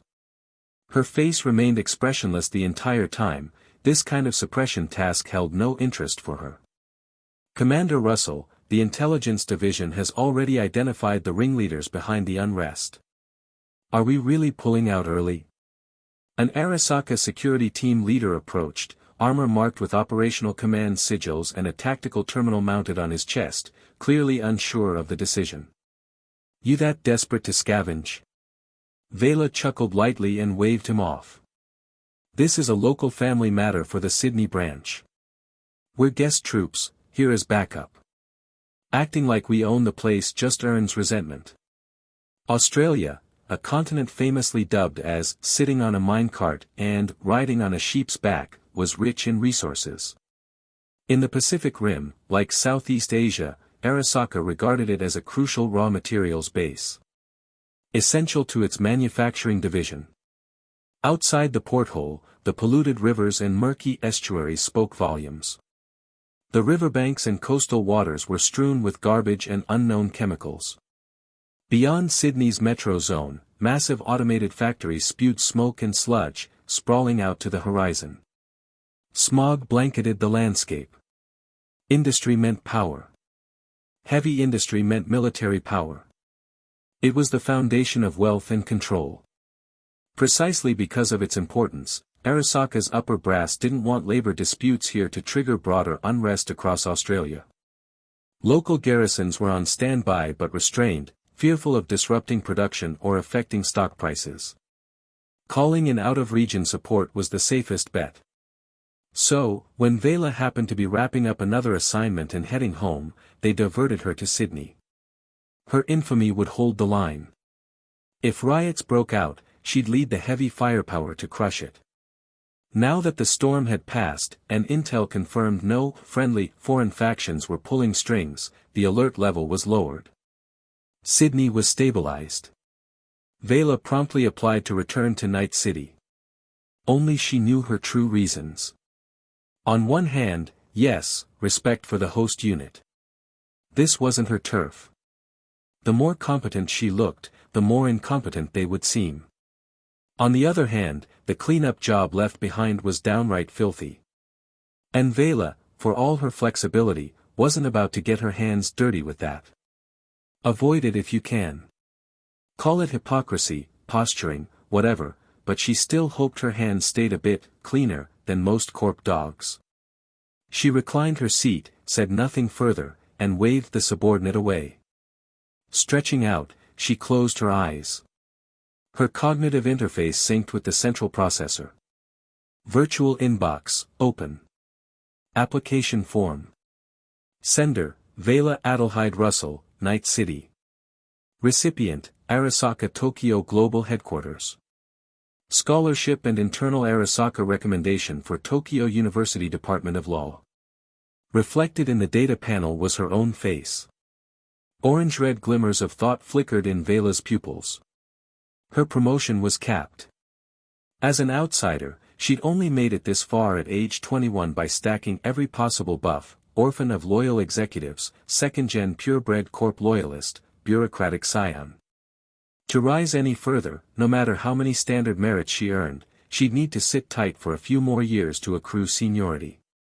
Without at least one or two more levels of clearance, she couldn't risk revealing her true umbrella-tier viral science and biotech knowledge. Veila could feel it, a growing pull from her alternate self, the Black Umbrella Director, in another timeline. Beyond abstract knowledge lay something tangible. Without sufficient clearance, she couldn't escalate those discoveries, nor gain audience with Saburo Arasaka to personally present the T-Virus, G-Virus, and their grand visions of immortality. Which meant she couldn't fully maximize their value. Just waiting around wasn't an option. Too passive. But what kind of earth-shaking merit would she need? Blow up Militech's tower in Night City? Expel Militech from the city? That would practically ignite the fifth corporate war. No. She needed a new path. A different racetrack. Why not go back to school?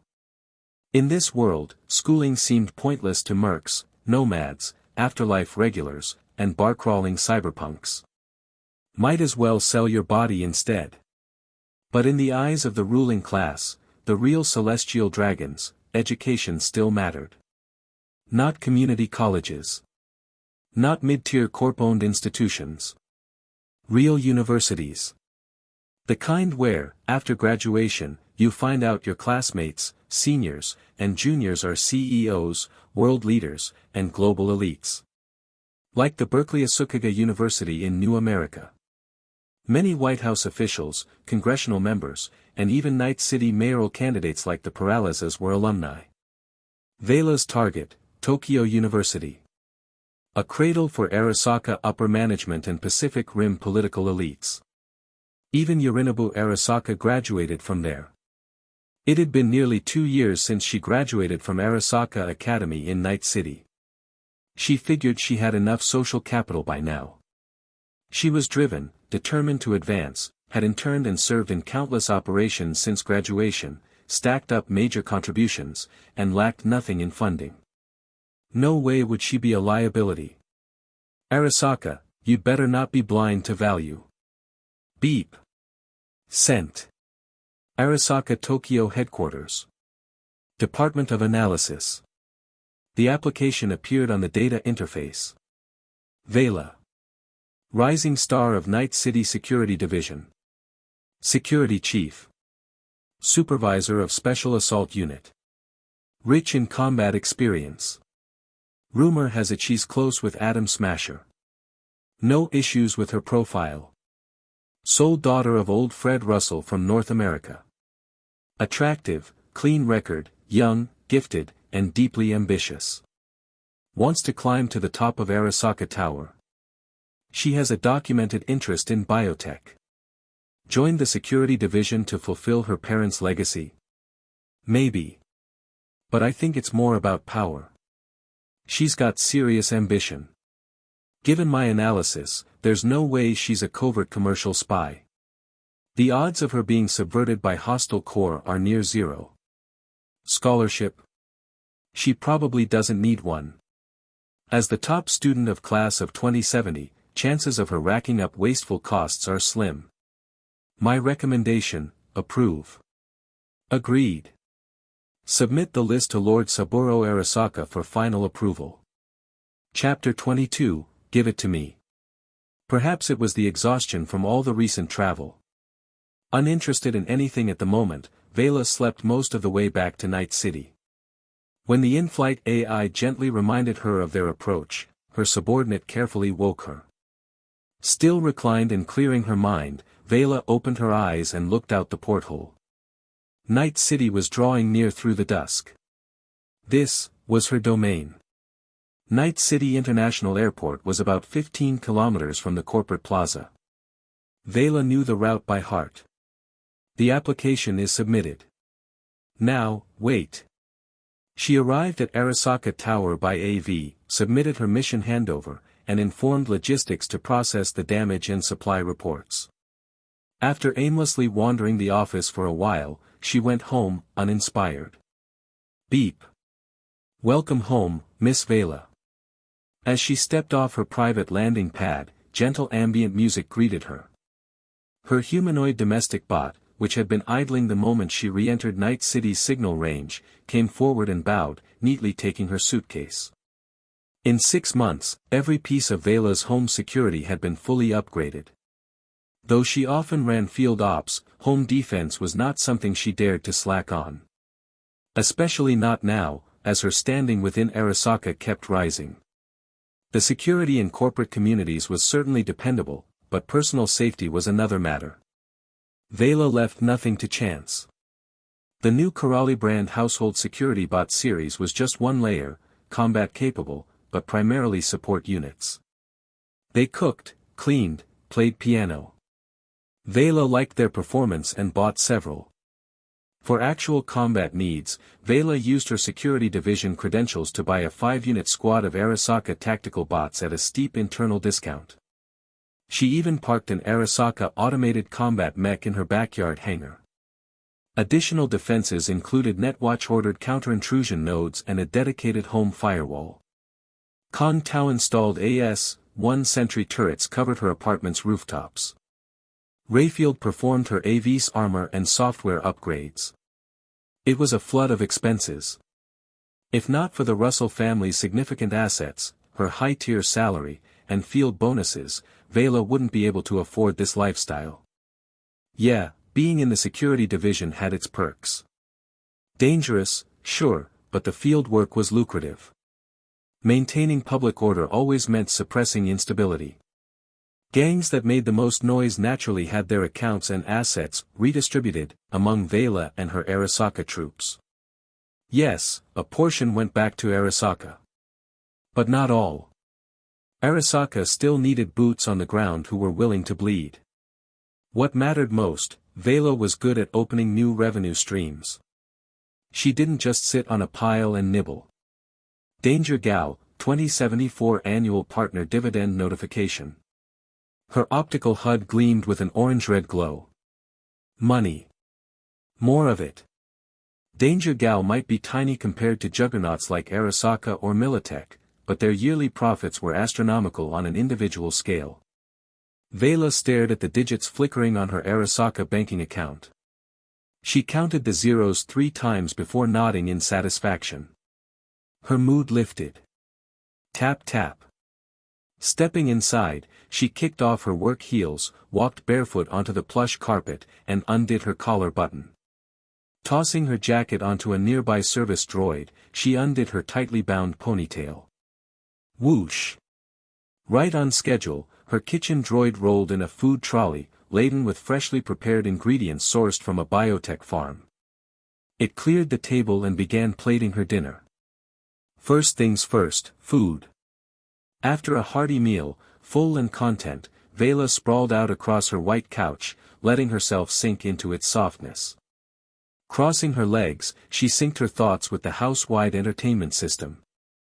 One mental flick later, the display switched to News 54. Hello everyone, and welcome to this episode of News 54's special segment. I'm Jillian Jordan, here to deliver your latest local news, dear citizens of Night City.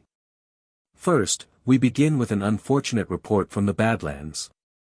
A humanitarian convoy operated by Milit was ambushed by a group of rogue nomads in a bloody assault. TCH. Seeing Milit take a hit made Veila smirk. It came with the territory. Milit was Arasaka's biggest rival in the arms industry. The backstabbing and power plays between the two never ended. As a longtime Arasaka loyalist and senior security division officer, she'd be insane to feel sympathy for Milit. Unless she planned to defect. She quickly set the news aside. Wishing misfortune upon others was no substitute for climbing higher. Multitasking, she browsed all the major events that occurred in Night City while she was gone. Perhaps the weight was getting to her. Staring up at the high-tech chandelier above, hands folded behind her head, Veila sank into deep thought.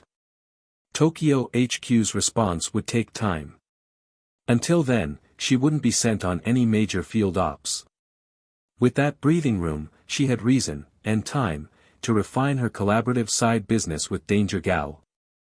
And if Umbrella's product line continued to iterate, future releases of advanced biotech solutions, particularly those that could shake the global medical sector, would require base compounds derived from T-virus research. And in a cyberpunk world, those raw materials didn't exist. At least, not that she could source. Veila doubted she'd find something like the progenitor virus in a long-lost African tribe temple beneath Cyber Africa. So then. The time had come. Veila's eyes narrowed, her once lazy gaze sharpening with resolve. Swish. She stood, ascended the stairs, and entered her private bedroom's washroom. Lights on. In the mirror above the sink, Veila met her own reflection. White shirt. Loose tie. Sharply defined features. Strong bone structure. Her lightly cyber-modified muscle contours were subtly visible. A faint, knowing smirk curled her lips. The look of a high-ranking corporate operator, always on the verge of issuing a new command. But Veila wasn't admiring herself. She was, waiting. That call in the dark. I know it'll work. In the moment of decision, her composed face began to shift, an invisible force seemed to push her forward. And she saw, herself. Also standing in front of the mirror, but this one wore a red and white umbrella pin at her collar. Her eyes were unwavering, deep, like they pierced through space and time. Give it to me. Veila reached out her hand. The reflection moved. A cyber-modified hand extended a sheet of A4 paper. Her own unmodified hand reached forward. They met. Contact. Tactile sensation. Paper. An indescribable emotion surged through Veila's chest, excitement, anxiety, elation. It was like the aftershock of an ultra-intense brain dance. Suddenly fatigued, her soul boiling, her mind spinning, but she could endure it. It didn't hurt. What a strange feeling. She exhaled, rubbing her forehead. Then she lowered her gaze to her hand. Black and white glow fading away. A single, crumpled A4 sheet remained in her grasp. Chapter 23, Fork in the Road. A dreamless night. Veila woke up from restful sleep and instinctively glanced at her nightstand. There it was, a crumpled sheet of standard white A4 paper. Materialized from nothing? No. Object creation? Doesn't feel right. Time-space displacement, huh? Feels just like a dream. She picked up the paper, feeling its solid texture in her fingers. The exhaustion from last night was gone, dispersed like morning mist. The rest had washed her clean, leaving only freshness and clarity. It felt like just a few seconds had passed, or an entire night. No visible changes to her body, yet Veila had never felt so refreshed. Pop pop. Stretching with a satisfied yawn, she could hear the subtle clicks of enhanced titanium bones and muscles moving. It felt light, smooth. Using the dust-free, gold-plated cabinet slider as a mirror, she caught her reflection. Her indigo eyes looked brighter. Still in yesterday's clothes, yet her energy and spirit were completely renewed. She looked nothing like an overworked, burdened corporate hound. Sitting up gently, Veila crumpled the paper in her hand, recalling the surreal events of the night before. Seems the title of natural genius in biotech won't be coming off any time soon, she murmured. She mentally sorted out the clutter of thoughts in her head, then looked at her raised hand. Smooth, flawless skin. Slender fingers tipped with clean, polished nails. Under the warm ambient light, her arm looked even fairer than before. Not the pale of a corpse, this was the healthy, rosy white of someone thriving. Despite significant cybernetic enhancement, all with top-tier components and excellent upkeep, Veila's body had always borne faint signs of artificiality. No matter how skillfully concealed, the slight indentations left by augmentations were still there. But now, it was as if her exceptional physique had brought out double the potential of each implant. Seamless. Flawless. As if she'd been born this way. Like all modern implants, the key was compatibility, how well a device harmonized with the user's physical and neural systems.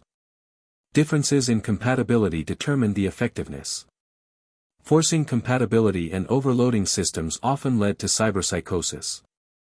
Veila's current state, to put it simply, was like being a universal adapter. Her body now let cyberware operate at, or even beyond, its design limit. Total synchronization. Turns out she had been too cautious. Too careful with her own life. Digging deeper into the moment's intuition, Veila let out a strange, wry smile. Yes, taking the paper had left her fatigued, but no migraines, no blood from her nose or ears, none of the catastrophic side effects she had braced herself for. All that over-preparation, for this? Then again, maybe it was just because it was paper. A standard 21 cm x 29.7 cm A4 sheet weighs only 4.3659 grams. If she had tried to pull over something like a BOW Tyrant instead, she'd probably be in intensive care right now. Probably. Veila chuckled at her own dark joke. One night of sleep, and I feel even better than before. Even her thoughts flowed more clearly. The act of contacting her alternate dimensional counterpart and pulling something through felt oddly similar to donating blood. Excess red blood cells aren't always beneficial. Sometimes, a little draw promotes circulation, boosts hematopoiesis, and improves health. This might be just that. Similarly, Veila's soul, her core consciousness, had been steadily expanding since her brain matured and stabilized in this life. It had never been actively depleted. Now, for the first time, there was a deliberate draw upon it, like a therapeutic blood donation. A night's rest would see her refreshed and fuller than before. Well, caution and all-in plays each have their pros and cons. Can't win them all. It wasn't too late. The extraction of the T-virus should begin. Regaining her composure, Veila walked toward the washroom, stripping off her shirt and pants that she hadn't bothered removing the night before. She didn't regret her caution or cowardice. After all, life only comes once. Just as she unhooked her undergarments and was about to step into the bath. Ding-ling-ling. Her private email pinged. Without even glancing, she accepted the incoming message. Application response. From Arasaka Tokyo Global Headquarters. To Veila Adelheid Russell, Night City. Your application for the scholarship and Arasaka internal recommendation for Tokyo University Faculty of Law has been approved. Read. Well now, isn't that perfect? A double blessing. Veila closed the mail interface, slid into the bath, turned on the shower, and opened the one-way panoramic window. As the first rays of Night City's dawn filtered in, a relaxed, eager smile tugged at her lips. Municipal Center, Arasaka Academy. The 2074 academic year was nearing its end. A unique atmosphere hung over the campus. Disparity. At the academy's entrance, students clad in red and black Arasaka uniforms gathered in clumps or walked alone. Some chatted about vacation plans or post-exam dreams. Others looked sullen, their hope for the future clearly fading. It had been over half a year since the opening ceremony. The fiery motivation sparked by the chicken soup speeches from VIPs had long since dimmed.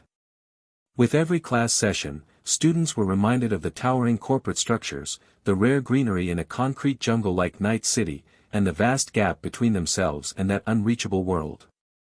The difference between dreams and reality.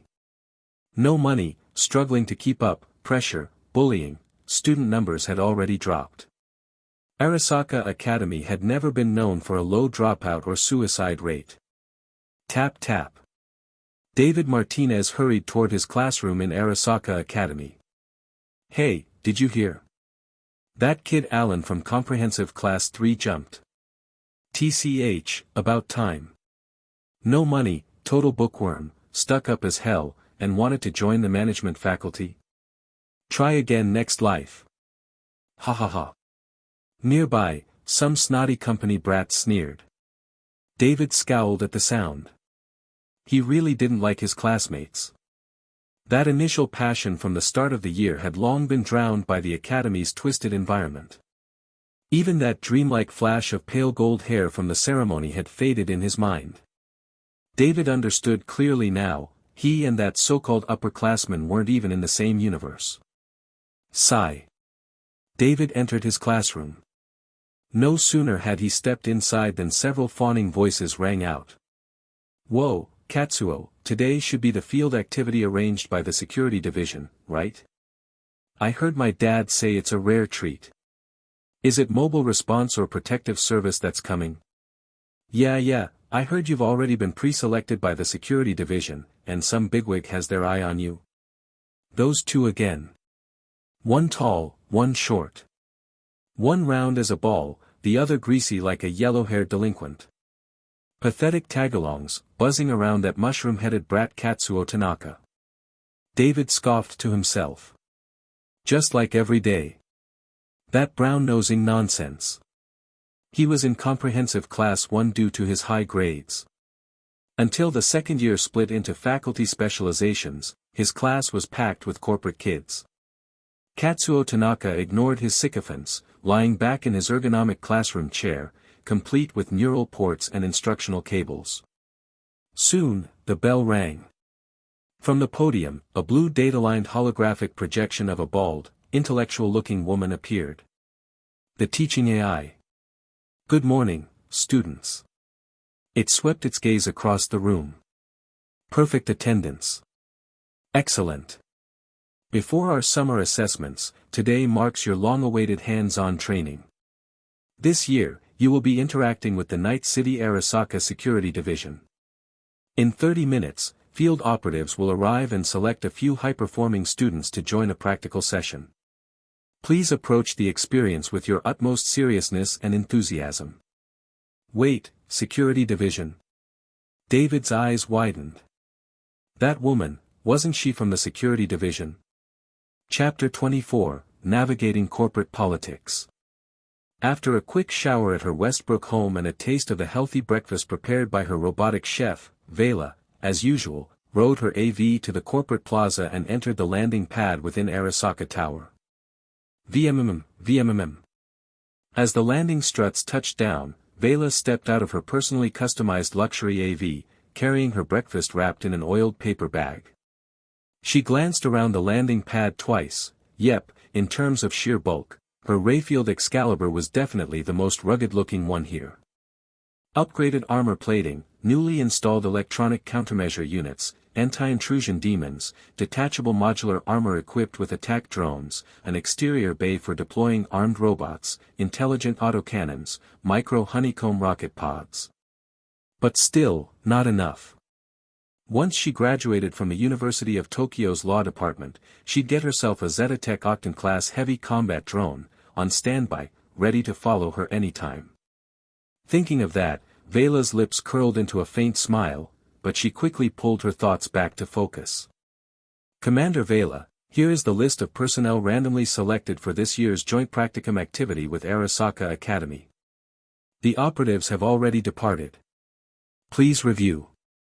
The Arasaka Security Division Administrator in charge of liaising with the Academy had been waiting at the landing pad exit. He froze upon seeing Veila, then smoothly stepped up and followed behind her, holding out a handheld data terminal as he began his report. That'll do. Assign the practicum location to the mobile garrison camp in the Badlands. Let the students do a bit of target practice, stand guard for half a day, and get some exposure to the outside world and its drifters. Veila casually skimmed the personnel list. TCH random selection. Yet every name had connections. No need for special treatment. Keep it standard. Oh, and tell the team, no death quotas. Don't give me any messes with actual casualties. Understood. The administrator responded promptly. Only after Veila had walked off did he look at the updated list she had just approved. In addition to children of current security division staff, several more names had been added. Katsuo Tanaka. Oh, from R&D, that Tanaka in charge of some testing project. David Martinez. Never heard of him. Grades seem good though. A civilian genius. Personnel list approved. Send. Beep. Read. Click. Arriving on the security division's office floor, Veila made a few turns but didn't head straight to her own office. Instead, she walked toward the deputy director's office. James Thomas. A dark security checkpoint. 2 automated turret guns hung on either side of the corridor, with a scanner in the center casting blue data lines as it scanned. AI, visitor authentication complete and approved. Uncle Thomas. The automatic door opened, and Veila immediately saw James Thomas sitting on the couch, sipping coffee. He wore a dark suit, impeccably tailored, with a silver chrysanthemum lapel pin overlaid with the Arasaka emblem on his tie, a symbol of his past service as a soldier. His hair was beginning to gray but remained neatly combed, giving him a stately appearance. "Oh, it's Veila. Come in and have a seat." He paused mid-sentence. "Huh. Veila, I almost didn't recognize you at first glance. Something good happen? Did you put on makeup today?" Veila knew her energy had been particularly vibrant since last night, but was it really that obvious? Just a little makeup. In truth, she hadn't put on any. Carrying her oiled paper bag, she sat down confidently and, without hesitation, pulled out a ham and cheese sandwich and handed it over. "I tweaked the program for the Karali household multifunction robot." Veila called him Uncle Thomas instead of by his title, naturally a move to cultivate the relationship. With no conflict of interest, Thomas had no reason to brush her off. Accepting the sandwich with a smile, he started brewing coffee. "In such a good mood, care to share?" "What's the good news?" "My application for a spot in the University of Tokyo's law department got approved." Thomas paused, then calmly handed over the freshly brewed coffee. "That's great news. Congratulations. When do you leave?" "Next spring. I'll head out as soon as the new semester begins in Tokyo." Thomas immediately understood Veila's purpose for the visit. "And your post with the Special Assault Unit, what's the plan?" "I'll continue overseeing it. These internal admission slots are more like night school, tougher to graduate, but highly flexible. While I'm enrolled, I recommend Jimmy, Unit 6's captain, as my interim assistant to help manage the Special Assault Unit." Click. As Veila exited the deputy director's office, she glanced at the bag of high-end hand-ground coffee beans now in her arms, raising an eyebrow. A gift from James Thomas. He'd ground it himself, supposedly without using a learning chip, having learned the process personally. Rich people, they always had a taste for this kind of flair. Once chip learning was the elite luxury, now, natural learning was the trend. The more time-consuming and labor-intensive, the better, they loved it. Naturally, she accepted it. Just as he had accepted her sandwich. The subtext was clear: "I've looked after your interests this time. In the future, when you're in power, look after mine and my people too." It was a simple exchange of interests. Back in her office, Veila placed the coffee in the fridge and turned her attention to the interface on her terminal. Mail. Sender, Biotech R&D Department, Night City. Supervisor Russell, we must remind you that your Umbrella personal lab has been vacant for 1 month and 7 days. Please fulfill your part-time duties. Shoo. Fingertips brushing the desk, Veila gave a sly smile. Perfect. An excuse at last. Time to shift focus to biotech research and product improvement. Alright, other me, get the T-virus stock and accompanying virology research data. Resident Evil World. San Francisco, Umbrella Industrial Park. While passionately introducing drone production specs to visiting Pentagon brass, the director of Umbrella's Black Umbrella division, Veila, showed a faint look of exasperation. "Ms. Russell, can we get a live demo?" The general from the Pentagon hadn't noticed the flicker of expression on Veila's face. He'd clearly been persuaded by her presentation and was now showing interest in the practical application of drone tech. Of course. She signaled the floor supervisor to hand over a few assembled drones to the Pentagon team and instructed one of the QA, quality assurance, staffed to guide the American soldiers on how to operate them. Amid a series of oh my gosh reactions, several combat-experienced soldiers expressed amazement at the drone's agility and reconnaissance clarity. Seeing even the general take a turn at the controls, the Umbrella staff in the factory lit up. This deal was practically sealed. Only Director Veila wore a contemplative expression. It wasn't about the California facility. It was the Raccoon City incident. It's happening this summer. Chapter 25, Militech meets Resident Evil. Bang! A sudden explosion burst out with a blinding flash of white light, followed by startled exclamations from the soldiers. Amid the noise, when the Pentagon general turned his eyes back toward her, Veila smiled and temporarily shelved her thoughts on Raccoon City. For now. At the moment, her money-making plan, and latching on to the Pentagon's interests, were far more urgent. General, you and your team have real talent. You figured out a new use for the civilian drone so quickly. Clap clap, Veila gently applauded as she stepped forward with a compliment. Just now, after watching the Umbrella drone operators demonstrate their skills, a few soldiers were suddenly inspired. They loaded a flashbang into the drone's detachable undercarriage mount and flew it through the U-shaped underground testing tunnel behind a wall, successfully airdropping it for a direct hit. Yes, the flashbang was also manufactured by Umbrella. Veila understood very well the importance of both hard work and building connections. Umbrella was already a high-tech medical and quasi-defense enterprise. After she took over as director of the newly formed Black Umbrella division, that trend only accelerated. In recent years, Veila had done everything in her power to shift the focus of Umbrella's North America-California division, under her leadership, toward the military-industrial sector, even while continuing in prosthetics, intelligent control, semiconductors, and electronic information. With backing from Derek C. Simmons, and after obtaining official industry certification from the Pentagon and the Department of Justice, her Umbrella USA California division wasn't waiting on large-scale production or even whether high-tech next-gen weapons from Arasaka and the cyberpunk world were in full swing. First, set the foundation and claim the territory. Ammunition of all calibers, flashbangs, gas grenades, smoke bombs. Technically simple but strategically essential. By improving on cyberpunk world experience and tech specs, and leveraging Umbrella's existing power, Veila quickly entered the California market. Local police departments, firing ranges, shooting competition organizers, rifle associations, veterans associations, she supplied them all. Practically giving the stuff away.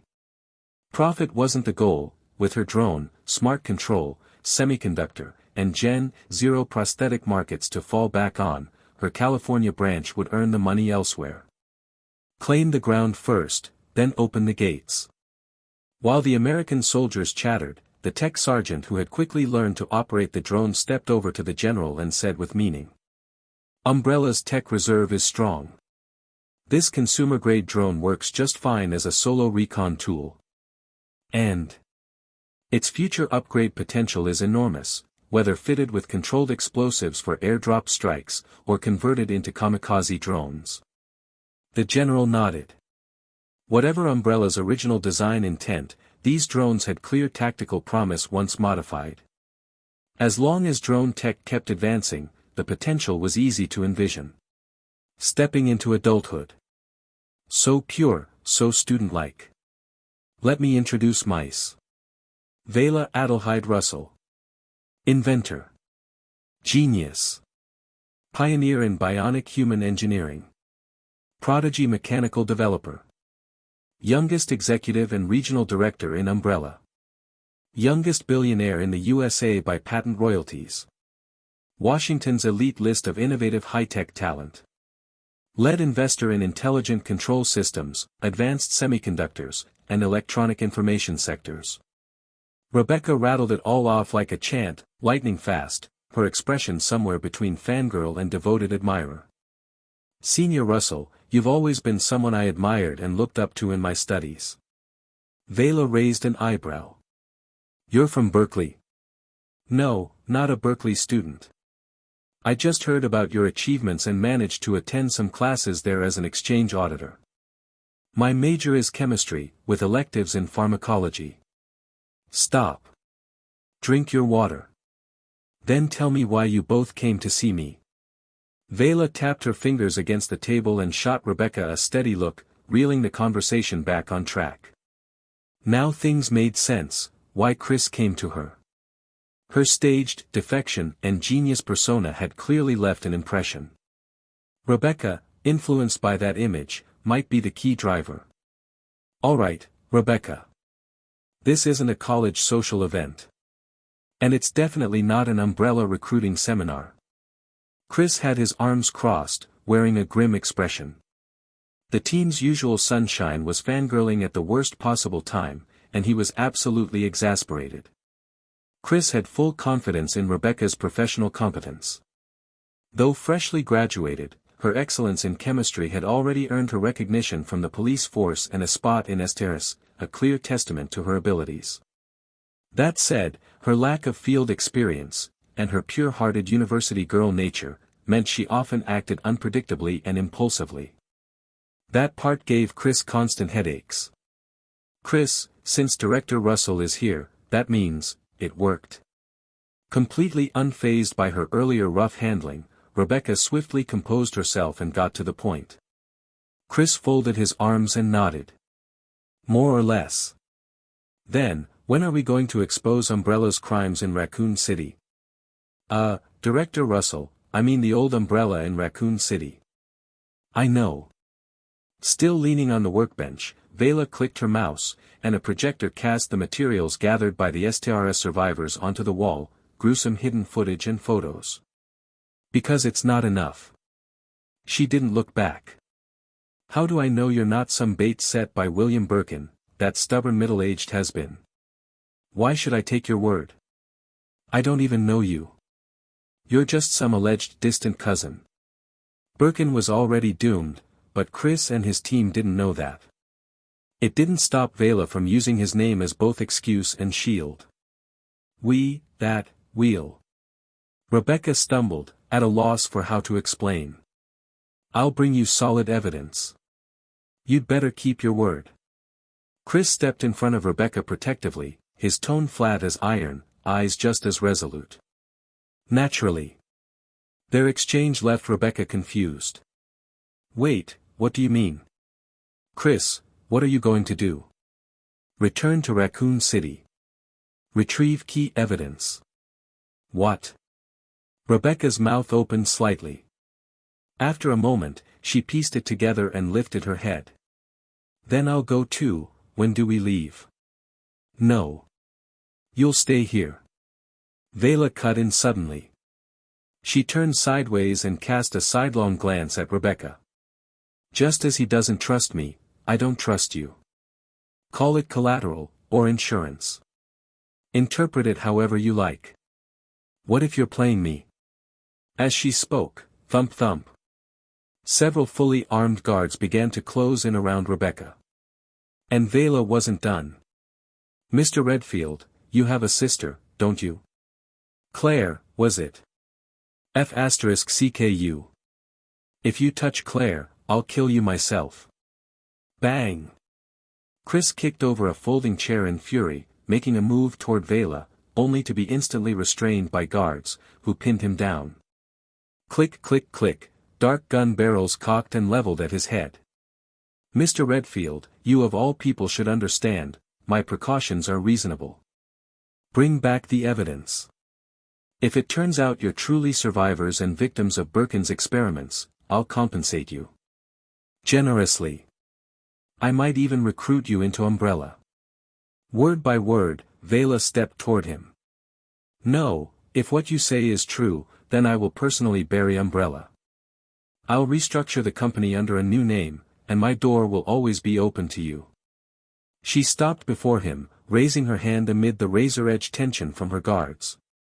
Face dark with rage, Chris clenched his fist, then, finally, let it go. TCH. I don't care about your compensation.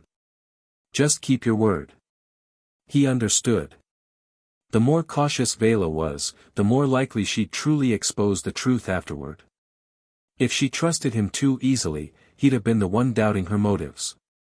With a faint smile, Veila gestured for the security team to stand down, then extended a hand and personally helped Chris to his feet. Then it's official. Our cooperation begins. Good luck. Chris was surprised by her strength but said nothing. When do I leave? Not yet. William Birkin's blunder is going to stir up the old factions and stubborn board members. I'll raise it during the next session. I also need time to prepare with Washington, to give your mission proper cover. A convenient excuse. She paused, then pointed first at Chris, then at the table where his gear, handgun, knife, had been placed. And take a proper set of equipment. Looking like that? I don't want to be accused of trying to silence you. Her look was sharp. But Chris couldn't argue. With the kind of logistical support and weapon access Veila was offering, he'd be a fool to refuse. Just look at the USF Guard Division under Umbrella California. Now, time for training. As a survivor of real biohazard combat, teach my people how to deal with Birkin's mess. You know the nuances. Make it fast. Surrounded by black-clad guards, Veila's elegant silhouette disappeared behind the door. Click. The room sealed. Rebecca blinked a few times. She and Chris exchanged glances. Then she looked around at the brawny men in the room. That's when she noticed, the place looked like a luxury plus version of the STRS operations prep room, projectors, annotated flowcharts, a spread-out map of Raccoon City. And every Umbrella operative in the room had a notebook, clearly mid-briefing before she'd been brought in. Training? Exactly. You're just in time. Since we have field experience from that damned mansion, and you're more meticulous than me, I want your help. Highlight what we need to look out for when dealing with the undead. The situation was what it was. Might as well commit. Chris led Rebecca to the whiteboard, pointing out the table he'd created. Teaching Umbrella personnel how to fight bioweapons felt strange, but not wrong. If anything, it made Veila look better. She treated her people like assets, not cannon fodder. Unlike in Raccoon City, where even the researchers were disposable.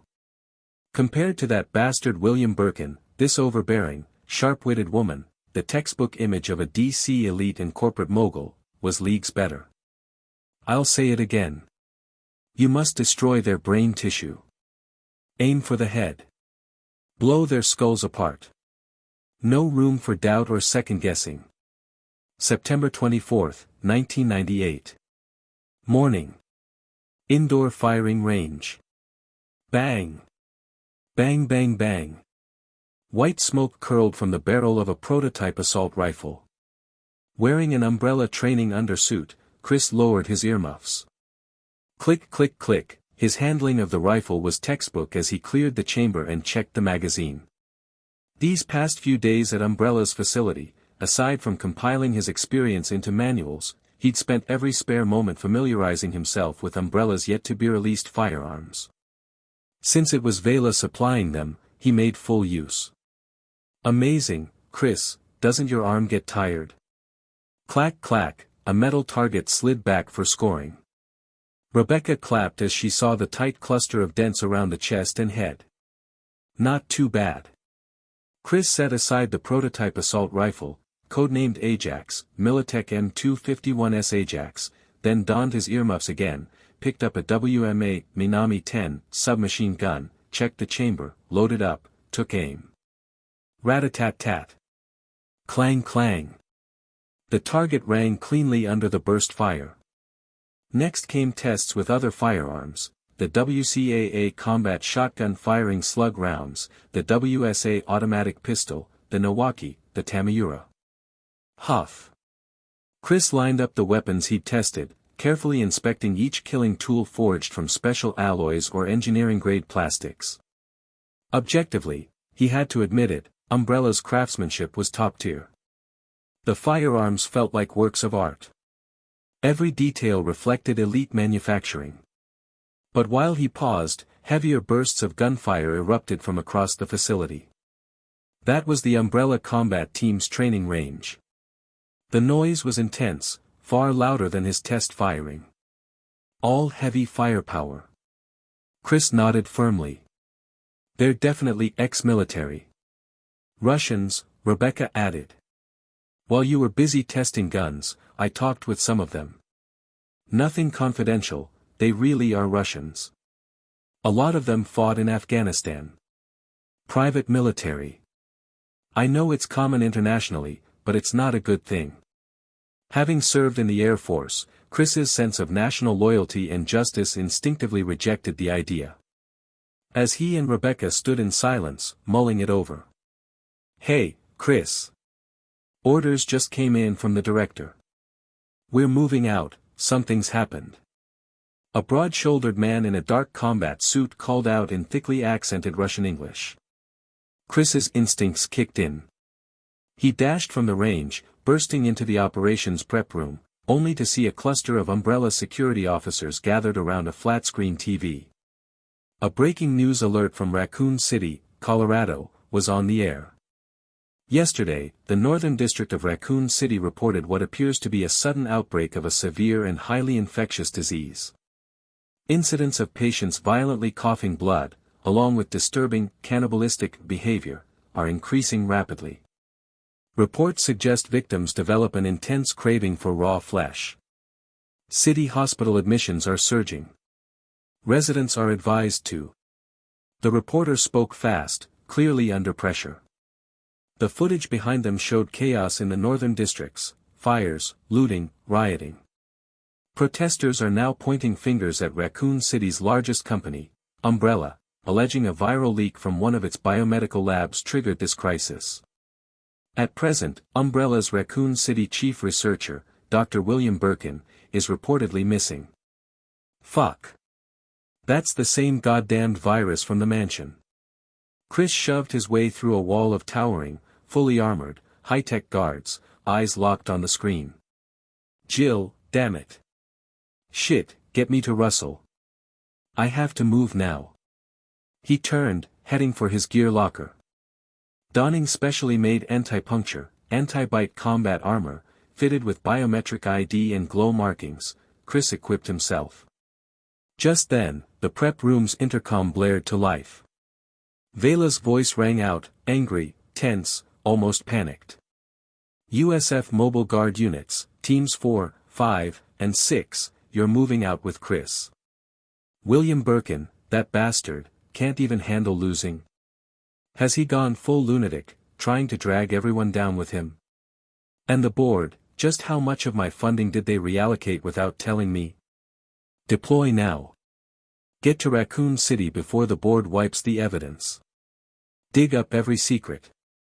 Effective immediately, I declare Umbrella California and Umbrella USA officially detached from Paris HQ. If you face an emergency, act independently. Mission first. No need to report. Chris, go do what you believe is right. Chapter 28, Operation begins. Beep, beep. Chris was on the move. TSK. Chris is cooperating with Umbrella, returning to Raccoon City to take down Umbrella, and Jill will probably join in too. I wonder what those other STRS survivors will think when they see Chris showing up with an Umbrella strike team to rescue them. What a surreal image. Veila stood before a one-way floor-to-ceiling window, overlooking the industrial park below. Sunlight spilled down, dancing on countless metallic surfaces. Rows of modern industrial buildings sat in orderly, clean-cut blocks. Trucks bearing the Umbrella logo moved along predetermined paths, weaving through the complex like silver ribbons. A convoy of heavy-duty multifunctional transport trucks rolled out from the underground garage of a USF Guard Division training base, speeding toward the inland region, Colorado. Arms folded, fingers resting lightly on her cheek, Veila silently watched the USF convoy until it vanished from view. A carnival indeed. She murmured, turned, and activated the projection screen. Sitting down, she leaned back in her chair, watching as real-time surveillance feeds from Raccoon City slowly loaded onto the display. She picked up the integrated phone handset and began dialing. The Raccoon City incident was nothing less than a carnival. A feast born from Umbrella's downfall, a feast where everyone else would get a full plate. Before the scandal, Umbrella had enjoyed the reputation of a pristine, globally dominant monopoly. Their pharmaceuticals, medical devices, and tech reserves were all top tier. But Veila never believed for a second that others weren't eyeing them. Especially before she joined and began steering Umbrella's transformation, the company's real revenue came from hidden sectors, advanced military tech, life sciences, bioweapons. Secret projects unfit for daylight. Normally, every major player had skeletons in their closets. Nobody exposed anybody else. But now that Umbrella had stepped on its own landmine, could rivals, like their chief competitor Tricell, really resist the urge to pounce? And counting on Wall Street's bloodsuckers or Washington's politicians to bail them out? You'd be better off trusting me, Veila, and Yahweh himself. Just send money. Now, Veila would be joining the feast. What's that? You say Veila is part of Umbrella? Not for long. From now on, address her properly, Chairwoman and CEO of Militech. Hello, Mr. Simmons, interested in investing in Militech? While Veila was busy executing her jump ship plan, negotiating with Washington on how best to cut ties and carve up Umbrella, in the United Kingdom, within the hidden fortress of the Spencer family. Master, the viral outbreak in Raccoon City is escalating rapidly. The city's water supply and sewer systems have been contaminated with the T-virus. The situation is no longer controllable. The USS recovery operation on the 22nd has completely failed. Alpha Team has been out of contact for over 48 hours, likely wiped out. William Birkin, the treacherous backstabber, has injected himself with the G-virus and turned into a biomonster, rampaging through the underground labs. Numerous incomplete or sealed biospecimens have escaped into the city. Our inhibitors and neutralizers were designed for the T-virus. Their effectiveness on the G-virus is entirely unknown. The pressure from the White House and public opinion is immense. The old Spencer family butler delivered the report with a faint tremble in his voice. In modern society, a viral leak of this scale leading to a full-blown biohazard, was utterly unprecedented, and terrifying. Even as a long-time butler in service to the Spencer family, he couldn't suppress the instinct to recoil. Umbrella might be massive, its pharmaceuticals division alone worth hundreds of billions, but if Raccoon City's guilt was confirmed, its fate was sealed. International backlash, government sanctions, forced delistings, corporate dismantling. Oswell E. Spencer sat in a high-tech wheelchair, a gift from Veila, director of the Black Umbrella Division. He raised a frail, withered hand, his tone indifferent as if he hadn't heard the butler's hesitation. Has the UBCS unit deployed? They deployed early. The butler's professionalism was impeccable. He instantly masked his emotions. The first wave is expected to reach Raccoon City by tonight. If this can't be avoided, then we'll make the most of it, advance the research.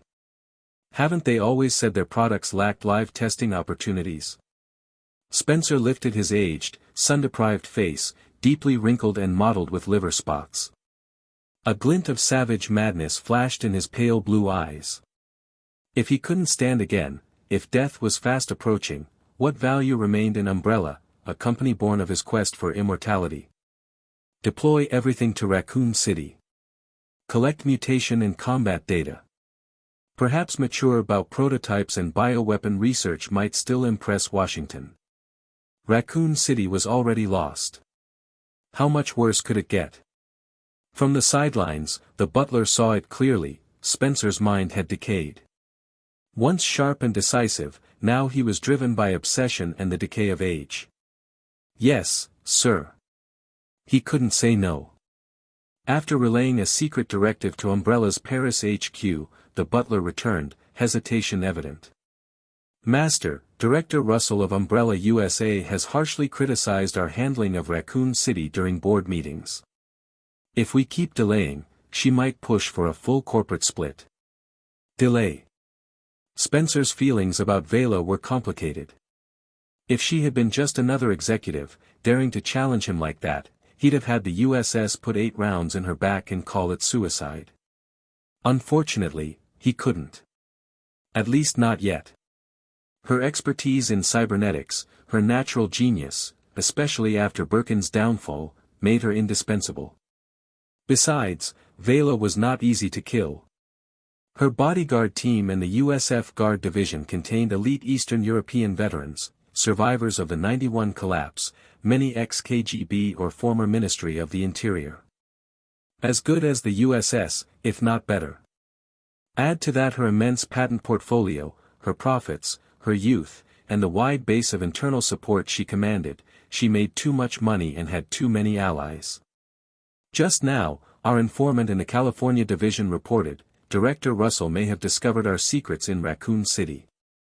The butler paused, then added, she's also begun deliberately investigating the company's buried history. Who? Now Spencer finally reacted. In the past, he trusted Veila not just for her abilities. She was young. Too young. She had joined late, and her faction was new, an outsider. There was no way she knew the rotten secrets buried deep in Umbrella's past. She also had no interest in virology.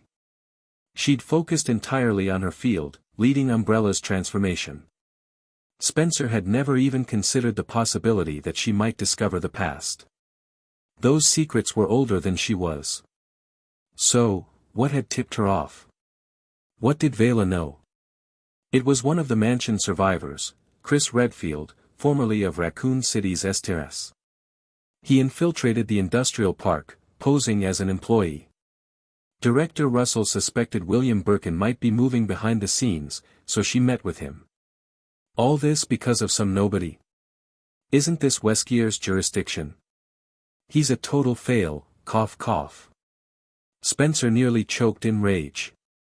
William Birkin had already been flirting with U.S. military brass. Traitor. Where is he? Kill him. Wipe out all the STRS survivors. Eliminate every loose end. Butler, Director Russell didn't fully believe his story. She sent a team to verify, he's been tasked with returning to Raccoon City to collect evidence.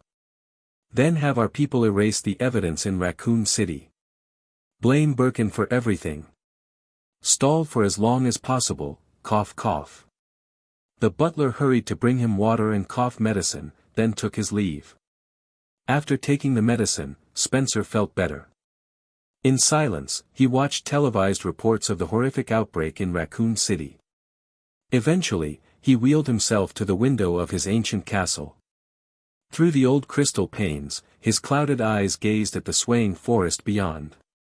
Why do you look down on virology? If it were you, with your brilliance, you could surely help me. There's still a chance. September 25, 1998. Raccoon City. Under grim skies and blaring sirens, the once lit city had plunged into chaos. Collapsing, burning buildings. Traffic jams turned to car graveyards.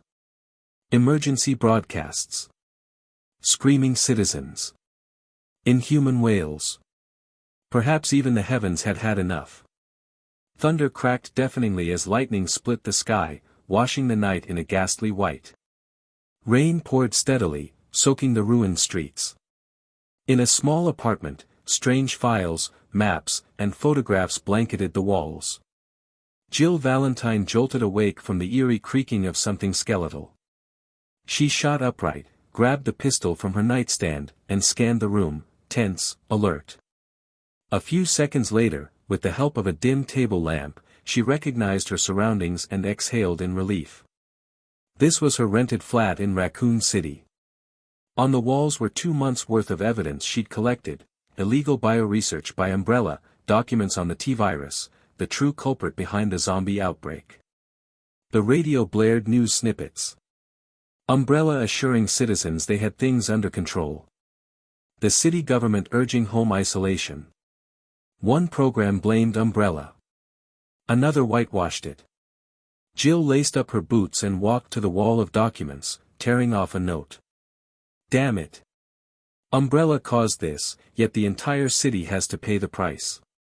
Every night gets worse. In a few more days, I'll leave the city with these files, just as Chris and I planned. She read through it, an observation log from her tracking of the virus outbreak. Fucking T-virus. She had thought the mansion nightmare was over. She couldn't have been more wrong. Raccoon City was now a hellscape, cursed by that virus. Just yesterday, during a supply run, she'd witnessed the collapse firsthand. And the moment she heard the term, cannibal sickness, she knew, it was the T-virus. Ring ring ring. The phone? Who could be calling? She followed the sound, picked up the chunky Motorola landline phone. Beep. Hello. This is Jill. Jill, are you alright? Chris. It's you. Jill lit up with relief. I thought you were in Europe. Did you find definitive evidence of Umbrella's illegal research? No, long story short, listen to me. Now. Right now, gather everything you've got. Every file, every piece of evidence. Arm yourself and secure basic protection. I've returned from Europe. I left from San Francisco and I'm en route to Raccoon City. Your location, Jill, it might be compromised. Umbrella is moving to destroy all evidence in the city. You might be one of their targets. Just relocate for now. Head west. I'll be entering from the west with an Umbrella unit, we'll rendezvous there. Wait, what? You're with Umbrella? Jill's voice shot up. It's not what it sounds like. I'm with an Umbrella unit, but not the one from Raccoon City. That makes a difference. Just, Jill, trust me. Please. Move. Be safe. Do it now. Click. The call ended. Jill stared at the phone. Chris, what the hell are you doing? Though confused, years of trust forged in STRS kicked in. Jill acted. She tore down the files, photographs, copies, film reels, stuffing it all into a duffel bag.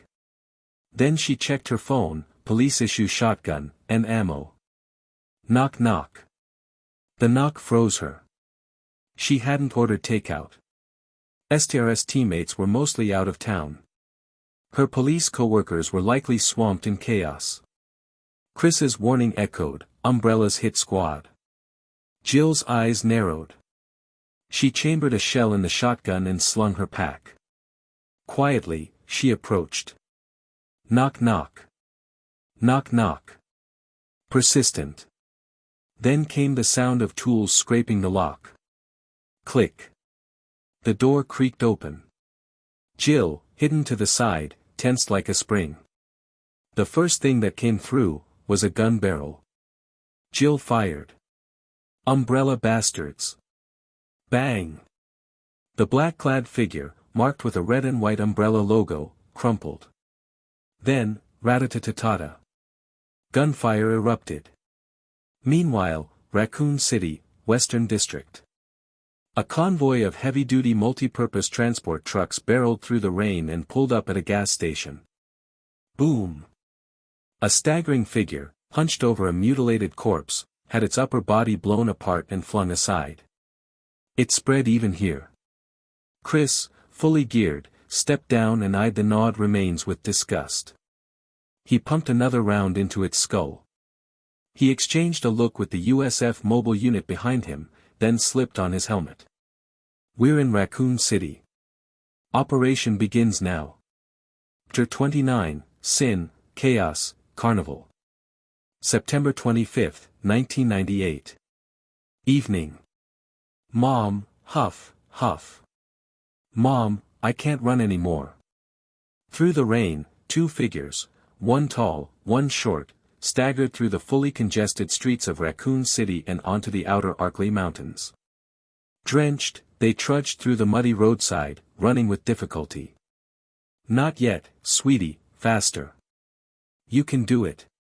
We have to get far away from here. The smaller figure stumbled several times, nearly falling, only to be lifted again by her mother. Rain-soaked golden hair clung to the woman's cheeks as water streamed down her face. Gasping, drenched from head to toe, she looked back at the fading lights of Raccoon City, fear etched deep on her face. They've gone mad. Everyone's gone mad. Back there, through the sheets of rain, twisted shadows swayed, interspersed with ghastly moans. The woman clutched her daughter's hand tightly and pressed on, but their pace slowed. In the dark and stormy night, their figures looked impossibly small, as if the storm might swallow them at any moment. Eventually, a puddle tripped the girl. Her mother knelt to help, trying to lift her again, but she was exhausted. The chill from their soaked clothes and the strain of escaping the city had drained her completely. Her breathing grew more labored. Roar. And then, from behind them, that bone-chilling growl returned. Drawing closer, a figure of blood and gore emerged, reaching with a pale hand and gaping maw. God help us. The woman's face went pale with despair, but she still instinctively shielded her daughter. Suddenly. Bang! Muzzle flash lit the rain. Flesh burst apart. Clunk. A bright flashlight beam swept toward them. Once it located the mother and child, the light softened. The woman could finally see clearly. A tall figure approached, his arms marked with glowing stripes. Dressed in full dark combat gear, armored boots, ballistic vest with plate inserts, a filtered mask under a fully sealed helmet with triple-lens night vision. He lowered his massive rifle, crouched, and extended a hand. The little girl blinked at the glowing USF letters on his chest. Cradling the girl in one arm, he helped the mother to her feet and led them to a roadside service station 50 meters away. Apologies, but we need to check. Any bites or scratches? Beneath a makeshift rain shelter, the USF soldier carefully scanned their limbs, neck, and torso with a flashlight. Once he confirmed there were no wounds, he wrapped them in foil thermal blankets. Only then did the woman realize the station was surrounded by 7 heavy transport trucks. Some had opened into RV-like temporary shelters. Others like her, wrapped in the same blankets, sat dazed against the walls. Heavily armed personnel moved up and down, unloading and assembling monitors, CPUs, med kits, ammo crates, M2 heavy machine guns, M134 miniguns, autocannons, multi-barrel rocket launchers, and gear she couldn't name. Gunfire rang out in short bursts. Snipers with suppressed rifles perched on truck roofs, picking off zombies in the distance. Umbrella Security, but that logo? As a Raccoon City native, she knew Umbrella well. These were clearly their personnel, each wore the familiar red and white Umbrella logo. But what was that black and yellow square pattern on their shoulder armor? Militech. Militech. She whispered the words. But she quickly pushed those unnecessary thoughts aside, hugging her daughter tightly. She had already lost her husband, he had stayed behind to cover their escape and was overwhelmed by the cannibal sickness victims. Now, she only wanted to keep her child safe. The National Guard is expected to arrive within 12 to 24 hours. When they do, you'll be safely evacuated. A USF soldier watching over the survivors handed her a bottle of water and some food. Thank you. From a distance at the entrance to Raccoon Avenue, Chris stood watching everything, his expression unreadable beneath his helmet. He turned away slowly. The ones who should really answer for this aren't the grunts. It's people like William Birkin, Umbrella's top brass. And he will answer, Veila's voice replied through the comms. It was his arrogance and stubbornness that ruined everything. Chris didn't respond to that. Instead, he looked at a recessed display screen on the side of a transport truck. On it, Veila appeared, seated with her hands calmly placed on the table, pristine, polished, and composed. Things have reached this point. You believe me now, right? Chris asked. I do. The agreement stands. Once you bring the evidence out of Raccoon City, I'll publicly resign from Umbrella and lead the California division, and Umbrella USA, out from under Paris HQ's control. I'll also testify before Congress.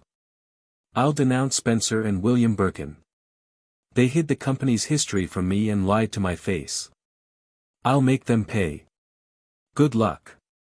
Let's hope so. Chris stepped out of view. The evacuation point had been established. He walked to the front of the truck, waved at the USF driver, and then picked up speed, making his way on foot into the wreckage-clogged Raccoon Avenue. USF soldiers clearing stragglers nearby fell in behind him, forming up swiftly and advancing with him toward the city interior. As part of the support team, the USF driver parked the vehicle across the road and deployed stabilizers. BZZZ, BZZZ. Waterproofed recon drones launched into the air under operator control. Inside the truck, gun ports slid open and M2 heavy machine gunners loaded up. Support teams moved to higher ground, methodically establishing fire positions. Umbrella Industrial Park, San Francisco, Director's Office. Veila sat before a massive split-screen monitor. A top-down map of Raccoon City occupied the center, with glowing green dots and vehicle outlines representing her USF mobile units. Though technically a few generations behind and not yet fully mature, the downgraded tactical terminal system she'd installed gave her enough range and feedback to monitor and command operations in real time, right from her comfortable seat. She was getting a taste of what it was like to be Arasaka. Because she couldn't, and wouldn't, go to Raccoon City herself. The wise don't stand beneath crumbling walls. She was the director, not a frontline grunt. Too many people depended on her to stay alive. Like the USF troops themselves, if they died, it'd be on her to handle the pensions, the families, everything. Most of all, Veila feared death. William Birkin, now a G-mutant, was still loose in Raccoon City. What if he saw her and snapped? She knew her own limits well. Over the years, she'd developed a habit of baiting Birkin, constantly provoking him. He probably hated her. With that in mind, it wouldn't be surprising if Washington ended up blaming her for part of Birkin's downfall. She chuckled dryly and shook her head, shifting her gaze back to her USF forces. Too bad the feedback's slow, marking is off, and there's no clean first-person view. If only the vehicle factory were operational. No aerial units, no mechs, even the weapons are lacking. This riot suppression task force doesn't feel very riot suppressive. It was admittedly odd to see M2's ancient relics resurface amid so many old Arasaka, Militech, and even Nakota models. But whatever. Veila couldn't produce smart weapons or personal railguns yet. She'd use what worked. And there was a reason the M2 heavy machine gun remained a US military staple for generations.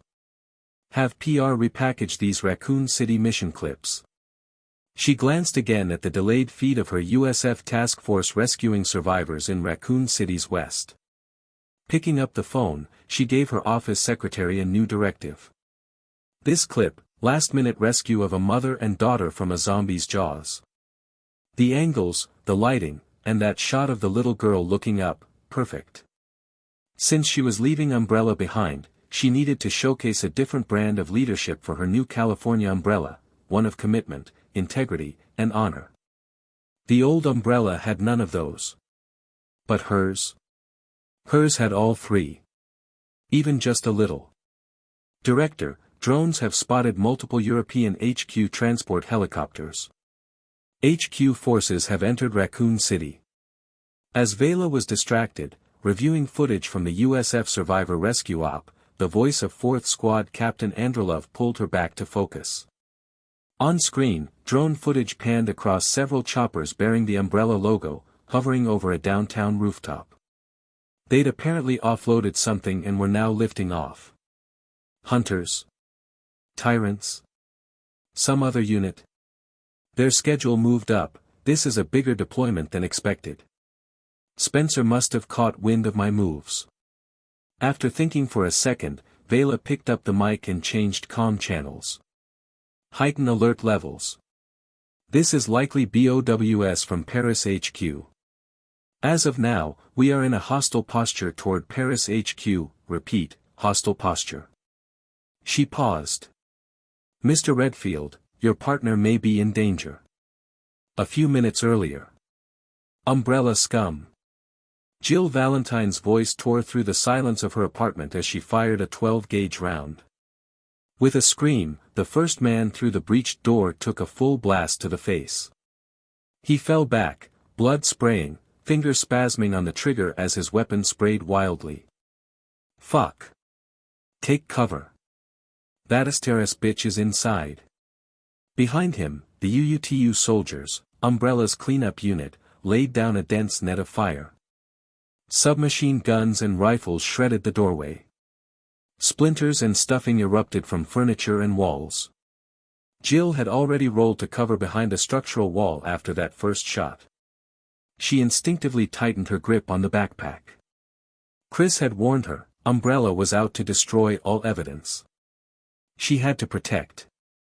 Two soldiers appeared in her peripheral vision, tossing in two round objects. Grenades. No time to think. Jill dove for the half-open bathroom door. Boom. The blast shook the room. Shrapnel flew. Curled tightly behind the doorframe, Jill ignored the ringing in her ears, pulled two flashbangs from her belt, bit out the pins, tossed one, and then sprang to her feet. Bang! As the flash went off, she rolled out of the bathroom. BLAM. BLAM. BLAM. Screams followed, some hadn't ducked in time.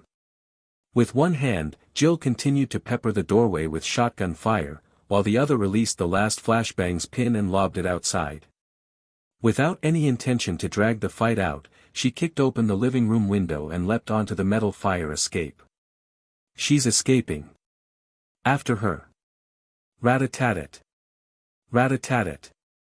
Bullets sparked off the rusted rungs of the fire escape. Jill didn't pause to breathe, diving toward the wall's blind spot below. Thunk. The trash pile cushioned her fall. Jill tumbled forward, hissing from the scrape across her shoulder blade. Ugh, damn it. Gritting her teeth against the searing pain, she forced herself to ignore the stench of decay as she sprinted into the alley. Roar. A middle-aged zombie woman, drawn by the gunfire and scent of blood, lunged at her from the shadows. BLAM. Jill sidestepped and blasted its head into pulp. Compared to treacherous people, mindless zombies were easy. She's in the alley. Shit. The shouts behind her made Jill's face harden. Even now, with the city a hellhole, Umbrella still wanted her dead. And across the street, more zombies, 7, maybe 8, shambled toward her. Cornered. Just then, clack, a side door flew open. This way. A disheveled man yanked Jill inside. Clang. The door slammed shut. Thanks. Jill's gratitude froze as she spotted the umbrella patch on his shoulder. Her voice snapped like a whip. You umbrella bastard. Whoa, easy. I did just save your life. The man, dressed like a mercenary and clearly not regular military, raised his hands. I'm Carlos, UBCS. What's the difference? At the very least, I'm not with them. We were deployed to help civilians. Carlos shrugged. Didn't expect it to be this bad, though. It's a total mess. Bang bang. The door shuddered with impacts. This isn't the place to talk. We've got to move. I only came this way, 'cause I saw those guys sneaking around. Had no idea they were trying to kill you. Lady, what did you do to piss them off this much? Save the jokes. Jill snapped. If anyone's pissed off the world, it's your damn umbrella. That's above my pay grade. I'm just a merc. Carlos jogged ahead, voice dry and self-deprecating. Like a dog fetching a frisbee, who asks why it does it? Jill fell silent. After a moment, she reconsidered something Chris had said. Want to come with me? I'm heading west. An umbrella unit supposed to meet me there. Huh? Carlos blinked. Wait, what? Didn't she just get attacked by Umbrella's Black Ops unit? She didn't trust him a minute ago. Now she's saying another Umbrella unit is coming to help. What is going on? Infighting, inside Umbrella? Dumb. Still stunned, Carlos rushed to the far door and threw it open. Shit. Before Jill could react, he tackled her to the ground. Whoosh, boom. A rocket screamed past and exploded inside. The entire room blew apart in a blast of fire and debris. Smoke and dust filled the air as fragments rained down. Cough, what the hell was that? Carlos rolled to his feet, staring in shock.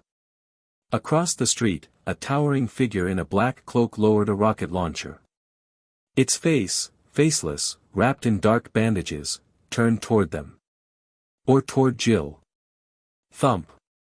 Another hulking monster landed from a rooftop, crushing a sedan beneath its weight. It let out a guttural roar, distorted words barely audible. STRS evidence, destroy. Thud. It charged like a tank. Lady, what the hell did you do? Shit, don't just stare. That's Umbrella's bioweapon, run. Jill bolted. Over her shoulder, she caught a glimpse of the monster's grotesquely exposed heart. Wait, what was that? A tiny drone with a spinning propeller dropped onto the creature. Then, boom. A fiery explosion erupted. The air compressed, then blasted outward with force. Jill staggered back from the shockwave, eyes wide. Another drone hovered, emitting a voice. Jill. Is that you, Jill? Chris. Chapter 30, All Fear Comes From. No time to explain, run. Chris' voice came through the speaker mounted on the drone in the smoke-filled room. Given their life-or-death history together back in STRS, Jill reflexively trusted Chris' command. Run. Jill hadn't forgotten Carlos, the man who'd saved her just minutes ago, even if he was a UBCS mercenary from Umbrella. She gave Carlos a tug.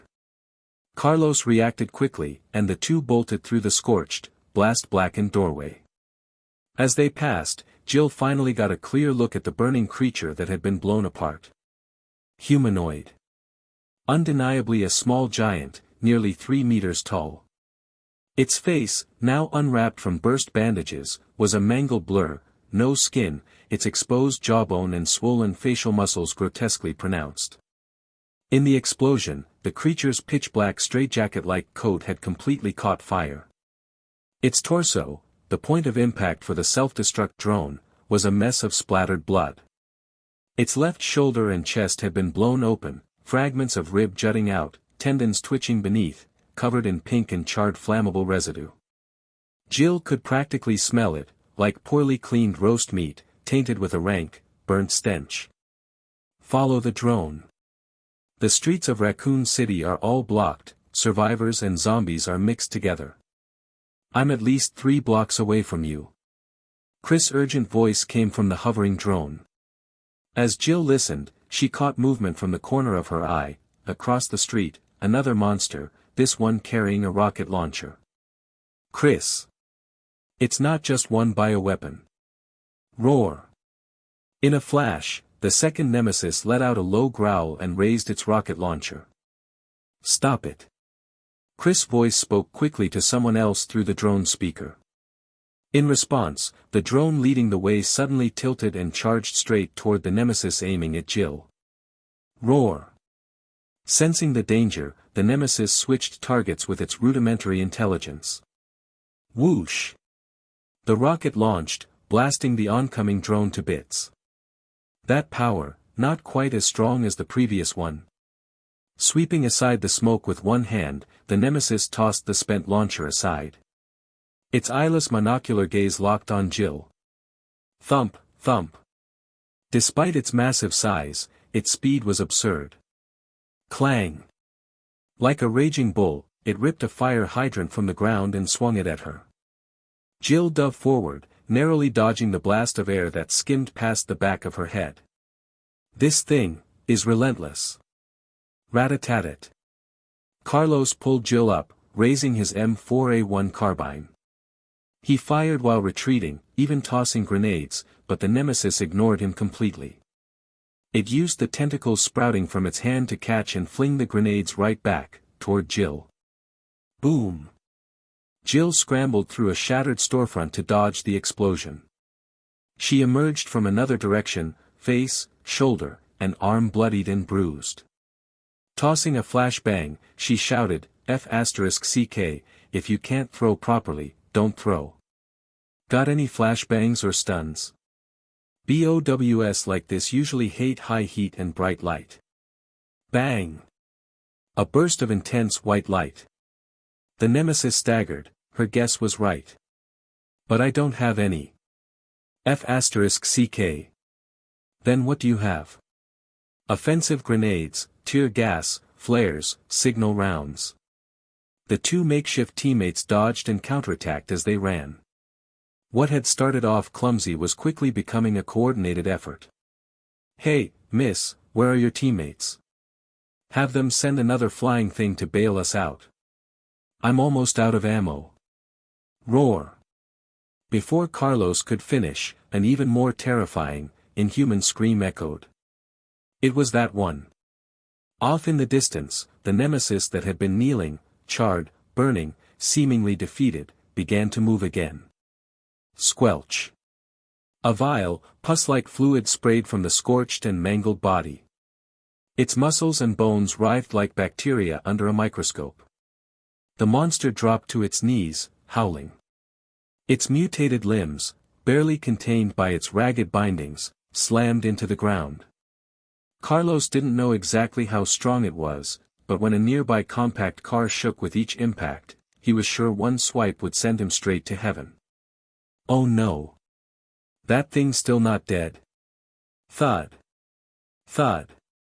More heavy footsteps echoed. From a narrow side alley, a group of figures emerged, each wearing black trench coats and wide-brimmed hats. But one look at their pale blue, lifeless faces and grotesque frames told Carlos they weren't human. He forced a smile that looked more like a grimace. Tell me, Miss Beautiful, did you bomb Umbrella's headquarters? Or do you have their stock certificates in your backpack? I just blew up one damn mansion. And it wasn't even me, it self-destructed. Jill was beyond exasperated. An assassination squad. Then BOWs, pursuers, tyrants. Umbrella sure was pulling out all the stops. BZZZ.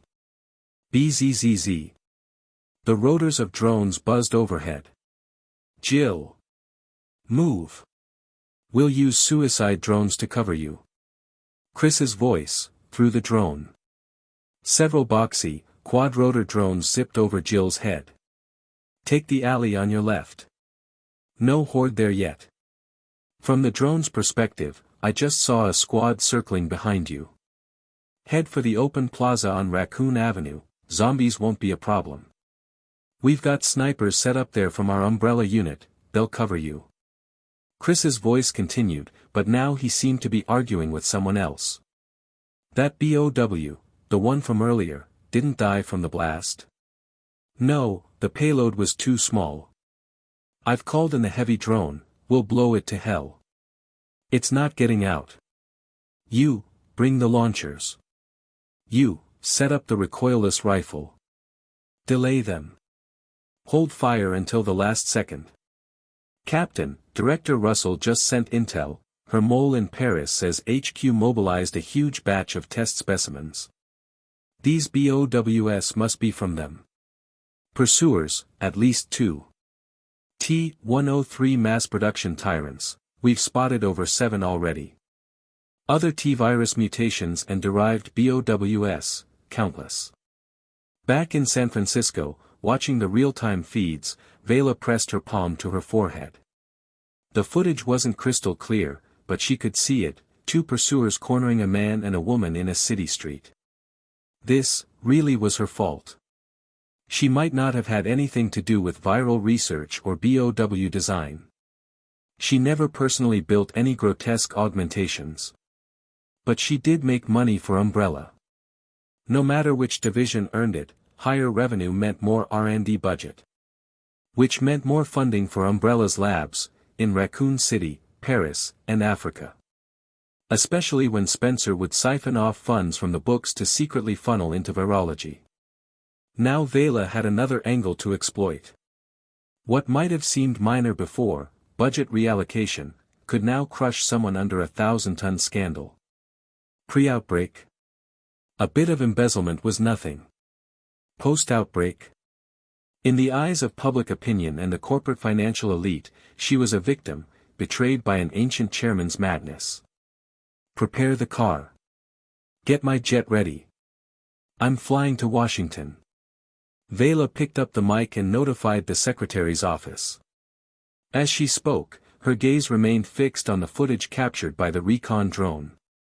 That burst open nemesis, its nemesis alpha parasite had begun secreting some kind of biochemical substance. It was entering stage 2. Andreylov, prioritize eliminating that mutating BOW. My AI analysis model advises this: when dealing with BOWs, take them out while they're still humanoid. Destroy the head, torso, and parasite. Letting them mutate leads to uncontrollable, unknown risks. Unable to resist, Veila offered the suggestion under the guise of her AI model. She couldn't stand seeing her subordinates botch a cleanup and let the enemy grow. Yes, ma'am. The voice of Andreylov from USF Mobile Unit 4 came through the earpiece. Boom boom boom boom boom. Crisp, showing multiple small icons. Andreylov tapped one, and a new style broadcast interface opened. The scene, an airport, San Francisco, it seemed. Dozens of reporters surrounded a statuesque woman with light golden hair. The area was abuzz with noise. Andreylov raised the volume. Though the nearby gunfire still roared, it was enough for Jill to make out the broadcast. I, Veila Adelheid Russell, hereby announce in my capacity as a member of Umbrella's Board of Directors that the California branch and Umbrella USA division are, effective immediately, seceding from Umbrella Paris headquarters. Chapter 32, When Umbrella Falls. Effective immediately, the California branch and the USA division of Umbrella are seceding from the Paris headquarters. San Francisco International Airport, outside Terminal T3, was swarmed with reporters. As the explosive news of Umbrella's internal schism broke, a flurry of flashbulbs lit up and the constant clicking of shutters echoed in unison. Among the sea of cameras, Veila turned her head slightly. A bodyguard in black leaned in and whispered discreetly in her ear, "Director, Captain Andreylov has recovered the STRS survivors in Raccoon City." I know. Veila gave a small nod. Then, with her brow furrowed, she put on a professionally composed expression of concern and irritation, and gave the gathered reporters a nod of acknowledgement. Ladies and gentlemen, that concludes the Q&A session. As a responsible corporate leader and citizen, I cannot turn a blind eye to the disaster in Raccoon City. Though my conflicts with William Birkin have always existed, we were once part of the same company. The Raccoon City incident has happened, undeniably. And now, I will not run. My team and the California branch will do our part to help Raccoon City through this crisis. Taking the cue, her security team moved in, helping SFPD airport officers push the crowd back. Veila took the opportunity to walk toward the waiting Boeing 777 on the tarmac, still emblazoned with the red and white Umbrella logo. Director Russell, as an employee, executive, and board member, is it legal for you to unilaterally secede from headquarters and the board? Director Russell, why was your first response after the Raccoon City incident to declare independence from Paris HQ? Is there a hidden agenda behind this move? Veila paid no attention to the shouting journalists. You were summoned so I could give you information. Not for you to interrogate me. Typical American press. No wonder TV dramas paint them as dangerous nuisances, each question more brazen than the last. Blunt, tactless, and brainless. Even at a moment like this, some tabloid hack couldn't resist twisting it into a scandal. Click. She ascended the air stair and boarded the jet. As the cabin door sealed shut, her composed expression instantly melted away. Smack. Damn journalists. Settling into a luxurious seat and fastening her belt, Veila smirked. Of course she wasn't really mad at them. It was their job.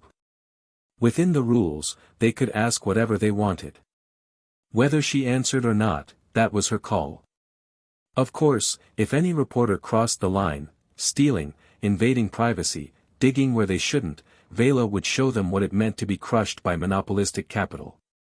Including but not limited to, being declared insane on the spot, institutionalized, assaulted in a psych ward, and eventually suicided by hanging. A full-service package. Media industry, you old fossils. I'll let you stir up a storm for now. Your day will come.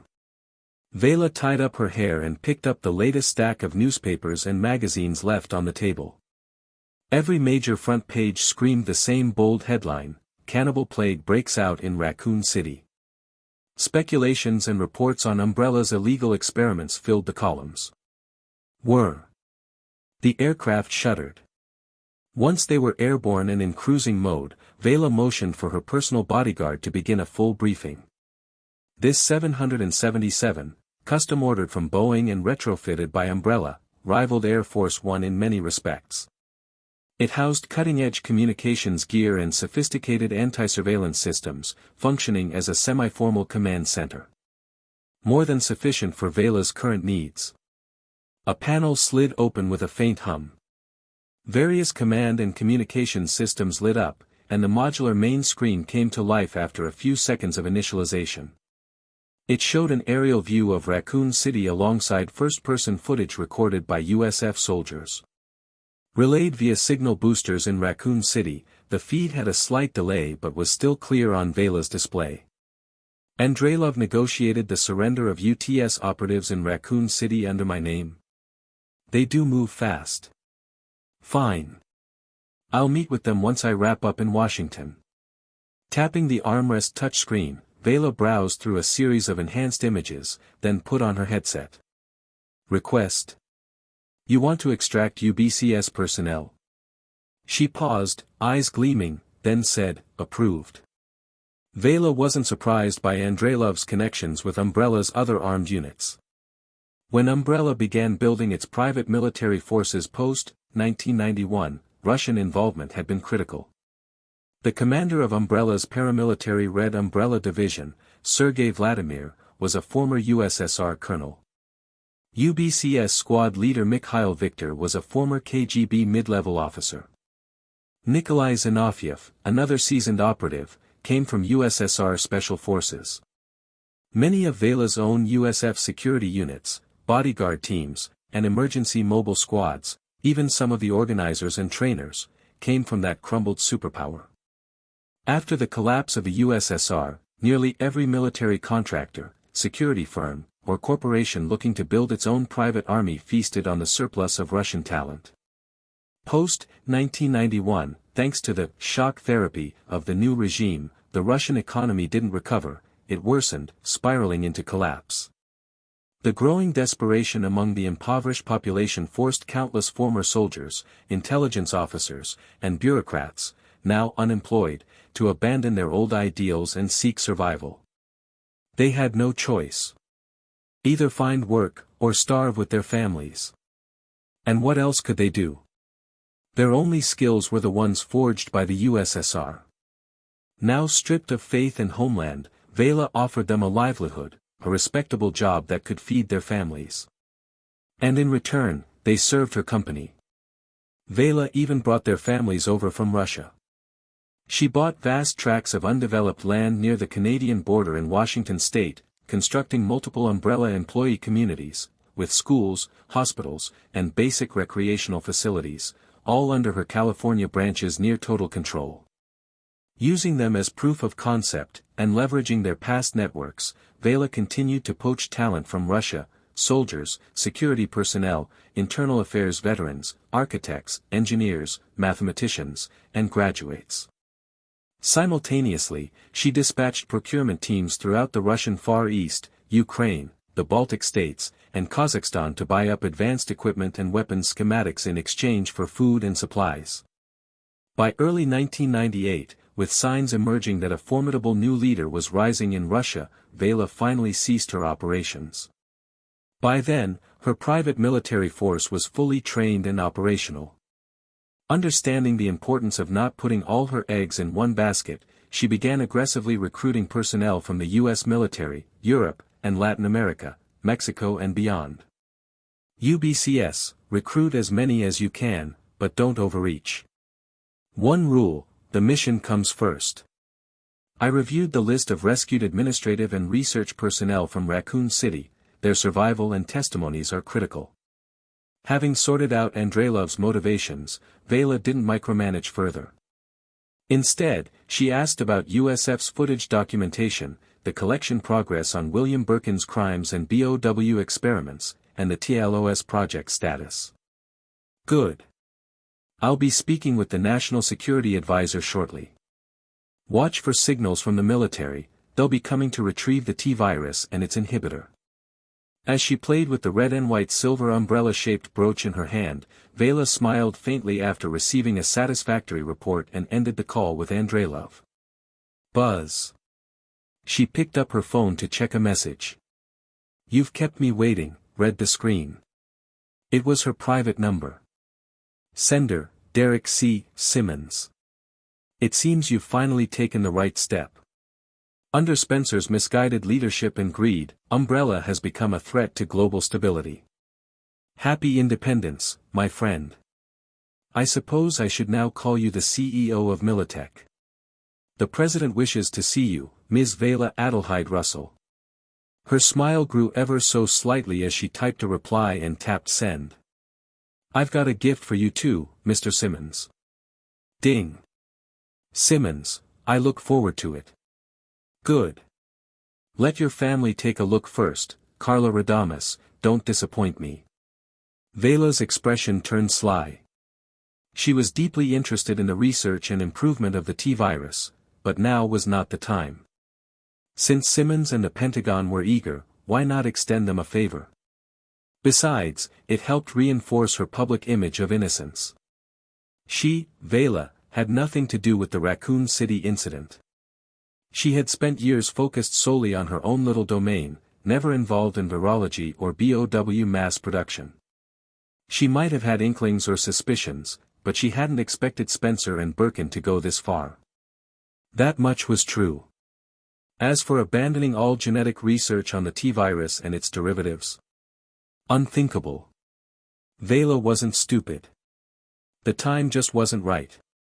Umbrella, no, from now on, Militech, as a strategic partner of the Pentagon, would eventually have access to results. And Veila had ensured her USF teams recovered more than one sample of the T-virus and its inhibitors days before the outbreak. They had even found the progenitor virus and the experimental, Queen Leech, used for DNA extraction.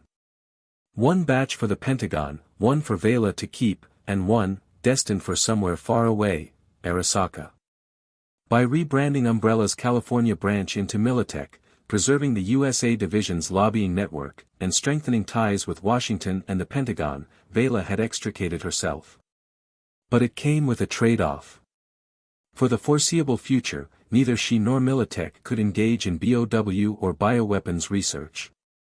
Though Veila never fully bought into BOWS anyway, she believed the future lay in cybernetically enhanced bioweapons, cyborg hybrids. Still, her rivals wouldn't care. They'd be watching her every move. Militech might inherit Umbrella's pharmaceutical and medical hardware business, but related research efforts would stall. Anything based on virology, at least for the next few years, would have to be hidden and handled with extreme caution. That was fine. Umbrella's legacy alone was enough to feed her for years. She would focus on building Militech's foundation first. With Umbrella sanctioned, its assets frozen, and bankruptcy looming, there was no better time to absorb and reorganize its remains. Especially the African Research Center in the Dubai region of West Africa. Steadying herself, Veila calmly waited for the video call arranged by Simmons, the National Security Advisor. Beep beep. The screen chimed.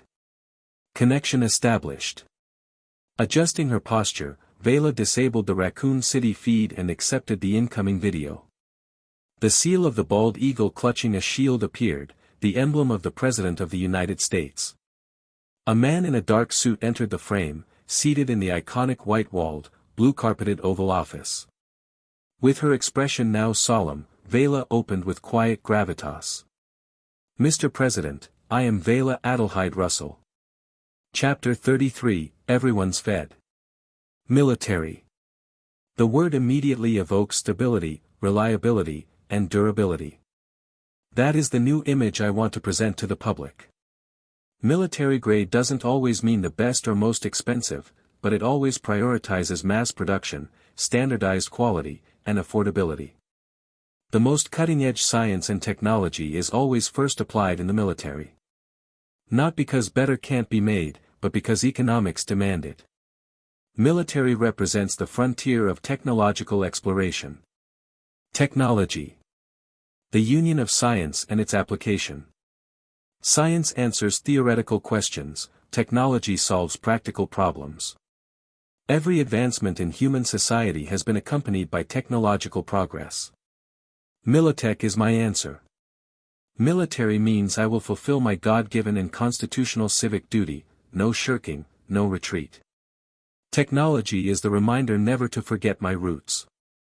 We will be reborn from fire, break through the shadow once known as umbrella, and once again lead at the forefront of innovation. Russell. Washington, D.C., atop the 25-meter-high Capitol Hill, inside the Capitol Building, House of Representatives. In the second-floor gallery, clerks and journalists frowned in thought or scribbled notes as they recorded the non-congressional speaker's explanation for reorganizing Umbrella into Militech. An emergency legislative session was underway. September 26, 1998. Morning. Inside this 233-meter-long neoclassical structure, the world's first major biohazard incident, the Raccoon City event, was fully revealed. Former Umbrella board member and USA Division head Veila Adelheid Russell submitted the recovered evidence from Raccoon City proving Umbrella's covert research into bioviruses and bioweapons to the White House, Congress, and the Supreme Court.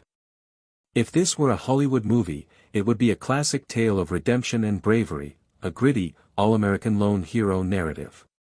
From this moment forward, former Raccoon City Police Department STRS member Chris Redfield became a national, even global, hero. In Veila's vivid account, this young officer had infiltrated Umbrella's industrial park in San Francisco at the risk of being shot on sight, just to meet her. He shared his harrowing experiences and evidence, ultimately persuading her. Years ago, on the STRS team, Chris had been lured into Umbrella's old mansion, built in the 60s and 70s by William Birkin's conspiracies, used as a living test subject for bioviruses and BOWs. Most of his team died, only he and a few barely made it out alive. But instead of receiving justice, they faced suppression from Umbrella. STRS was forcibly disbanded. Chris received multiple death threats and dared not meet even his sister. He fled to Europe, investigating despite having no leads or hope of victory. Yet he never gave up, continuing to challenge Umbrella. Eventually, persistence paid off. A teammate's hunch led to another approach. Even though the plan was risky, Chris's sense of justice and guilt over his fallen comrades drove him to act. Every day of delay meant more innocents harmed. He chose action. And it worked. His efforts fractured Umbrella. There were still good people. Raccoon City's evidence was salvaged before destruction. Look at that narrative, how righteous, how perfect. Chris Redfield, they say, is still in Raccoon City right now, rescuing teammates and unearthing more of Umbrella's crimes. The ultimate tough guy. No compromise, no surrender, no retreat.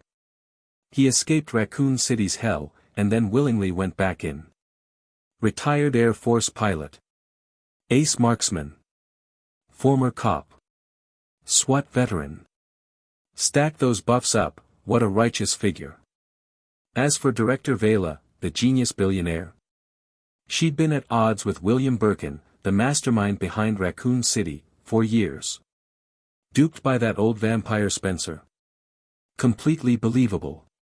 And then, her return to the light, her moral awakening. People love that narrative. Before a podium modeled after the Roman Pantheon, built of white marble and full of Roman revival elegance, Veila ended her special appearance in the house with a vow, no more repeating mistakes. Embrace civic duty.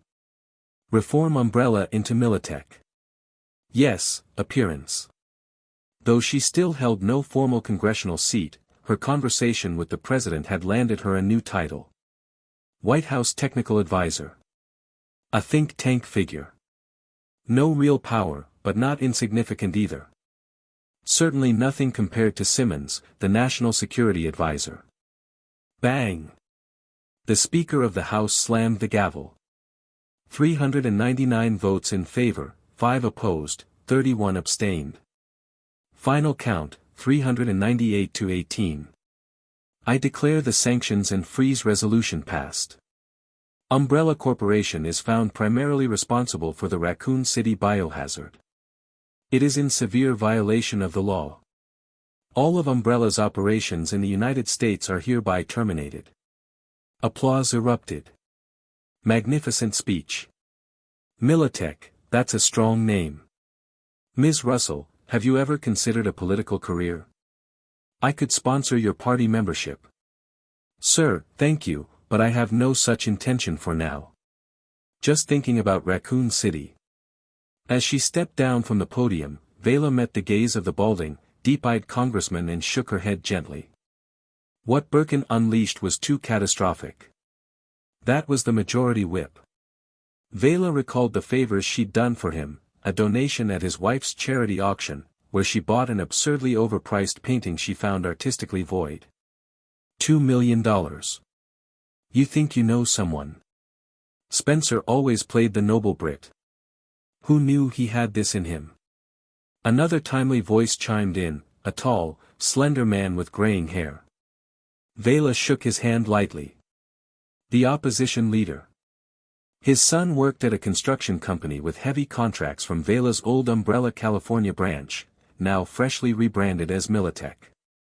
Gentlemen, this is a unity we haven't seen since 1941. God bless America. When disaster strikes, our shared patriotism shows the true strength of our system. The speaker descended from the dais, robust despite his age, cheeks rosy, and his handshake firm. He looked Veila in the eye. She returned his smile. They had a bit of history too. This venerable old speaker had once been a VIP patient in Umbrella California's rehab programs. After Raccoon City, Veila didn't just reach out to Simmons. This man, a Berkeley Law grad, former lawyer, was her senior several class years back. Veila promised him a cushy post-retirement job, legal advisor to Militech's Legal Affairs Division. With introductions from these old men, Veila shook hands with each nearby official and lawmaker, wearing a flawless smile and repeating a single phrase over and over. Thank you. Probably her most used word today. While listening to their words of sympathy and encouragement, Veila chuckled inwardly. Unity, my ass. If Raccoon City hadn't turned into a global catastrophe, they'd still be bickering along party lines. 9/11 hadn't happened yet. At this moment, America had never suffered an attack on home soil. But a sudden bioweapon incident that could kill over 100,000 and wipe out a city. No politician could survive that kind of blame. Even the president wouldn't survive this politically, one wrong move, and it would be impeachment, maybe even resignation. It had to be her. Bringing benefits while taking the fall. Well, not really. Umbrella was responsible. The White House and Washington had long known of Umbrella's shady dealings. They turned a blind eye because they needed the tech, and because their own hands weren't clean. Plus, Umbrella's lobbying machine and campaign donations had built an impressive protective shield. Look at the original timeline. After Raccoon City was destroyed by a nuclear warhead, lacking concrete evidence and constrained by something, Umbrella was only suspected of wrongdoing, and still managed to stay afloat on the stock market until 2005. Had Weskier not submitted internal research data on Umbrella's bioweapons to the International Court, the company might have lasted even longer. But now, with Veila switching sides, dozens of insiders from the Raccoon branch rescued by USF, and evidence that would have been incinerated in the blast made public, Washington politicians sang her praises. All blame had to go to Umbrella. With hard proof in hand, they could convict to the fullest extent. Otherwise, they'd look incompetent. In this moment of national unity, the House floor was all smiles. As if there was no pressure. No conflict. And now, the newly appointed Militech CEO, heir to all of Umbrella's assets, stood shoulder to shoulder with the majority whip, the opposition leader, and the speaker. Reporters, ever vigilant, weren't about to miss this photo op. As the four exited the Capitol building, a swarm of journalists surged forward. Click click click. Flashbulbs exploded. Shouts of questions filled the air. Was the Raccoon City incident really caused by a viral outbreak? William Birkin turned into a monstrous creature. Ms. Russell, are the photos and videos you released real? Can you guarantee their authenticity? Why name the restructured USA umbrella branch Militech? Are you signaling deeper ties with the Pentagon? Does this mean Militech will abandon Umbrella's pharmaceutical business and become a purely defense contractor? Ms. Russell, are you cutting ties with Umbrella so quickly because you're implicated in the Raccoon City crisis? Or is Congress using this moment to force your separation from the Paris HQ to break up the company? Secret Service agents and Capitol Police pushed hard to hold back the crowd. Veila didn't try to steal the spotlight. At a time like this, the stage belonged to the old political veterans. They would handle everything. Once the benefits were distributed, Militech would serve their interests, unlike Spencer and the British. They would never allow Raccoon City to be conflated with the reborn Militech. Even when it came to arranging Militech as corporate shares during the Umbrella restructuring, they were rational and restrained. Further discussion pending. Everyone knew Veila was a genius. And true geniuses never fear sharing profits, they always create new streams. This was obvious to them. Militech wasn't the real asset. Veila was. No one would challenge her control. Chairman, CEO, majority shareholder, that power was hers alone. These lawmakers didn't need ownership, they needed clean, legal money. Washington was more important. No one in 1998 thought a corporate board seat could rival a federal position. After playing along with Congress's theater, Veila's face started cramping from forced smiles. Finally, a White House aide and a Marine lieutenant colonel rescued her. President and Mr. Simmons are waiting in the White House Situation Room, Ms. Russell. She gestured apologetically toward the general from the White House, excused herself from the lawmakers, and with the aid of Secret Service and her own guards, entered a private vehicle with the colonel. What kind of support do you need from me? At 0200 on the 26th, the National Guard linked up with your USF at the Western Evac Zone. But Delta Team and Echo Team, entering from the southeast, may have been attacked by USS. He paused. Dr. William Birkin, reports indicate they may have encountered a severely mutated version of him. Veila raised an eyebrow. Not surprising. Coming from Raccoon Avenue, the western city was open and grid-like. But the southeast? Police station, city hall, substation, tight, complex tunnels. And the school was there. Birkin, needing to lay eggs, would go for his daughter. Mr. Simmons hopes you can attempt to negotiate a surrender from that USS team. Simultaneously, he wants USF to move in, either capture or kill Dr. Birkin, and assess if there's any last chance to salvage Raccoon City. Ha! Capture a G-creature? Veila couldn't help but smirk, shaking her head in disbelief. Wishful thinking. Alright. Do you have a satellite phone? Chapter 34, William, X.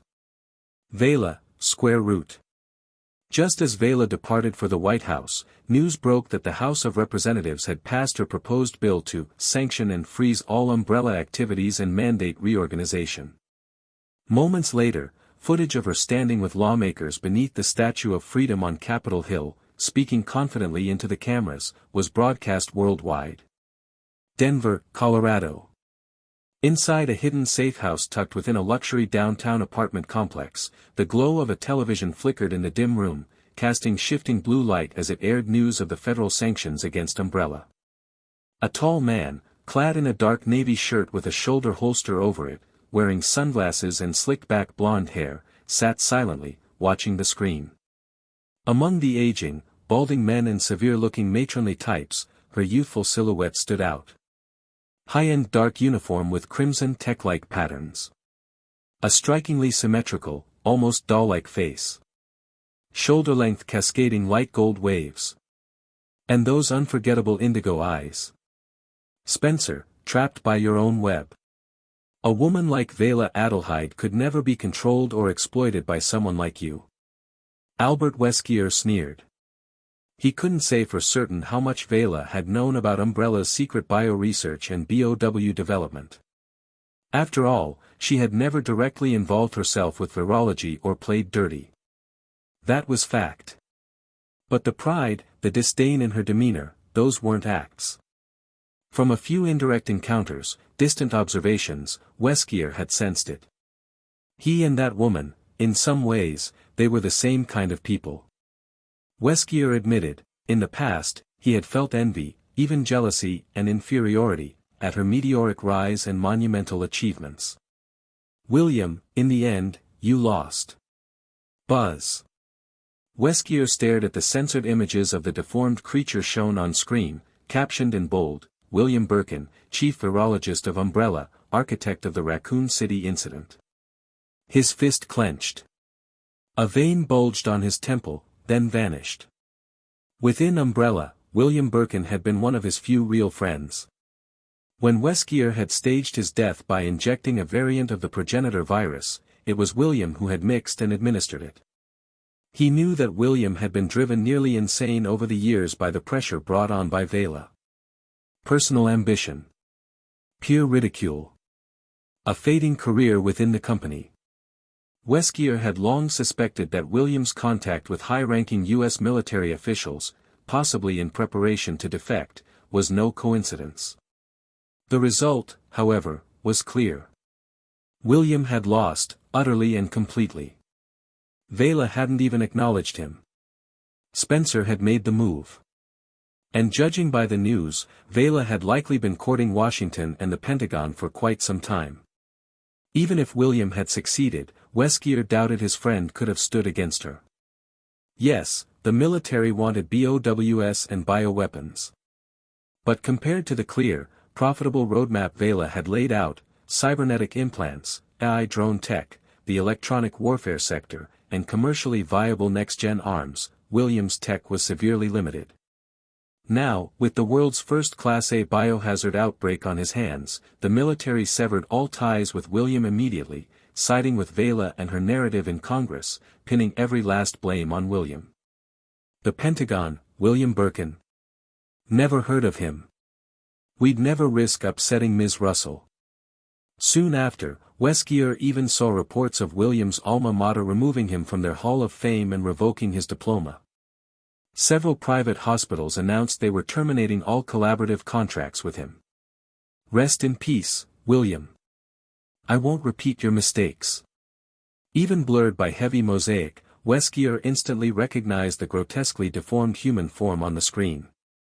He knew, his friend had died the moment he injected himself with the G-virus. Beep beep. A text alert cut short Weskier's solemn moment. He picked up his phone. Caller, Ada Wong. Beep. Call connected. Weskier asked, do you have it? No progress yet. A low, slightly raspy female voice came through the speaker. You never told me the internal conflict inside Umbrella was this insane. Veila Adelheide's USF, Paris HQ's UTS, the clueless UBCS still rescuing people, Spencer's USS, the Raccoon Police Department, and the military special forces, it's chaos. There are way more BOWS deployed and experimental creatures loose from the labs than you estimated, it's too messy. I haven't had a chance to reach the underground lab. William Birkin's turned into some monster. He's roaming the school zone, apparently looking for his daughter. He ran into special forces, and a firefight broke out. Nearby corpse hordes are converging on the city. I can't approach the secondary target either. Weskier listened quietly, then said in a low tone, "That's your problem to solve. I chose you because of the risk. Double pay. Don't disappoint me. I'll try. I'm working on infiltrating the Raccoon Police. They're gathering survivors. I might get close to the second target that way. Then move fast, Ada. Veila Adelheid is in Washington. The moment she confirms retrieval of the evidence and evacuation of survivors and military units, once the Pentagon deems Raccoon City unsalvageable, they'll sterilize it." Click. Call ended. Before Veila Adelheid can mobilize more troops, no. There's no time. I still can't expose myself. Weskier set down the phone and turned his attention to the computer screen. Using the backdoor left by William, he accessed the Raccoon City Underground Lab surveillance system. Raccoon City. Southeastern District, Raccoon Junior High School. Roar. Horrific chewing noises and non-human howls of pain echoed through the empty halls. Tap, tap. Light footsteps near a pile of crashed vehicles, followed by groans and hushed swearing. Fuck, fuck. Umbrella USS bastards. Enough. Keep your voice down. We lost this round. Their gear, damn it, when did our US Special Forces gear fall behind? Same goes for you. Shut it. Fleur is dead. You want to lure that William Birkin freak back here? We're all screwed. A group of US soldiers in urban camo and tactical vests stumbled into an abandoned house. They pulled the curtains, munched on ration bars, treated their wounds, and sorted through their remaining ammo. They had losses. The mood was grim. "Captain, any word from command?" As squad leader Jettingham set down his comms headset in the corner, his team couldn't help but ask. Their situation was dire. Their first encounter with the USS had gone terribly. Worse, it drew in the mutated William Birkin, who was now prowling the vicinity. Gunfire had stirred up the local undead. Zombies were roaming nearby. They were pinned here by the USS. Any further noise would get them sniped on the spot. If it were just combat, they could handle it. But fighting while that giant one-eyed freak lurked? One surprise attack and they could all die. "Ma'am, I hope your strategy works." Still in communication with command, the squad leader's expression was twisted and conflicted after muting his mic. If the call hadn't come from the White House, he would have cursed them out. He turned around. Orders received. We're to move west along Raccoon Avenue. The squad's African-American virology specialist immediately burst out, "Move. That freak with the giant eyeball is parked right at the junior high on the Raccoon split. No heavy weapons. We're walking into a slaughter. Command offered us a less than ideal alternative. Which is?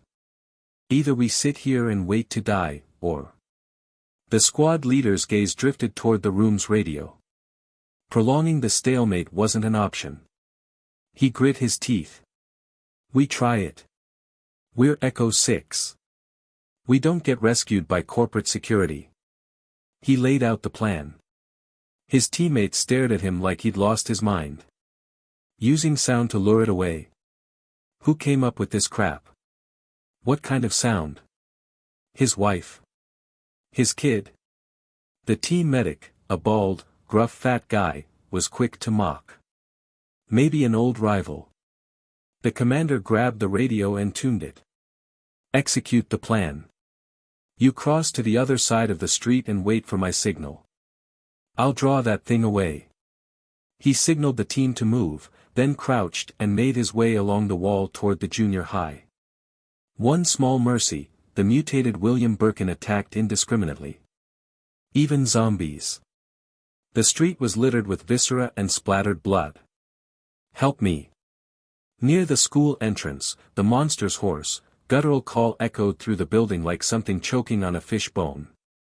Roar. A moment later, it shifted to an inhuman howl. The school entrance was packed with wrecked cars, each smeared with blood and stripped bones. The squad leader scanned the wrecks and chose a sturdy one with the window down. He turned the radio volume to max. Huff. Drawing a deep breath, he positioned himself to sprint, then hit the radio switch and hurled it into the car. Thunk thunk. Then he ran. Sprinting full tilt, he waved madly at his team to take cover and retreat west along Raccoon Avenue. The radio crackled. A cold, composed female voice rang out. Dr. William Birkin. Long time no see. Looks like you failed again. Loud. Echoing in the stillness near the school entrance, it was thunderous. Boom. A metallic screech and a shrill whine followed as steel slammed into the gate railing. Even the brick walls on either side trembled. A deluge of howls shattered the silence. Roar. Veila Adelheid Russell, all your fault. Kill you. Because of you. Kill you. A lopsided, grotesque form emerged beside the car blaring the voice. His shredded white lab coat was soaked in blood. His grotesquely swollen body strained the fabric, over 2 meters tall. His right shoulder burst open with a giant eyeball, and his grotesque right arm no longer resembled anything human. Ugly as hell, William Birk. Die. The head of what remained of William Birkin, now shifted toward his left chest and shoulder, screamed. Bloodshot eyes, nearly overtaken by mutating flesh, flashed red with murderous fury. He swung his steel pipe. Wham! The car crumpled instantly. Glass shattered into powder. Bang! Bang! Bang! 1 hit. 2. 3. The pipe bent and broke. He kept smashing with his fists. No one knew how many blows. The car was wrecked, the radio crushed. Veila's voice cut out. The vehicle was now a mangled lump of metal. Damn, that's some next-level grudge. Birkin kept hammering the wreck. Echo Squad slipped past the school and into the eastern entry of Raccoon Avenue. Hearing the rhythmic destruction and the monster bellowing Veila's name even in his mutated state, Squad leader Jettingham felt a chill. Echo 6 reporting. We've entered Raccoon Avenue.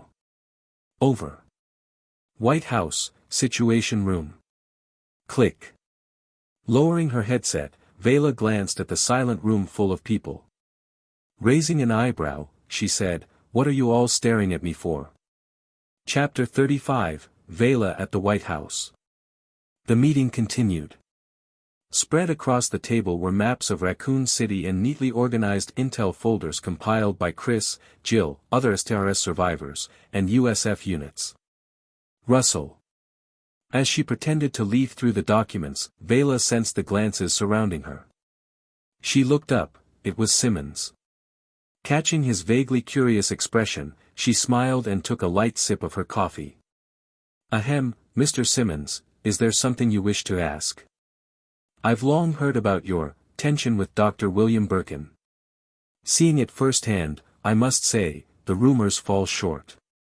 Not quite, Mr. Simmons. Veila shook her head gently and glanced at the president, nearby aides, and joint chiefs, all now visibly more intrigued. Humph. They all wanted in on the drama between her and William. Placing her coffee cup down slowly, she propped her cheek against a few fingers and narrowed her eyes thoughtfully, as if recalling something. William Birkin. Personally, I barely knew him. At most, we had some policy disagreements on the board. I appreciated his biological expertise, but I didn't agree with his temperament or his strategic thinking. That's all. William Birkin, what could she say? She didn't like him, but it wasn't pure malice. She simply needed a target. And William had walked into the role. Veila knew William despised her. But she hadn't expected it to be this intense. He was already progressing into G-Virus Phase 2. The G-organism had begun growing its own secondary head. At that point, his mind should have been gone.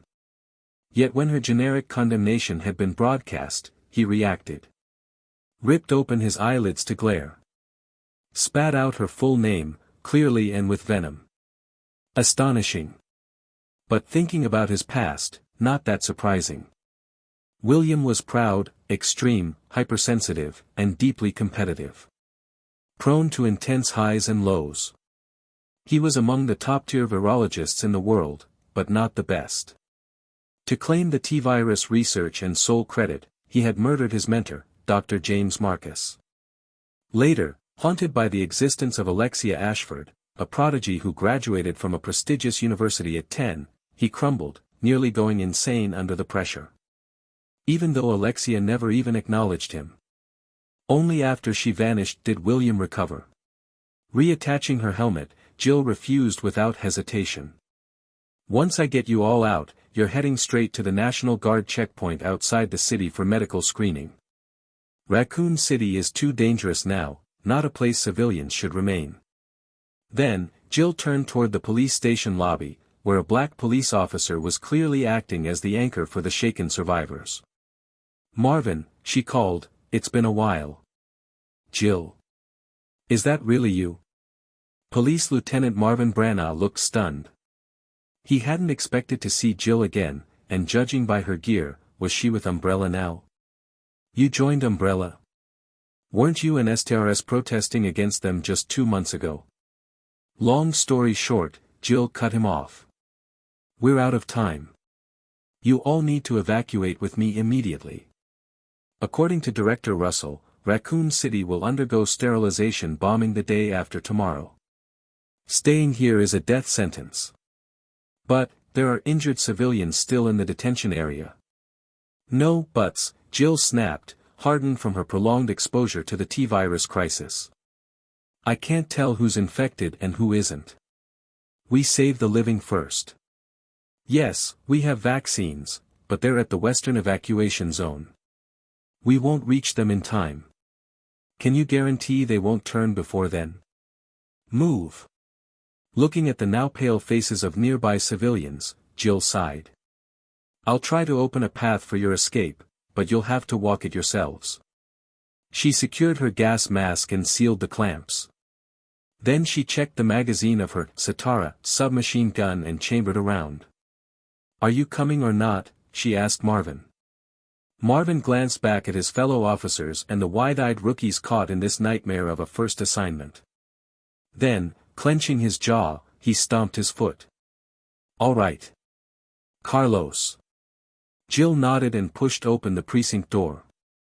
Outside, though not outfitted in full MSF gear, the UBCS members, with their sweat-soaked shirts, tactical vests, knee and shoulder guards, and fully automatic weapons, were far better equipped than the cops inside, who only had basic sidearms and the occasional short-barreled shotgun. Hey, beautiful, got orders for me? Carlos looked as disheveled as ever, his hair a mess, his gear haphazard. Through the iron gate, he stabbed a zombie in the eye socket with a knife, twisted, and pulled it free. The police station might just be the last survivor stronghold in Raccoon City. We need to get them out. All right, boys, let's get to work. Carlos nodded and called out to his UBCS comrades stationed around the precinct, who were keeping the surrounding area clear of undead. I'll take point. Carlos grabbed his reissued tactician shotgun, kicked open the door, and blasted the first 2 zombies with a buckshot spray.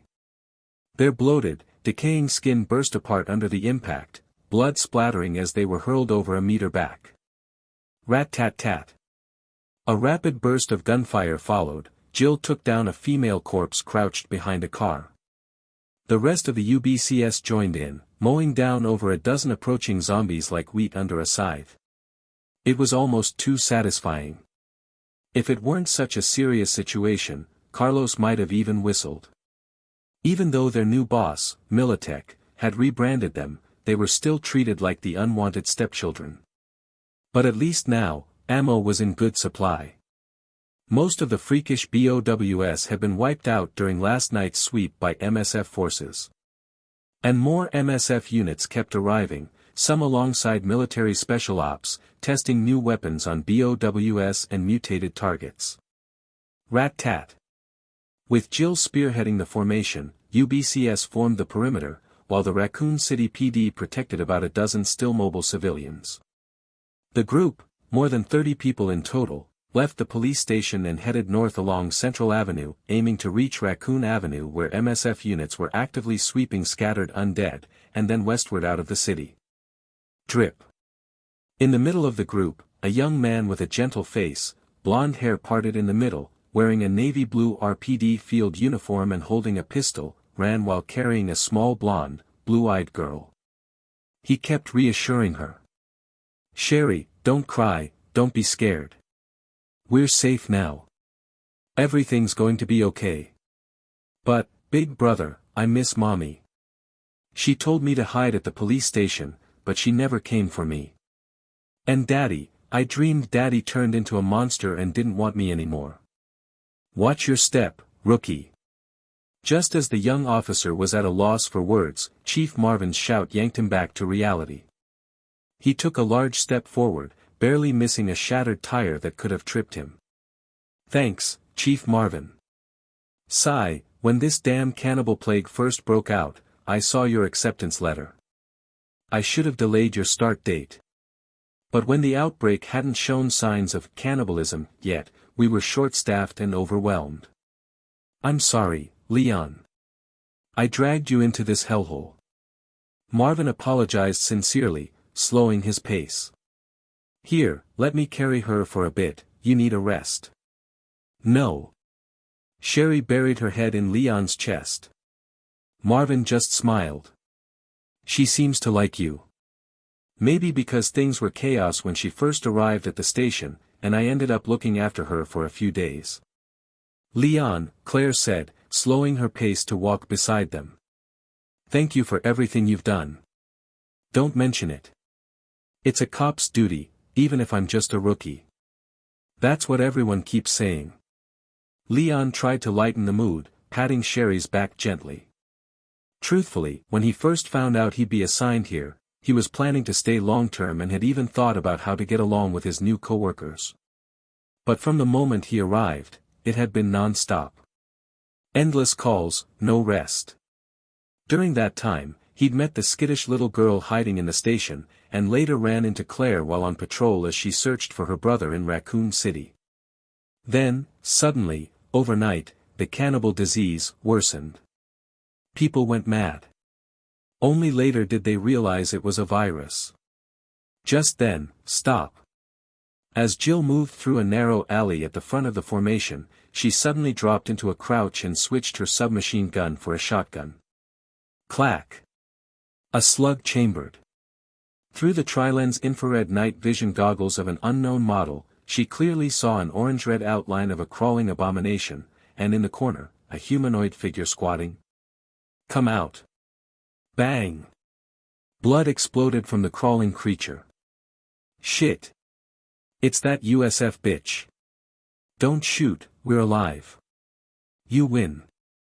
A group of 6 emerged from the alley, men and women in black tactical uniforms, all injured, bandaged, caked in blood and dust. "Umbrella?" Seeing the red and white Umbrella logo on their shoulder patches, Jill raised her voice. "Aren't you Umbrella too?" "Oh, wait, you're with Militech now. MSF, right?" The group's leader, a poised middle-aged woman wearing a full-face transparent mask, spoke up. "We're the USS Delta Squad. We accepted Director Veila Adelheid's proposal." "What proposal?" This time, the Delta Squad members looked surprised. "You don't know?" "Know what?" Jill still hadn't lowered her weapon. A tense standoff. Leon, having set Sherry down, looked on helplessly, until... looks like someone wasn't briefed. A mature, husky female voice drifted in, along with a subtle fragrance. Feeling her presence, Leon blushed and stepped back. "Miss Ada, you know something?" This sharp, red-dressed Asian woman was someone Leon had rescued a few hours earlier. She claimed she came to Raccoon City looking for her boyfriend, so he'd brought her to the police station. She had behaved herself, aside from occasionally teasing him. So cute. Without warning, Ada strode toward Sherry. In one swift move, she snapped off Sherry's necklace and pulled out a grappling gun, whiz, her silhouette soared up toward the rooftop. Leon was left dazed. Who the hell was that? Carlos reacted first, opening fire, but missed. Ada flipped and swung out of sight. Now even more confused, Jill stared down the Delta squad. What the hell was going on? Thud. Thud. Over a dozen figures dropped from a second-story rooftop in synchronized silence. "Miss Valentine. Step back." The lead soldier moved forward, separating Jill from the Delta squad. Though their uniforms were similar to hers, it was obvious to any observer, they carried a completely different presence. "Lupo, you made the right choice," he said. "So the real deal finally shows up. Looks like the internal power struggle at Umbrella is over. Director Veila Adelheid has the upper hand. And our so-called mission to eliminate survivors? The board really dared assign that." The woman known as Lupo scoffed at herself.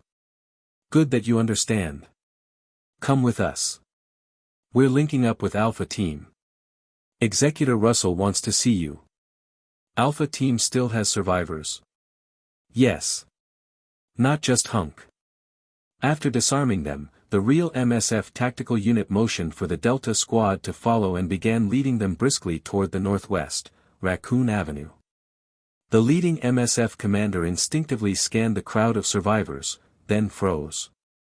His gaze landed on the crying girl whose necklace had just been taken. "What do you want?" Claire stepped in front of Sherry, but was immediately flung 2 or 3 meters away by a single-arm shove, landing hard. Sherry Birkin. Daughter of Umbrella's chief researcher William Birkin and Annette Birkin. He stepped forward, staring at her. "Take her." "Hey now, sir, let's talk Abu, ow. Stay out of it, rookie. We know exactly what we're doing." One hand on Leon's shoulder, and he was pinned. Leon groaned, his shoulder felt like it was in a vice. That grip was inhuman. Ignoring the sobbing girl, he picked her up. "Your mother, Annette, has been rescued. But due to your special status, Executor Veila Adelheid wants to see you." "No. I don't want to. I don't want to see her. She's the bad lady. She made Daddy stop loving me, stop coming home, it's because of her." A microdose sedative, mildly anesthetic, was administered, and the girl soon drifted into unconsciousness. He pressed his earpiece, switched to a secure channel, and spoke as he walked quickly forward, voice low and indecipherable to the others. "Boss, mission complete. G-Creature, William, neutralized. No life signs. Remains incinerated. Raccoon City objective mostly cleared. Special target Ada Wong released per your order. Complete. Excellent." Veila's cool voice came through the earpiece. "End operation. Withdraw from Raccoon City in order. This city has no value anymore.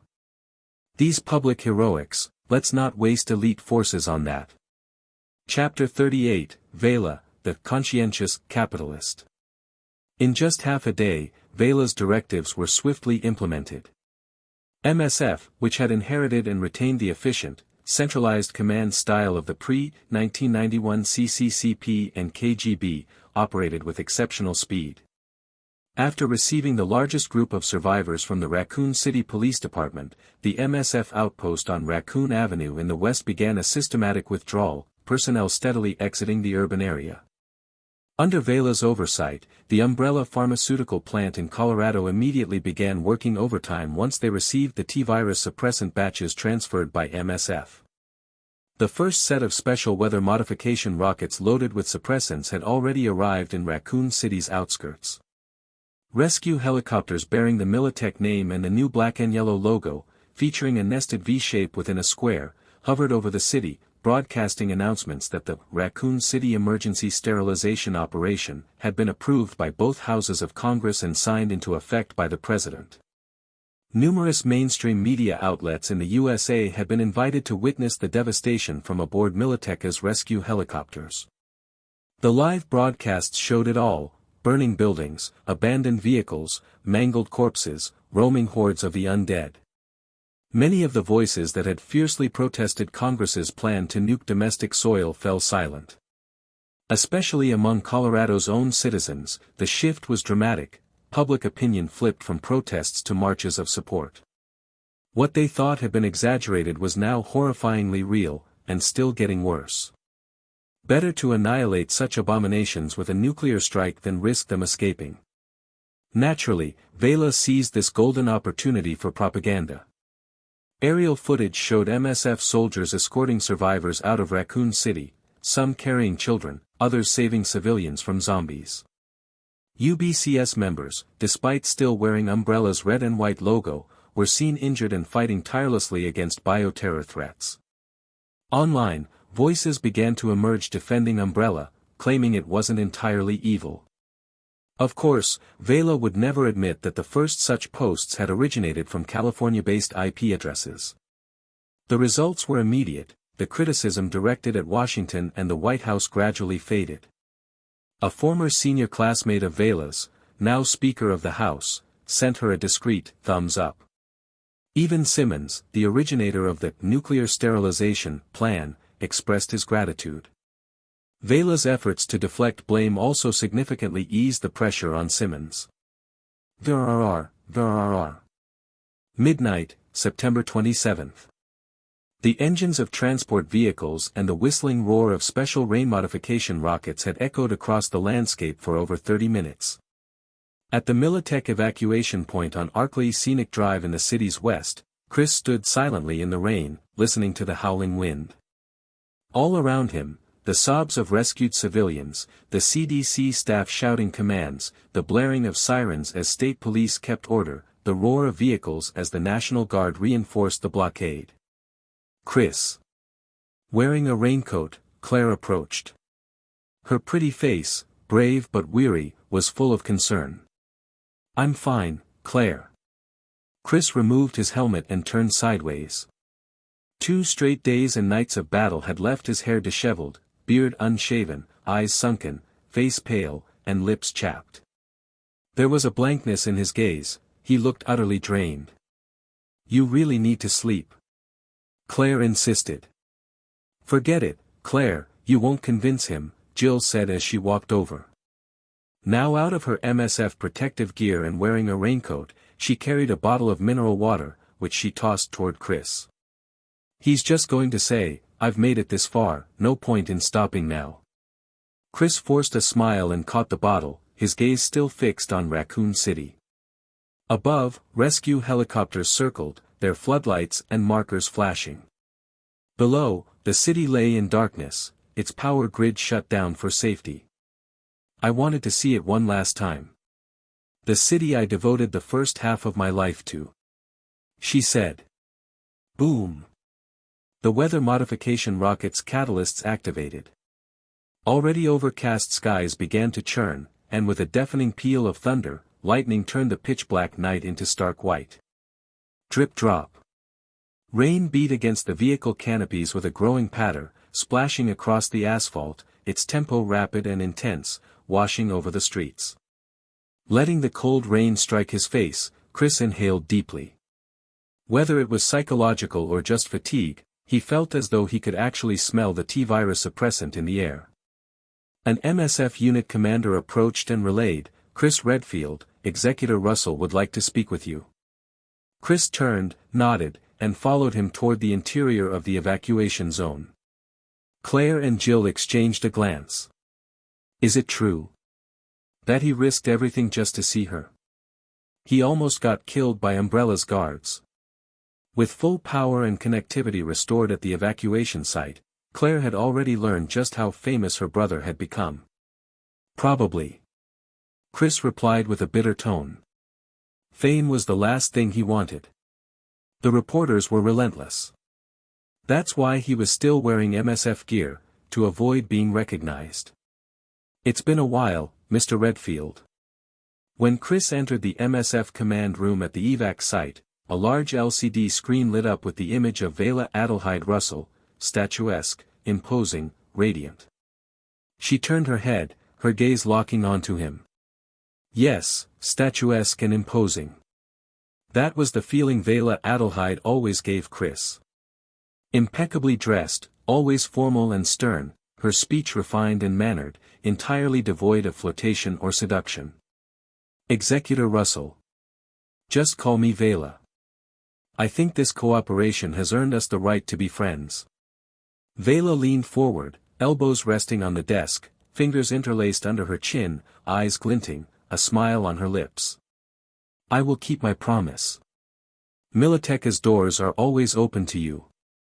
Property in San Francisco, Washington, New York, Los Angeles, equivalent to what you'd earn in 25 years of STRS salary.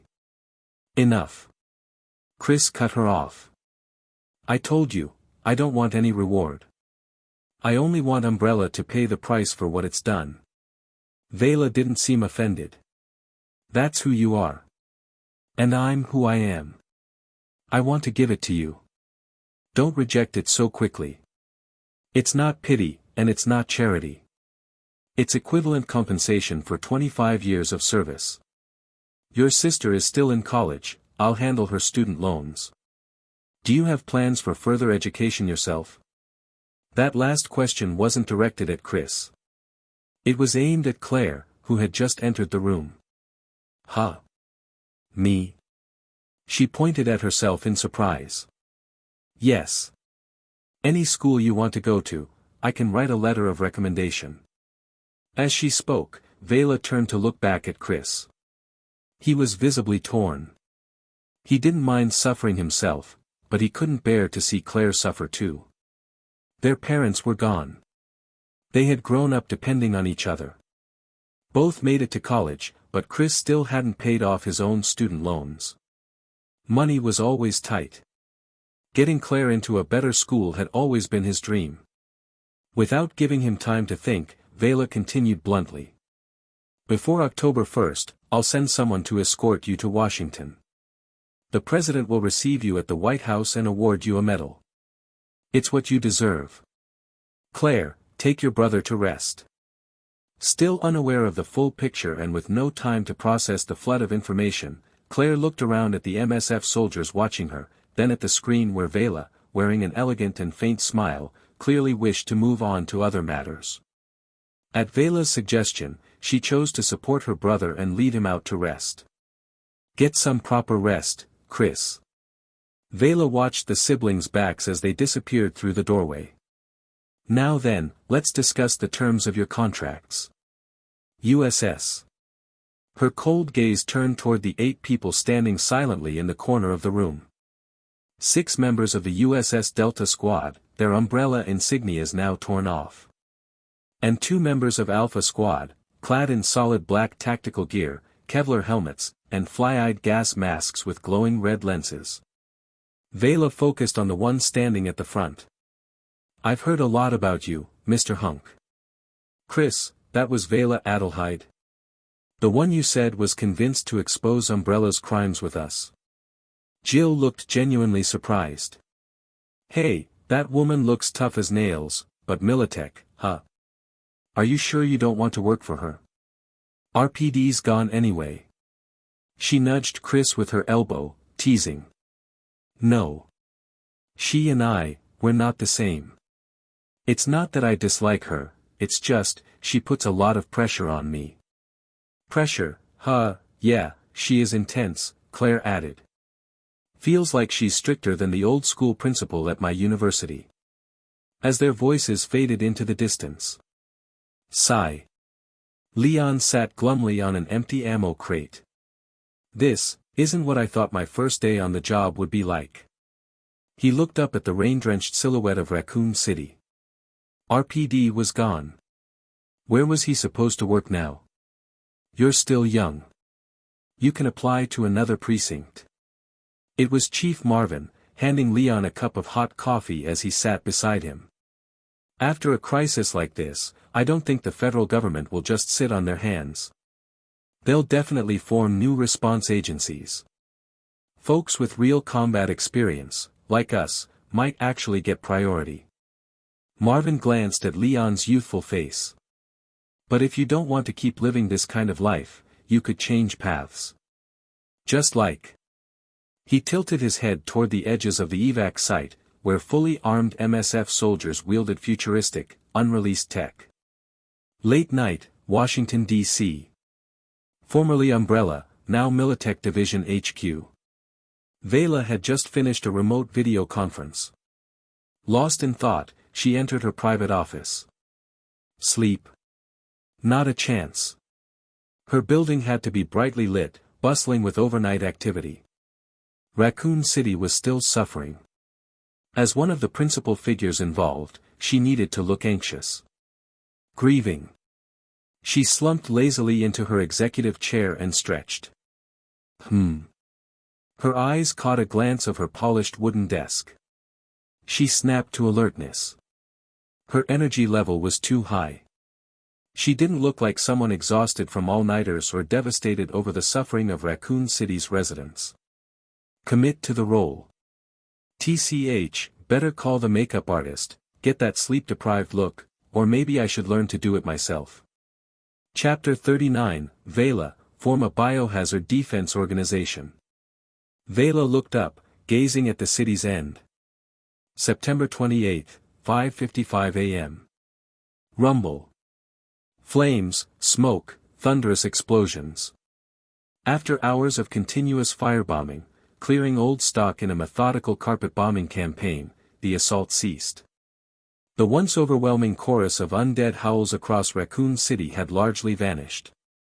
Now the city was engulfed in an apocalyptic blaze. The searing heat from the inferno merged with localized air currents from the Arklay Mountains, forming a crimson tide of fire. Sky and earth dyed red. Umbrella's chemical plant, sales offices, Raccoon HQ Tower, General Hospital, Power Station, Sewage Plant, Waste Treatment Facilities, every suspected viral outbreak site was reduced to rubble and ash. And this was just the appetizer. 5 minutes later, FWOM. A dazzling fireball with a long tail screeched through the sky and slammed into the burning heart of Raccoon City. It was as if thousands of suns had ignited at once. The entire city center was instantly consumed by an expanding, monstrous fireball. Everything was vaporized. The broadcast signal violently distorted, white static, sound cuts, and visual flicker, until a red and black mushroom cloud billowed skyward in total silence. Veila turned her head. It was over. With support from Pentagon generals, Simmons' proposal, and her own additions, the plan was executed. First, a suppressant-loaded artificial rain to dilute the T-virus and weaken infected organisms. Second, striking a deal with the Air Force to help them burn through old incendiary bomb stockpiles. And finally, this, the true conclusion that reassured Washington's elite. Vaporization nuke. Not bad, she murmured. She'd reviewed the Pentagon's documents. This was a new military-grade vaporization nuclear device, delivering the destructive force of a standard nuclear bomb, but with minimal radioactive fallout. TCH. Beyond the barely functional electromagnetic cannons suitable for individual use, the military sure hoarded plenty of high-tech marvels. Rising to her feet, Veila stepped away from the massive screen in Militech Tower's reception hall and walked outside. Raccoon City was gone. Thanks to her defection, Umbrella's crimes were publicly exposed, earlier and more decisively than in the original timeline. Sanctions and asset freezes against Umbrella rolled out globally like dominoes, even African nations dared seize Umbrella's holdings. Soon, with Umbrella's collapse, biohazard incidents worldwide would only escalate. Veila had a growing suspicion: the Raccoon City incident and Umbrella's downfall acted as a trigger, like a proliferation order for BOWS. With Umbrella toppled, all manner of groups, claiming to hold its legacy or simply scavenging its tech, would rise like mushrooms after a storm. One day, BOWS would appear in a black market, the next, in the hands of terrorists or cartel leaders. Soon after, viral tech would find its way into rebel factions or unstable governments. All she could say was, "Well done, Spencer." Across the world, on some island or hidden in a backwater, he'd built viral research labs everywhere. Anyone with the will to search could dig something up. Umbrella's collapse was now inevitable. Everyone kicks a collapsing wall. The Global Pharmaceutical Consortium had already moved to expel Umbrella and was actively courting Veila, hoping Militech would take Umbrella's place. The Global Pharmaceutical Consortium, a collective of the world's leading pharmaceutical companies. Umbrella was once a board member. Past tense. Veila didn't intend to interfere much. William Birkin could attest, Veila Adelheid Russell had never been fond of excessive viral research. She planned to sell something else instead. Security and military contracting services. This security, naturally, would include biohazard containment and emergency response. The greater the chaos, the higher the price of fish. Whoosh! As Veila exited Militech Tower, her appearance immediately stirred a frenzy among the press. Reporters surged toward her. She calmly walked to the podium. Behind her, the newly installed giant LED wall displayed scenes from the Raccoon City operation, footage of suppressant rain, carpet bombings, the nuclear detonation, looping endlessly. Ladies and gentlemen, I must deliver this painful announcement. According to the frontline assessments from MSF and UBCS, and upon deliberation between the President and Congress, the military conducted a sterilization strike on Raccoon City at 6 a.m. today to prevent the T-virus from spreading across America. However, this operation has also resulted in the complete erasure of Raccoon City from the earth. This is, without question, a tragedy. There's no time for prolonged mourning or sorrow. We must remember this bitter lesson, and never allow such a disaster to happen again. Her tone sincere and emotionally charged, Veila declared righteously, subtly highlighting her carefully applied fatigue makeup from the night before. Though I now serve as Chief Executive Officer of Militech, I will never forget, I was once a member of Umbrella. That is a mistake I will spend my life atoning for. I hereby announce the founding of the Biohazard Defense and Radiological Pollution Research Center, headquartered in Raccoon City. I will not allow Raccoon City to become Colorado's eternal scar. Truth revealed. Heh. Post-nuclear city reconstruction, this was Arasaka's specialty. Veila could proudly claim, no one understood radiological remediation better than her. Give it a year or two, roll out some staged results. While Militech would shoulder the bulk of it, framed as Veila's contribution to society, Colorado and the federal government would be obligated to provide funding. And with some cosmetic oversight, she could freely report whatever expenses she wanted. Pure profit. 1 hour later, White House. Advisor Simmons. Executor Russell. Veila met Simmons in the office of the Assistant for National Security Affairs.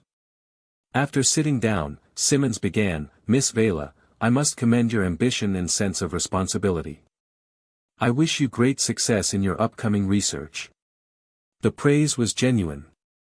Though he was the one who first proposed nuking Raccoon City, Simmons considered himself a peacekeeper, just an extreme and aggressive one. A domestic city reduced to nuclear ruins weighed on him. This wasn't like a test range in Nevada.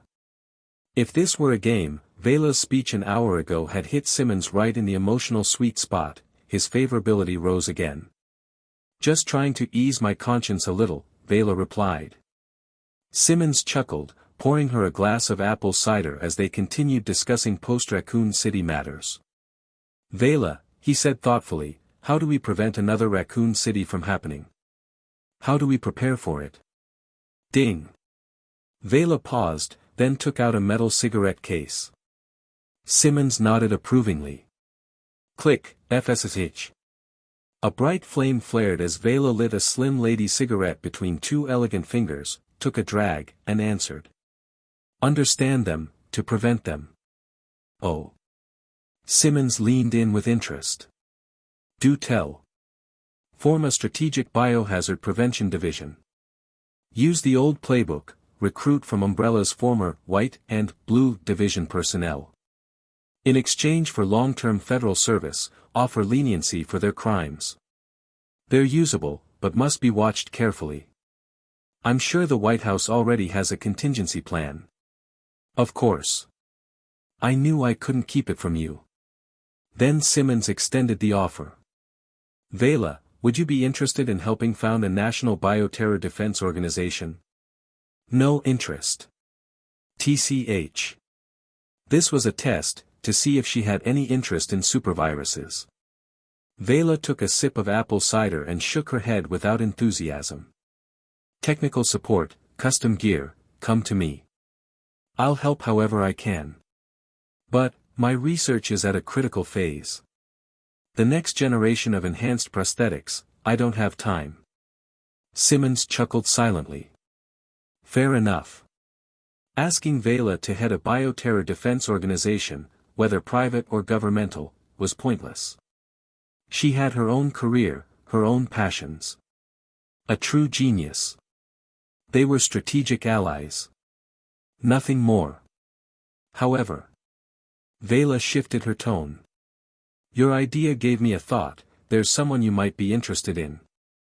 As if unaware Simmons had developed a growing interest in superviruses, she offered the suggestion strictly from an ally's perspective. "If you're establishing a bioterror defense organization, you'll need top-tier virologists. And your recommendation is?" "Annette Birkin. Washington. Militech Tower. A small room. Mommy. Daddy." Curled up on a sofa, the little girl murmured in her sleep.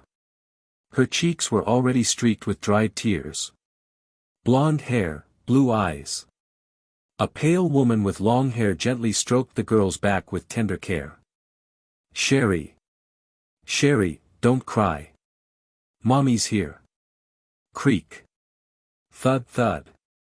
"Annette Birkin, Executor Russell wants to see you." A security officer opened the door. The loud noise startled the girl awake, and she immediately shrank behind her mother in fear. Half her face peeked out, eyes filled with terror as she stared at the heavily armed thugs. "Annette Birkin. I thought she was dead." Not quite on William's level, but a rare virology talent nonetheless. A stranger's voice. "Merely convenient, nothing more. I'm not petty enough to take it out on William's widow. Though, it seems this family all has a problem with me," came Veila's voice. A shadow fell over Annette. "Annette Birkin, I bear no ill will toward your family. But now, you're being offered a chance. A chance to disappear, cut ties with William Birkin, raise Sherry in peace, and serve the Federation." Chapter 40, The T-Virus Reaches Night City. Annette Birkin was taken away by Derek C. Simmons. Sherry Birkin, however, remained under Militech's care. Officially, she was listed as a Raccoon City disaster orphan under the care of Militech's welfare institution. In truth, she was a hostage. Veila herself held the title of honorary director. Veila could never fully trust Annette, or Simmons, for that matter. Sure, Veila had 1,000 ways to monitor Annette. Rationally speaking, Annette's greatest strength was her capacity to love someone deeply. Previously, that love was for Dr. William Birkin. Even after he mutated into a G creature, she never gave up trying to reach him. In the original timeline, that was what led to her death. Now, with William turned to ash, having served as a Militech weapons showcase and target dummy, Annette had been forcibly extracted from the underground lab by MSF, averting her destined end. And Sherry was still alive. As long as her daughter lived, the odds of Annette losing control or going mad were extremely low. That was why Veila dared use her, and why she handed her to Simmons. The deal: Annette would become a covert federal employee. How Simmons used her was none of Veila's concern. Veila would suppress any information linking Sherry Birkin to Dr. William Birkin. Ahem, thanks to Veila's fame, William, known as her fiercest rival within Umbrella and chief suspect in the Raccoon City incident, was now utterly reviled. Per the employment contract, Annette would be permitted one supervised visit per month to the Militech Welfare Center. Eventually, she'd be allowed to visit freely. Sherry would receive above-average education and personalized development support, including financial aid and anti-bullying protections. If Sherry died, and the emotional tether broke, Veila would eliminate Annette immediately. Without that emotional leash, Annette was useless. Once emotions came into play, Veila could no longer predict her actions. What if one day she had a nightmare, remembered all her moments with William and Sherry, and lashed out at Veila in a fit of grief-fueled madness? Mommy! Mommy, I want mommy!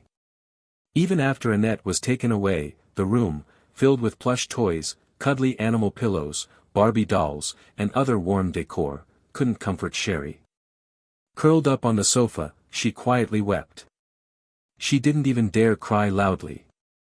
After all she'd seen in Raccoon City, the sharp little girl, who inherited her parents' intelligence, already understood adults hated noisy children. So thoughtful. So heartbreaking. Don't cry. This is just a temporary goodbye, like before. Your mother just went to work. Be good. At most a month, and she'll be back. Just as she was about to leave, Veila paused. She waved her guards and security out, then stepped over to Sherry, kneeling slightly and gently stroking the little girl's hair. MMPH. Sherry stole a glance at Veila, then quickly looked away. You recognize me, don't you? I used to work with your father. Barely a whisper, Sherry nodded through teary eyes. Daddy. Daddy said you're a bad person. Veila. Such an honest little girl. As for whether I'm the bad person your father said I was, well, Sherry, you can judge that for yourself when you grow up. Her voice was gentle, but carried an unmistakable authority. Lift your head. MMH. Biting her lip, Sherry's tear-streaked face slowly rose. Remember me. I'm your semi-guardian, for now. I'll take care of you until you grow up. If you ever need help, reach out to me. Veila pulled out a sleek black business card from her pocket, trimmed in gold, embossed with a red sigil and silver engraving. This is my personal card. No replacements if lost, so take good care of it. Okay. Creak. The door gently closed behind her. Boss, Oswell E. Spencer is requesting a private communication. The secretary, waiting outside, stepped up as Veila exited the room. Staying half a step behind, she whispered, same as usual, ignore it. Same as usual. Ever since Veila had discovered and exposed Spencer's unauthorized diversion of Black Umbrella funds during the Raccoon City incident, she had unilaterally severed all contact. Old man, stay the hell away from me. Have the MSF Security Division coordinate with industrial park security teams in California and other states. Especially around my estate in San Francisco, tighten security. After issuing precautions against any desperate retaliation from the old man, Veila didn't bother with more and departed Militech's Washington branch headquarters. Next stop, Capitol Hill. Stir the pot a little more, wait for the right opportunity to leak Spencer's ancestral castle location on the black market, then back to San Francisco. 3 days later. San Francisco. Militech Industrial Park. The main building of the industrial park was still mid-renovation, logos being swapped, interior design overhauled. Clack, clack. After a quick executive meeting at the Militech downtown tower, Veila strolled briskly into the lobby. Having attended the October 1st ceremony awarding Chris Redfield the Medal of Valor and the following banquet, Veila had personally concluded her Washington trip and returned to the West Coast. The Medal of Valor, officially the Public Safety Officer Medal of Valor, is the highest national honor for U.S. police and firefighting personnel, comparable in prestige to the military's Medal of Honor. Whatever Chris might have felt deep down, a summons from the president and receiving such an award. As a former Air Force officer, Raccoon City cop, and SWAT member, he had a strong sense of honor. He had to go. He wanted recognition, not just for himself, but for STRS.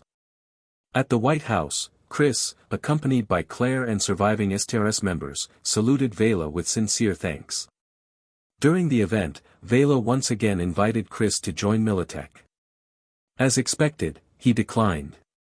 So, Veila introduced him to Simmons, who was still laying the groundwork for the Biohazard Containment and Emergency Response Organization. No official name. No funding. No personnel. No structure. Chris accepted with enthusiasm. He even packed his own gear, roped Jill in, and marched straight to Simmons, declaring his unwavering intent to bring Umbrella's remaining evildoers to justice. Seeing them hit it off, Veila took her leave. Good. Less on her plate. Any Umbrella remnants unwilling to accept her reformation? Hit them hard. Let Chris and his fellow BOW experts deal with them. Militech, as the Pentagon's strategic partner, would collect virus samples, provide support and treatment as needed. Officially, demonstrating Militech's professionalism, analyzing virus traits, researching countermeasures, compiling data, developing and mass-producing vaccines, suppressants, neutralizers. Chris would have to cooperate. He'd need to preserve and send as many viral samples as possible. Beep beep. Dismissing her bodyguards, Veila descended via her office's private elevator to the underground vault. Bunker-grade security. Passing through multiple access controls, she arrived before a bank of sealed, recessed glass cabinets. Password input. Facial and biometric verification, access granted. The airtight chamber opened, revealing a row of metallic cases marked with the red and white Umbrella logo. Clack clack. Veila operated the mechanical arm that unlocked the cases. Inside, coiled vials containing green and blue liquids rested in cold storage. Green, T-virus. Blue, T-virus vaccine. The very samples Veila had ordered MSF to extract from Raccoon City in secret. Supervirus, huh?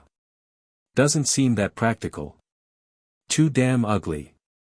The byproducts of T-virus research are more useful than the virus itself, Veila murmured. Better to make miracle drugs than chase the fantasy of instant evolution. Just the potential to extend human lifespan and slow aging is enough to entice all those decrepit old men who've built up resistance to every so-called elixir of life. She shook her head lightly. She had no intention of using it herself. She resumed operating the mechanical arms, closing the metal container, securing the vials, sealing the box, and locking it shut. Then, the robotic arm carefully lifted and placed the container into a slot. After a series of complex mechanisms engaged, the container began rising through a hidden platform. Veila picked it up, gauging its weight. Are you ready? She turned to the wall, a mirror-smooth metal surface. In it, the reflection of a beautiful woman with pale golden hair stood silently. With a single mental command, Veila's eyes shimmered. In the next instant, faint, nearly invisible lines appeared on her reflected face, subtle indicators of subdermal implants. The lower edge of her neck revealed a glint of a cybernetic port, and her collar now bore a black and white clover insignia. The Arasaka triclover. Give it to me.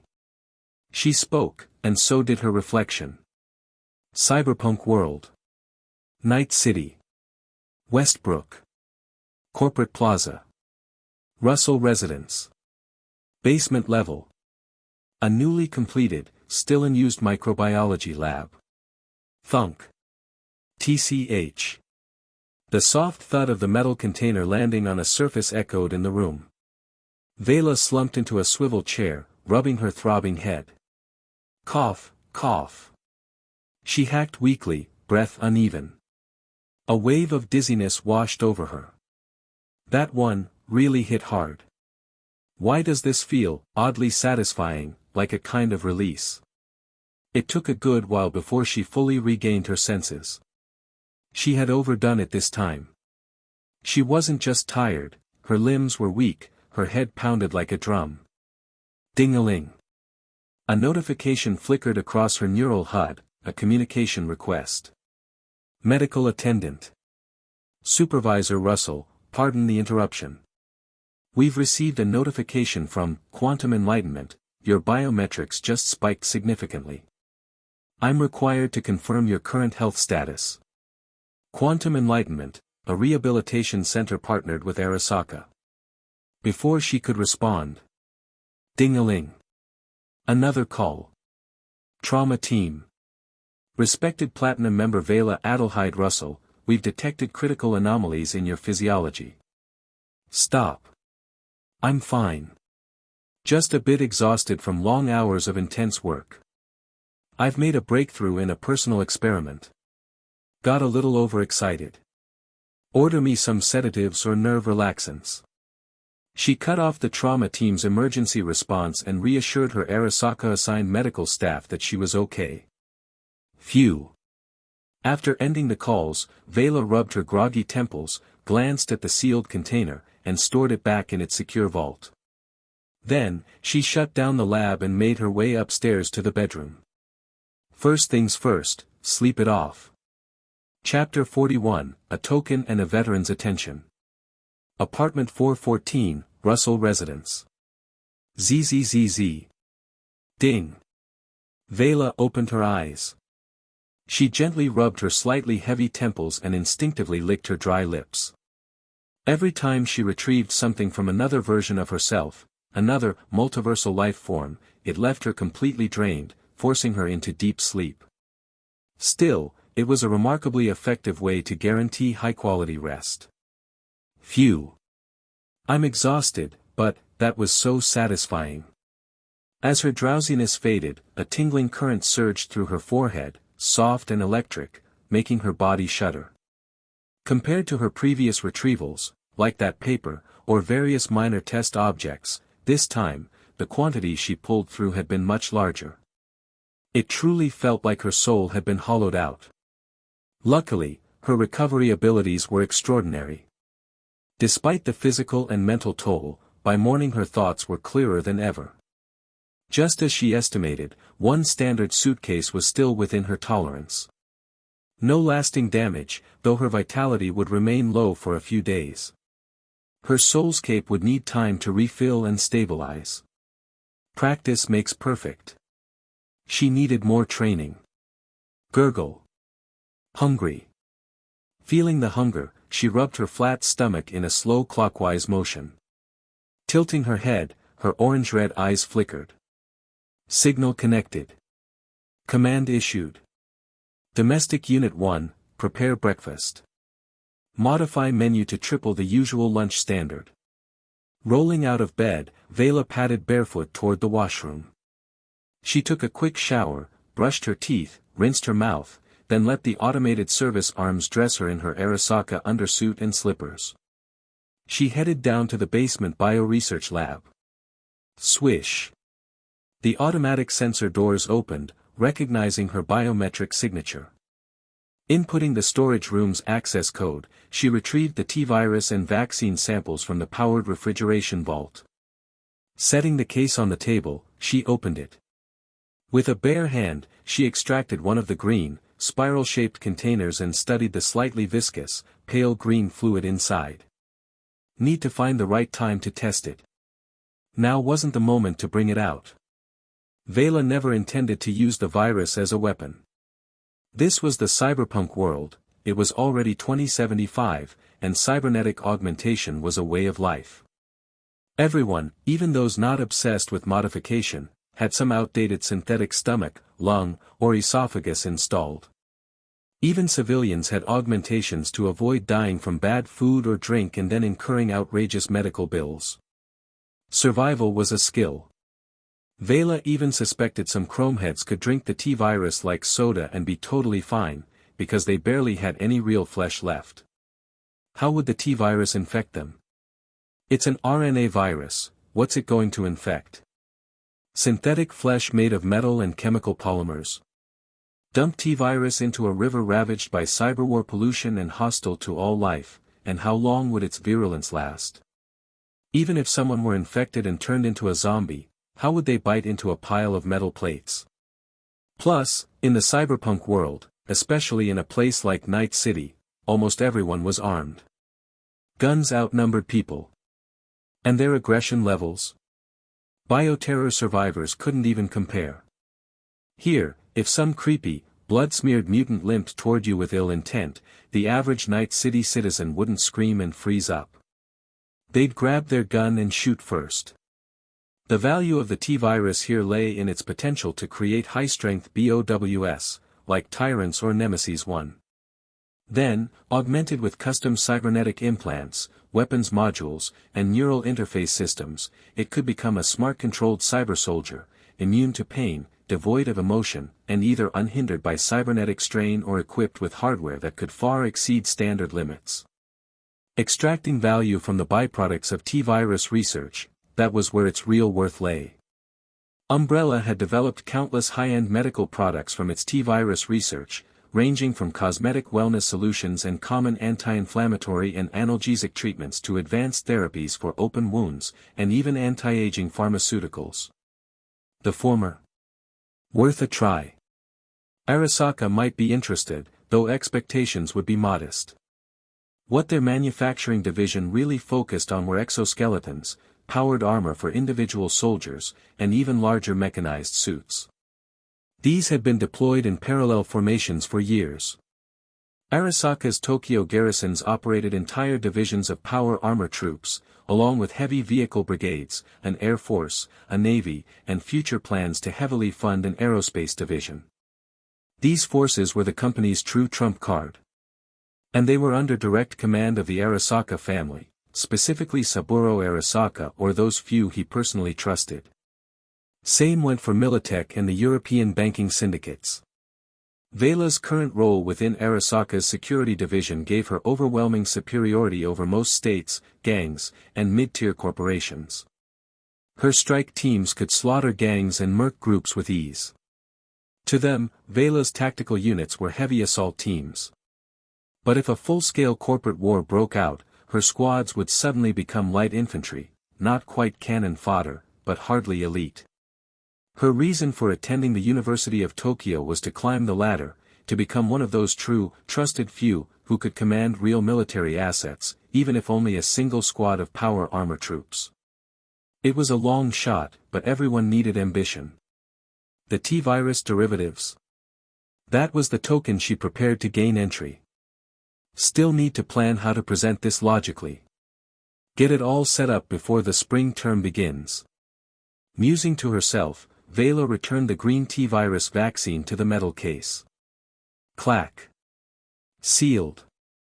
She placed it back in the vault and exited the lab. Ding dong. Right on cue, the housekeeping bot laid out a high-carb, high-calorie spread on the living room table per her request. Ramen with rice, miso soup, steak, fried chicken, tempura, a fusion of Japanese and Western classics.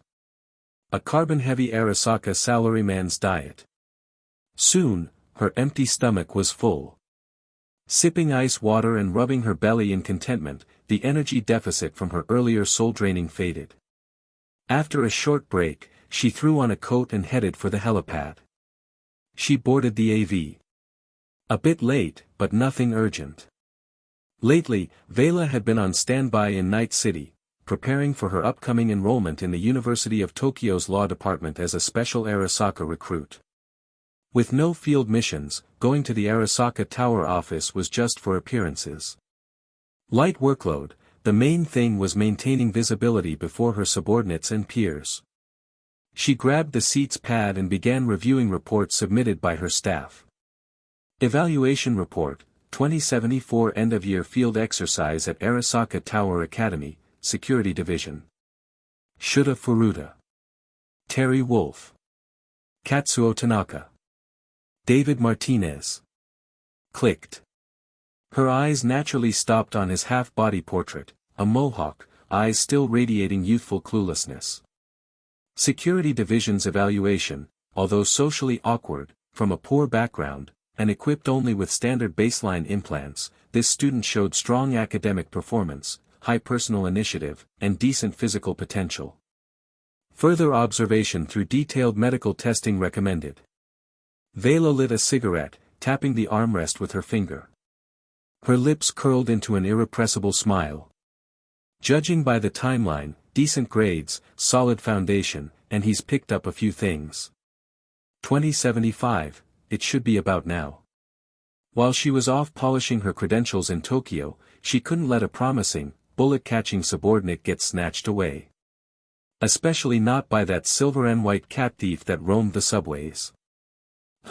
Time to orchestrate a little chance meeting between a senior and her junior. Poor, huh? Then I'll grant you a low-interest education loan slot. Beep. She slid David Martinez's name into the Security Division's list of outstanding students to receive a commemorative internship gift. Confirm, send. So, little one, how will you repay me? Through the AV window, Veila gazed at the approaching black tower of City Hall. Santo Domingo, Arroyo District. Old H4 apartment megabuilding. Rusting security bars, peeling paint, yellowed iron stains. Despite the overflowing trash and loitering homeless outside, the weathered building was still structurally intact. Inside one of its cramped rental units. Mom, you're sleeping on the couch again. That's not good for you. Ah, David, I'm sorry. I was just so tired. Wait, what are you doing home at this hour? Don't change the subject, Mom. It's the weekend. School's out.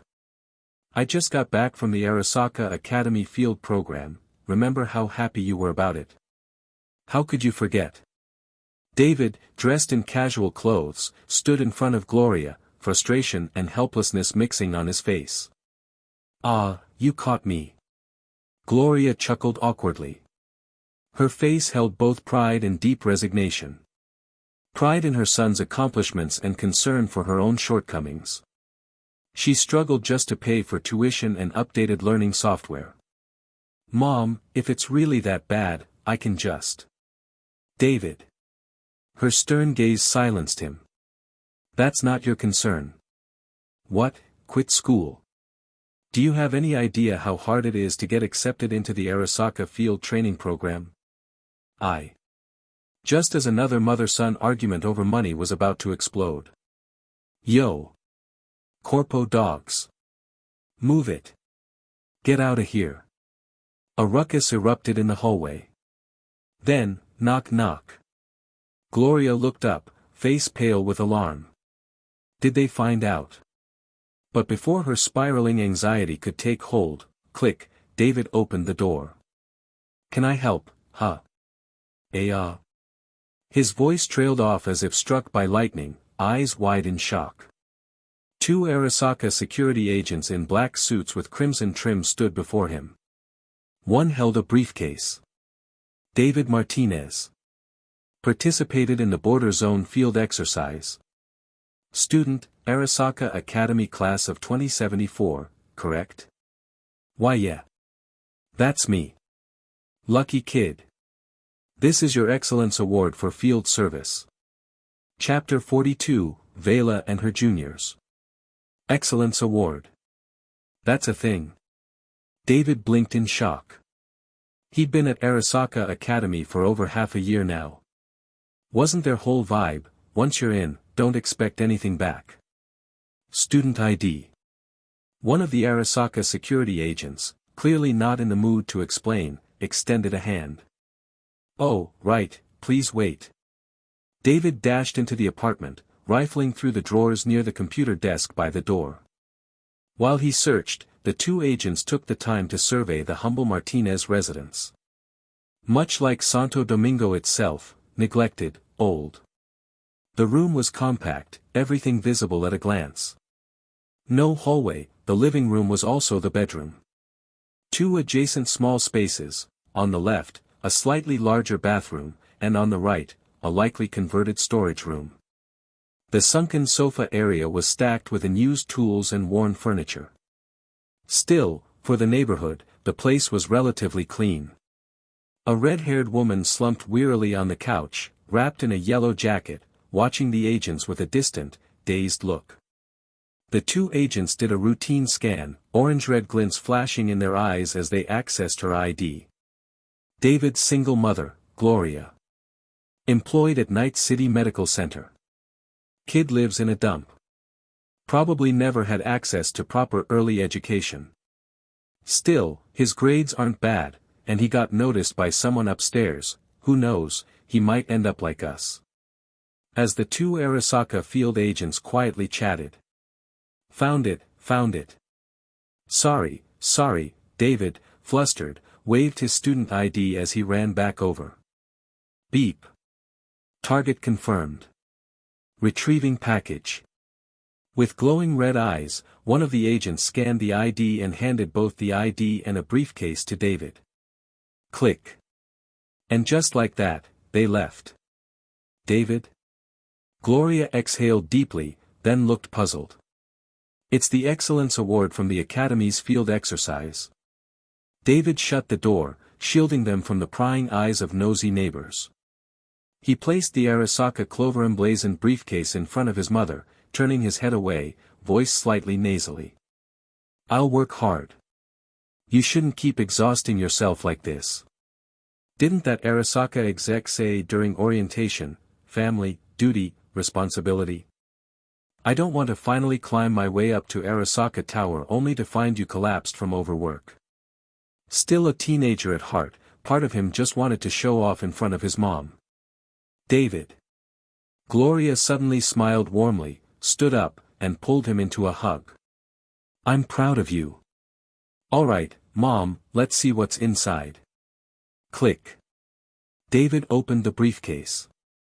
Inside. A commemorative card bearing the Arasaka Security Division and Arasaka Academy Class of 2074 Field Program seal. A finely crafted shield-shaped metal badge. 3 detachable data chips. A rectangular access card. And a sleek pistol. Dark frame, light slide, red grip. Kenshin. Security Division, huh? Gloria's expression grew complicated. The JKE-X2 Kenshin was one of Arasaka's signature submachine pistols. Sure, gifting a pistol as a student award might seem odd, but this was Night City, the place with the loosest firearm regulations on Earth. And if the field program was coordinated with the security division, a sidearm was entirely reasonable. The good news? David had clearly earned the favor of Arasaka's most powerful department. The bad news? That very same department was also the one with the most field missions, and the highest mortality rate. Would David become an Arasaka security officer or agent? A mother's worry quickly dulled Gloria's fleeting joy. Whoa, Mom! We're rich! David's excited yell snapped Gloria out of her thoughts. He had just slotted one of the data chips into his neural socket behind his ear. His eyes glowed orange with system feedback, and his face lit up with glee. Personal account, 5,000 euros received. Sender, Arasaka Security Division, Night City. 5,000 euro. It's a scholarship. It wasn't a large sum. For someone like Veila, it might not even cover a day's worth of indulgence in fine dining, booze, and cigars. But for the Martinez family, it was a lot. It could mean the difference between survival and desperation. With that 5,000, Gloria could finally breathe. No more juggling bills in a panic. At least half a year of financial stability. A massive relief. Here. With the transfer protocol complete, the chip was useless. David casually pulled it out and handed it to his mother without a second thought. Then he pulled out the second chip. Ah. His interest waned as he inspected it. Tossed it aside. He moved on to the third chip. Gloria, meanwhile, had inserted the second chip. It contained a formal commendation, recognition of David's performance and a generic message of encouragement. "Mom, I think you should take a look at this one." David passed her the third chip with a more serious expression. Gloria took it, slotted it in. On screen, Arasaka Academy Low-Interest Education Loan Offer. Student loan. Gloria murmured, falling silent. David, meanwhile, picked up the long rectangular card and read aloud the words beneath the Arasaka Clover logo. Library card? Huh, looks like a university-level borrowing pass. His interest sparked. Not fitting in didn't mean he didn't crave knowledge. He just lacked money, access, and privilege. Arasaka Academy's paywalled library, home to countless neural learning chips, had always been out of reach for him. Now, he was tempted. "I heard those big university libraries with AI assistants are open 24/7, as long as you're authorized," Gloria added, leaning closer with a smile. "If you want to go, put on your uniform. I'll order you another set for laundry rotation. Then I'm off." David was quick to act. After a short prep and a change into his uniform, he pocketed the library card and happily left the apartment. During breaks, he usually stayed home watching TV or hung out with that weirdo Ripperdoc watching shady braindance vids, or went to the nearby court with a second-hand basketball chip for a pickup game. Gloria never let him wander far, especially not past the city center. This was Night City, after all. "Hey, David. What were those corpo dogs from Arasaka doing at your door? You screw up at school or something?" A slouched middle-aged neighbor called out, leaning over the railing. Everyone in the complex knew Gloria was working hard to send her son to Arasaka Academy. David wore the uniform every day, none of them were blind. Many just watched out of morbid curiosity. All good. David waved it off and jogged down the stairs, heading toward Arasaka Academy in City Center. "Welcome, Student David Martinez." The entry scanner chirped as he passed through the gate.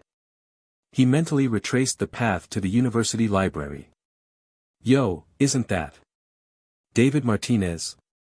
A mocking voice called out. "What's a broke kid like you doing here? You think this place is for people like you?" The words sounded like stock dialogue from one of those cringy early 21st century anime he'd dug up from his Ripperdocs archives. Hands in pockets, David gave a lazy glance toward the classmate standing just outside the library doors. Lean frame. Smug look. Dyed yellow hair. Cocky like he owned the place. Name? Forgotten. He was the son of some minor bureaucrat in the Arasaka Administrative Division. The kind of guy who screamed spoiled trust fund brat. Ever since he hadn't been selected for the Security Division's field program, he'd been salty, especially seeing David, the poorest and easiest to bully on the list, win a spot by sheer dumb luck. Toward the end of the semester, before break, the guy had taken every opportunity to mock David. No fists were thrown, but tension brewed. David's casual indifference seemed to infuriate the guy more each time. "Sorry, I've got a library card." David, still not in the mood, leaned aside and lazily waved his freshly issued pass. "Out of the way. I've got studying to do." Thud. A sharp shoulder check slammed into David. The blonde kid scowled. "You know what I hate most? That attitude. You're just a broke piece of trash trying to worm your way into our world, and you act like you belong." Stumbling back, David clutched his aching shoulder, brows furrowed. The other boy kept towering over him. "How does someone from a single-parent household like yours get a library card, huh? Let me guess, your mom's out doing favors for some sponsor." Red. David's vision swam in red. Something snapped. His legs tensed. He surged forward, fist arcing straight toward the smug face. Smack. Trash fights like trash. Freebie combat chip, unmodded arms, no real implants. The blonde caught his punch effortlessly with one glowing, reinforced hand. A cybernetic arm. Red lights flickered along the synthetic tendons. Let me teach you what real fighting looks like. Wham! A gut-wrenching blow knocked David off balance. His cheek scraped the ground. Blood dripped onto the pavement. Still, he pushed up, crimson eyes locked on his opponent. Underground boxer chip, huh?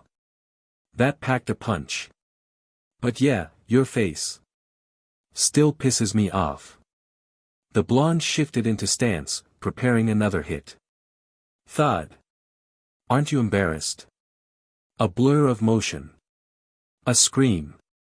A crash. The blonde went flying, slamming into the ground. Tanaka, you. Shut it, idiot. David looked up, dazed. A figure stood between him and the attacker. Blue-black mushroom cut. One hand in his pocket. Tanaka Katsuo. David remembered now, classmate, participated in the same field program. Rumor had it his father was a board member. He'd met someone high up in security. Word was, he was already semi-confirmed for a position, his father enforced brutal training to prep him. It showed. Tanaka. I'm telling the dean. You never learn. Tanaka moved. One step, and he pinned the blonde's arm in place. Then, a solid, clean punch to the gut. The guy folded, dropping to his knees and coughing bile. Still clinging to flashy junk, huh? Tanaka had long since ditched his 400 series cyberarms and kung fu chips. Too theatrical, too inefficient. What security needed was direct, lethal, no-nonsense power. Hey, can you stand? Tanaka turned toward David, who was now rising, hands still pressed to his bleeding face.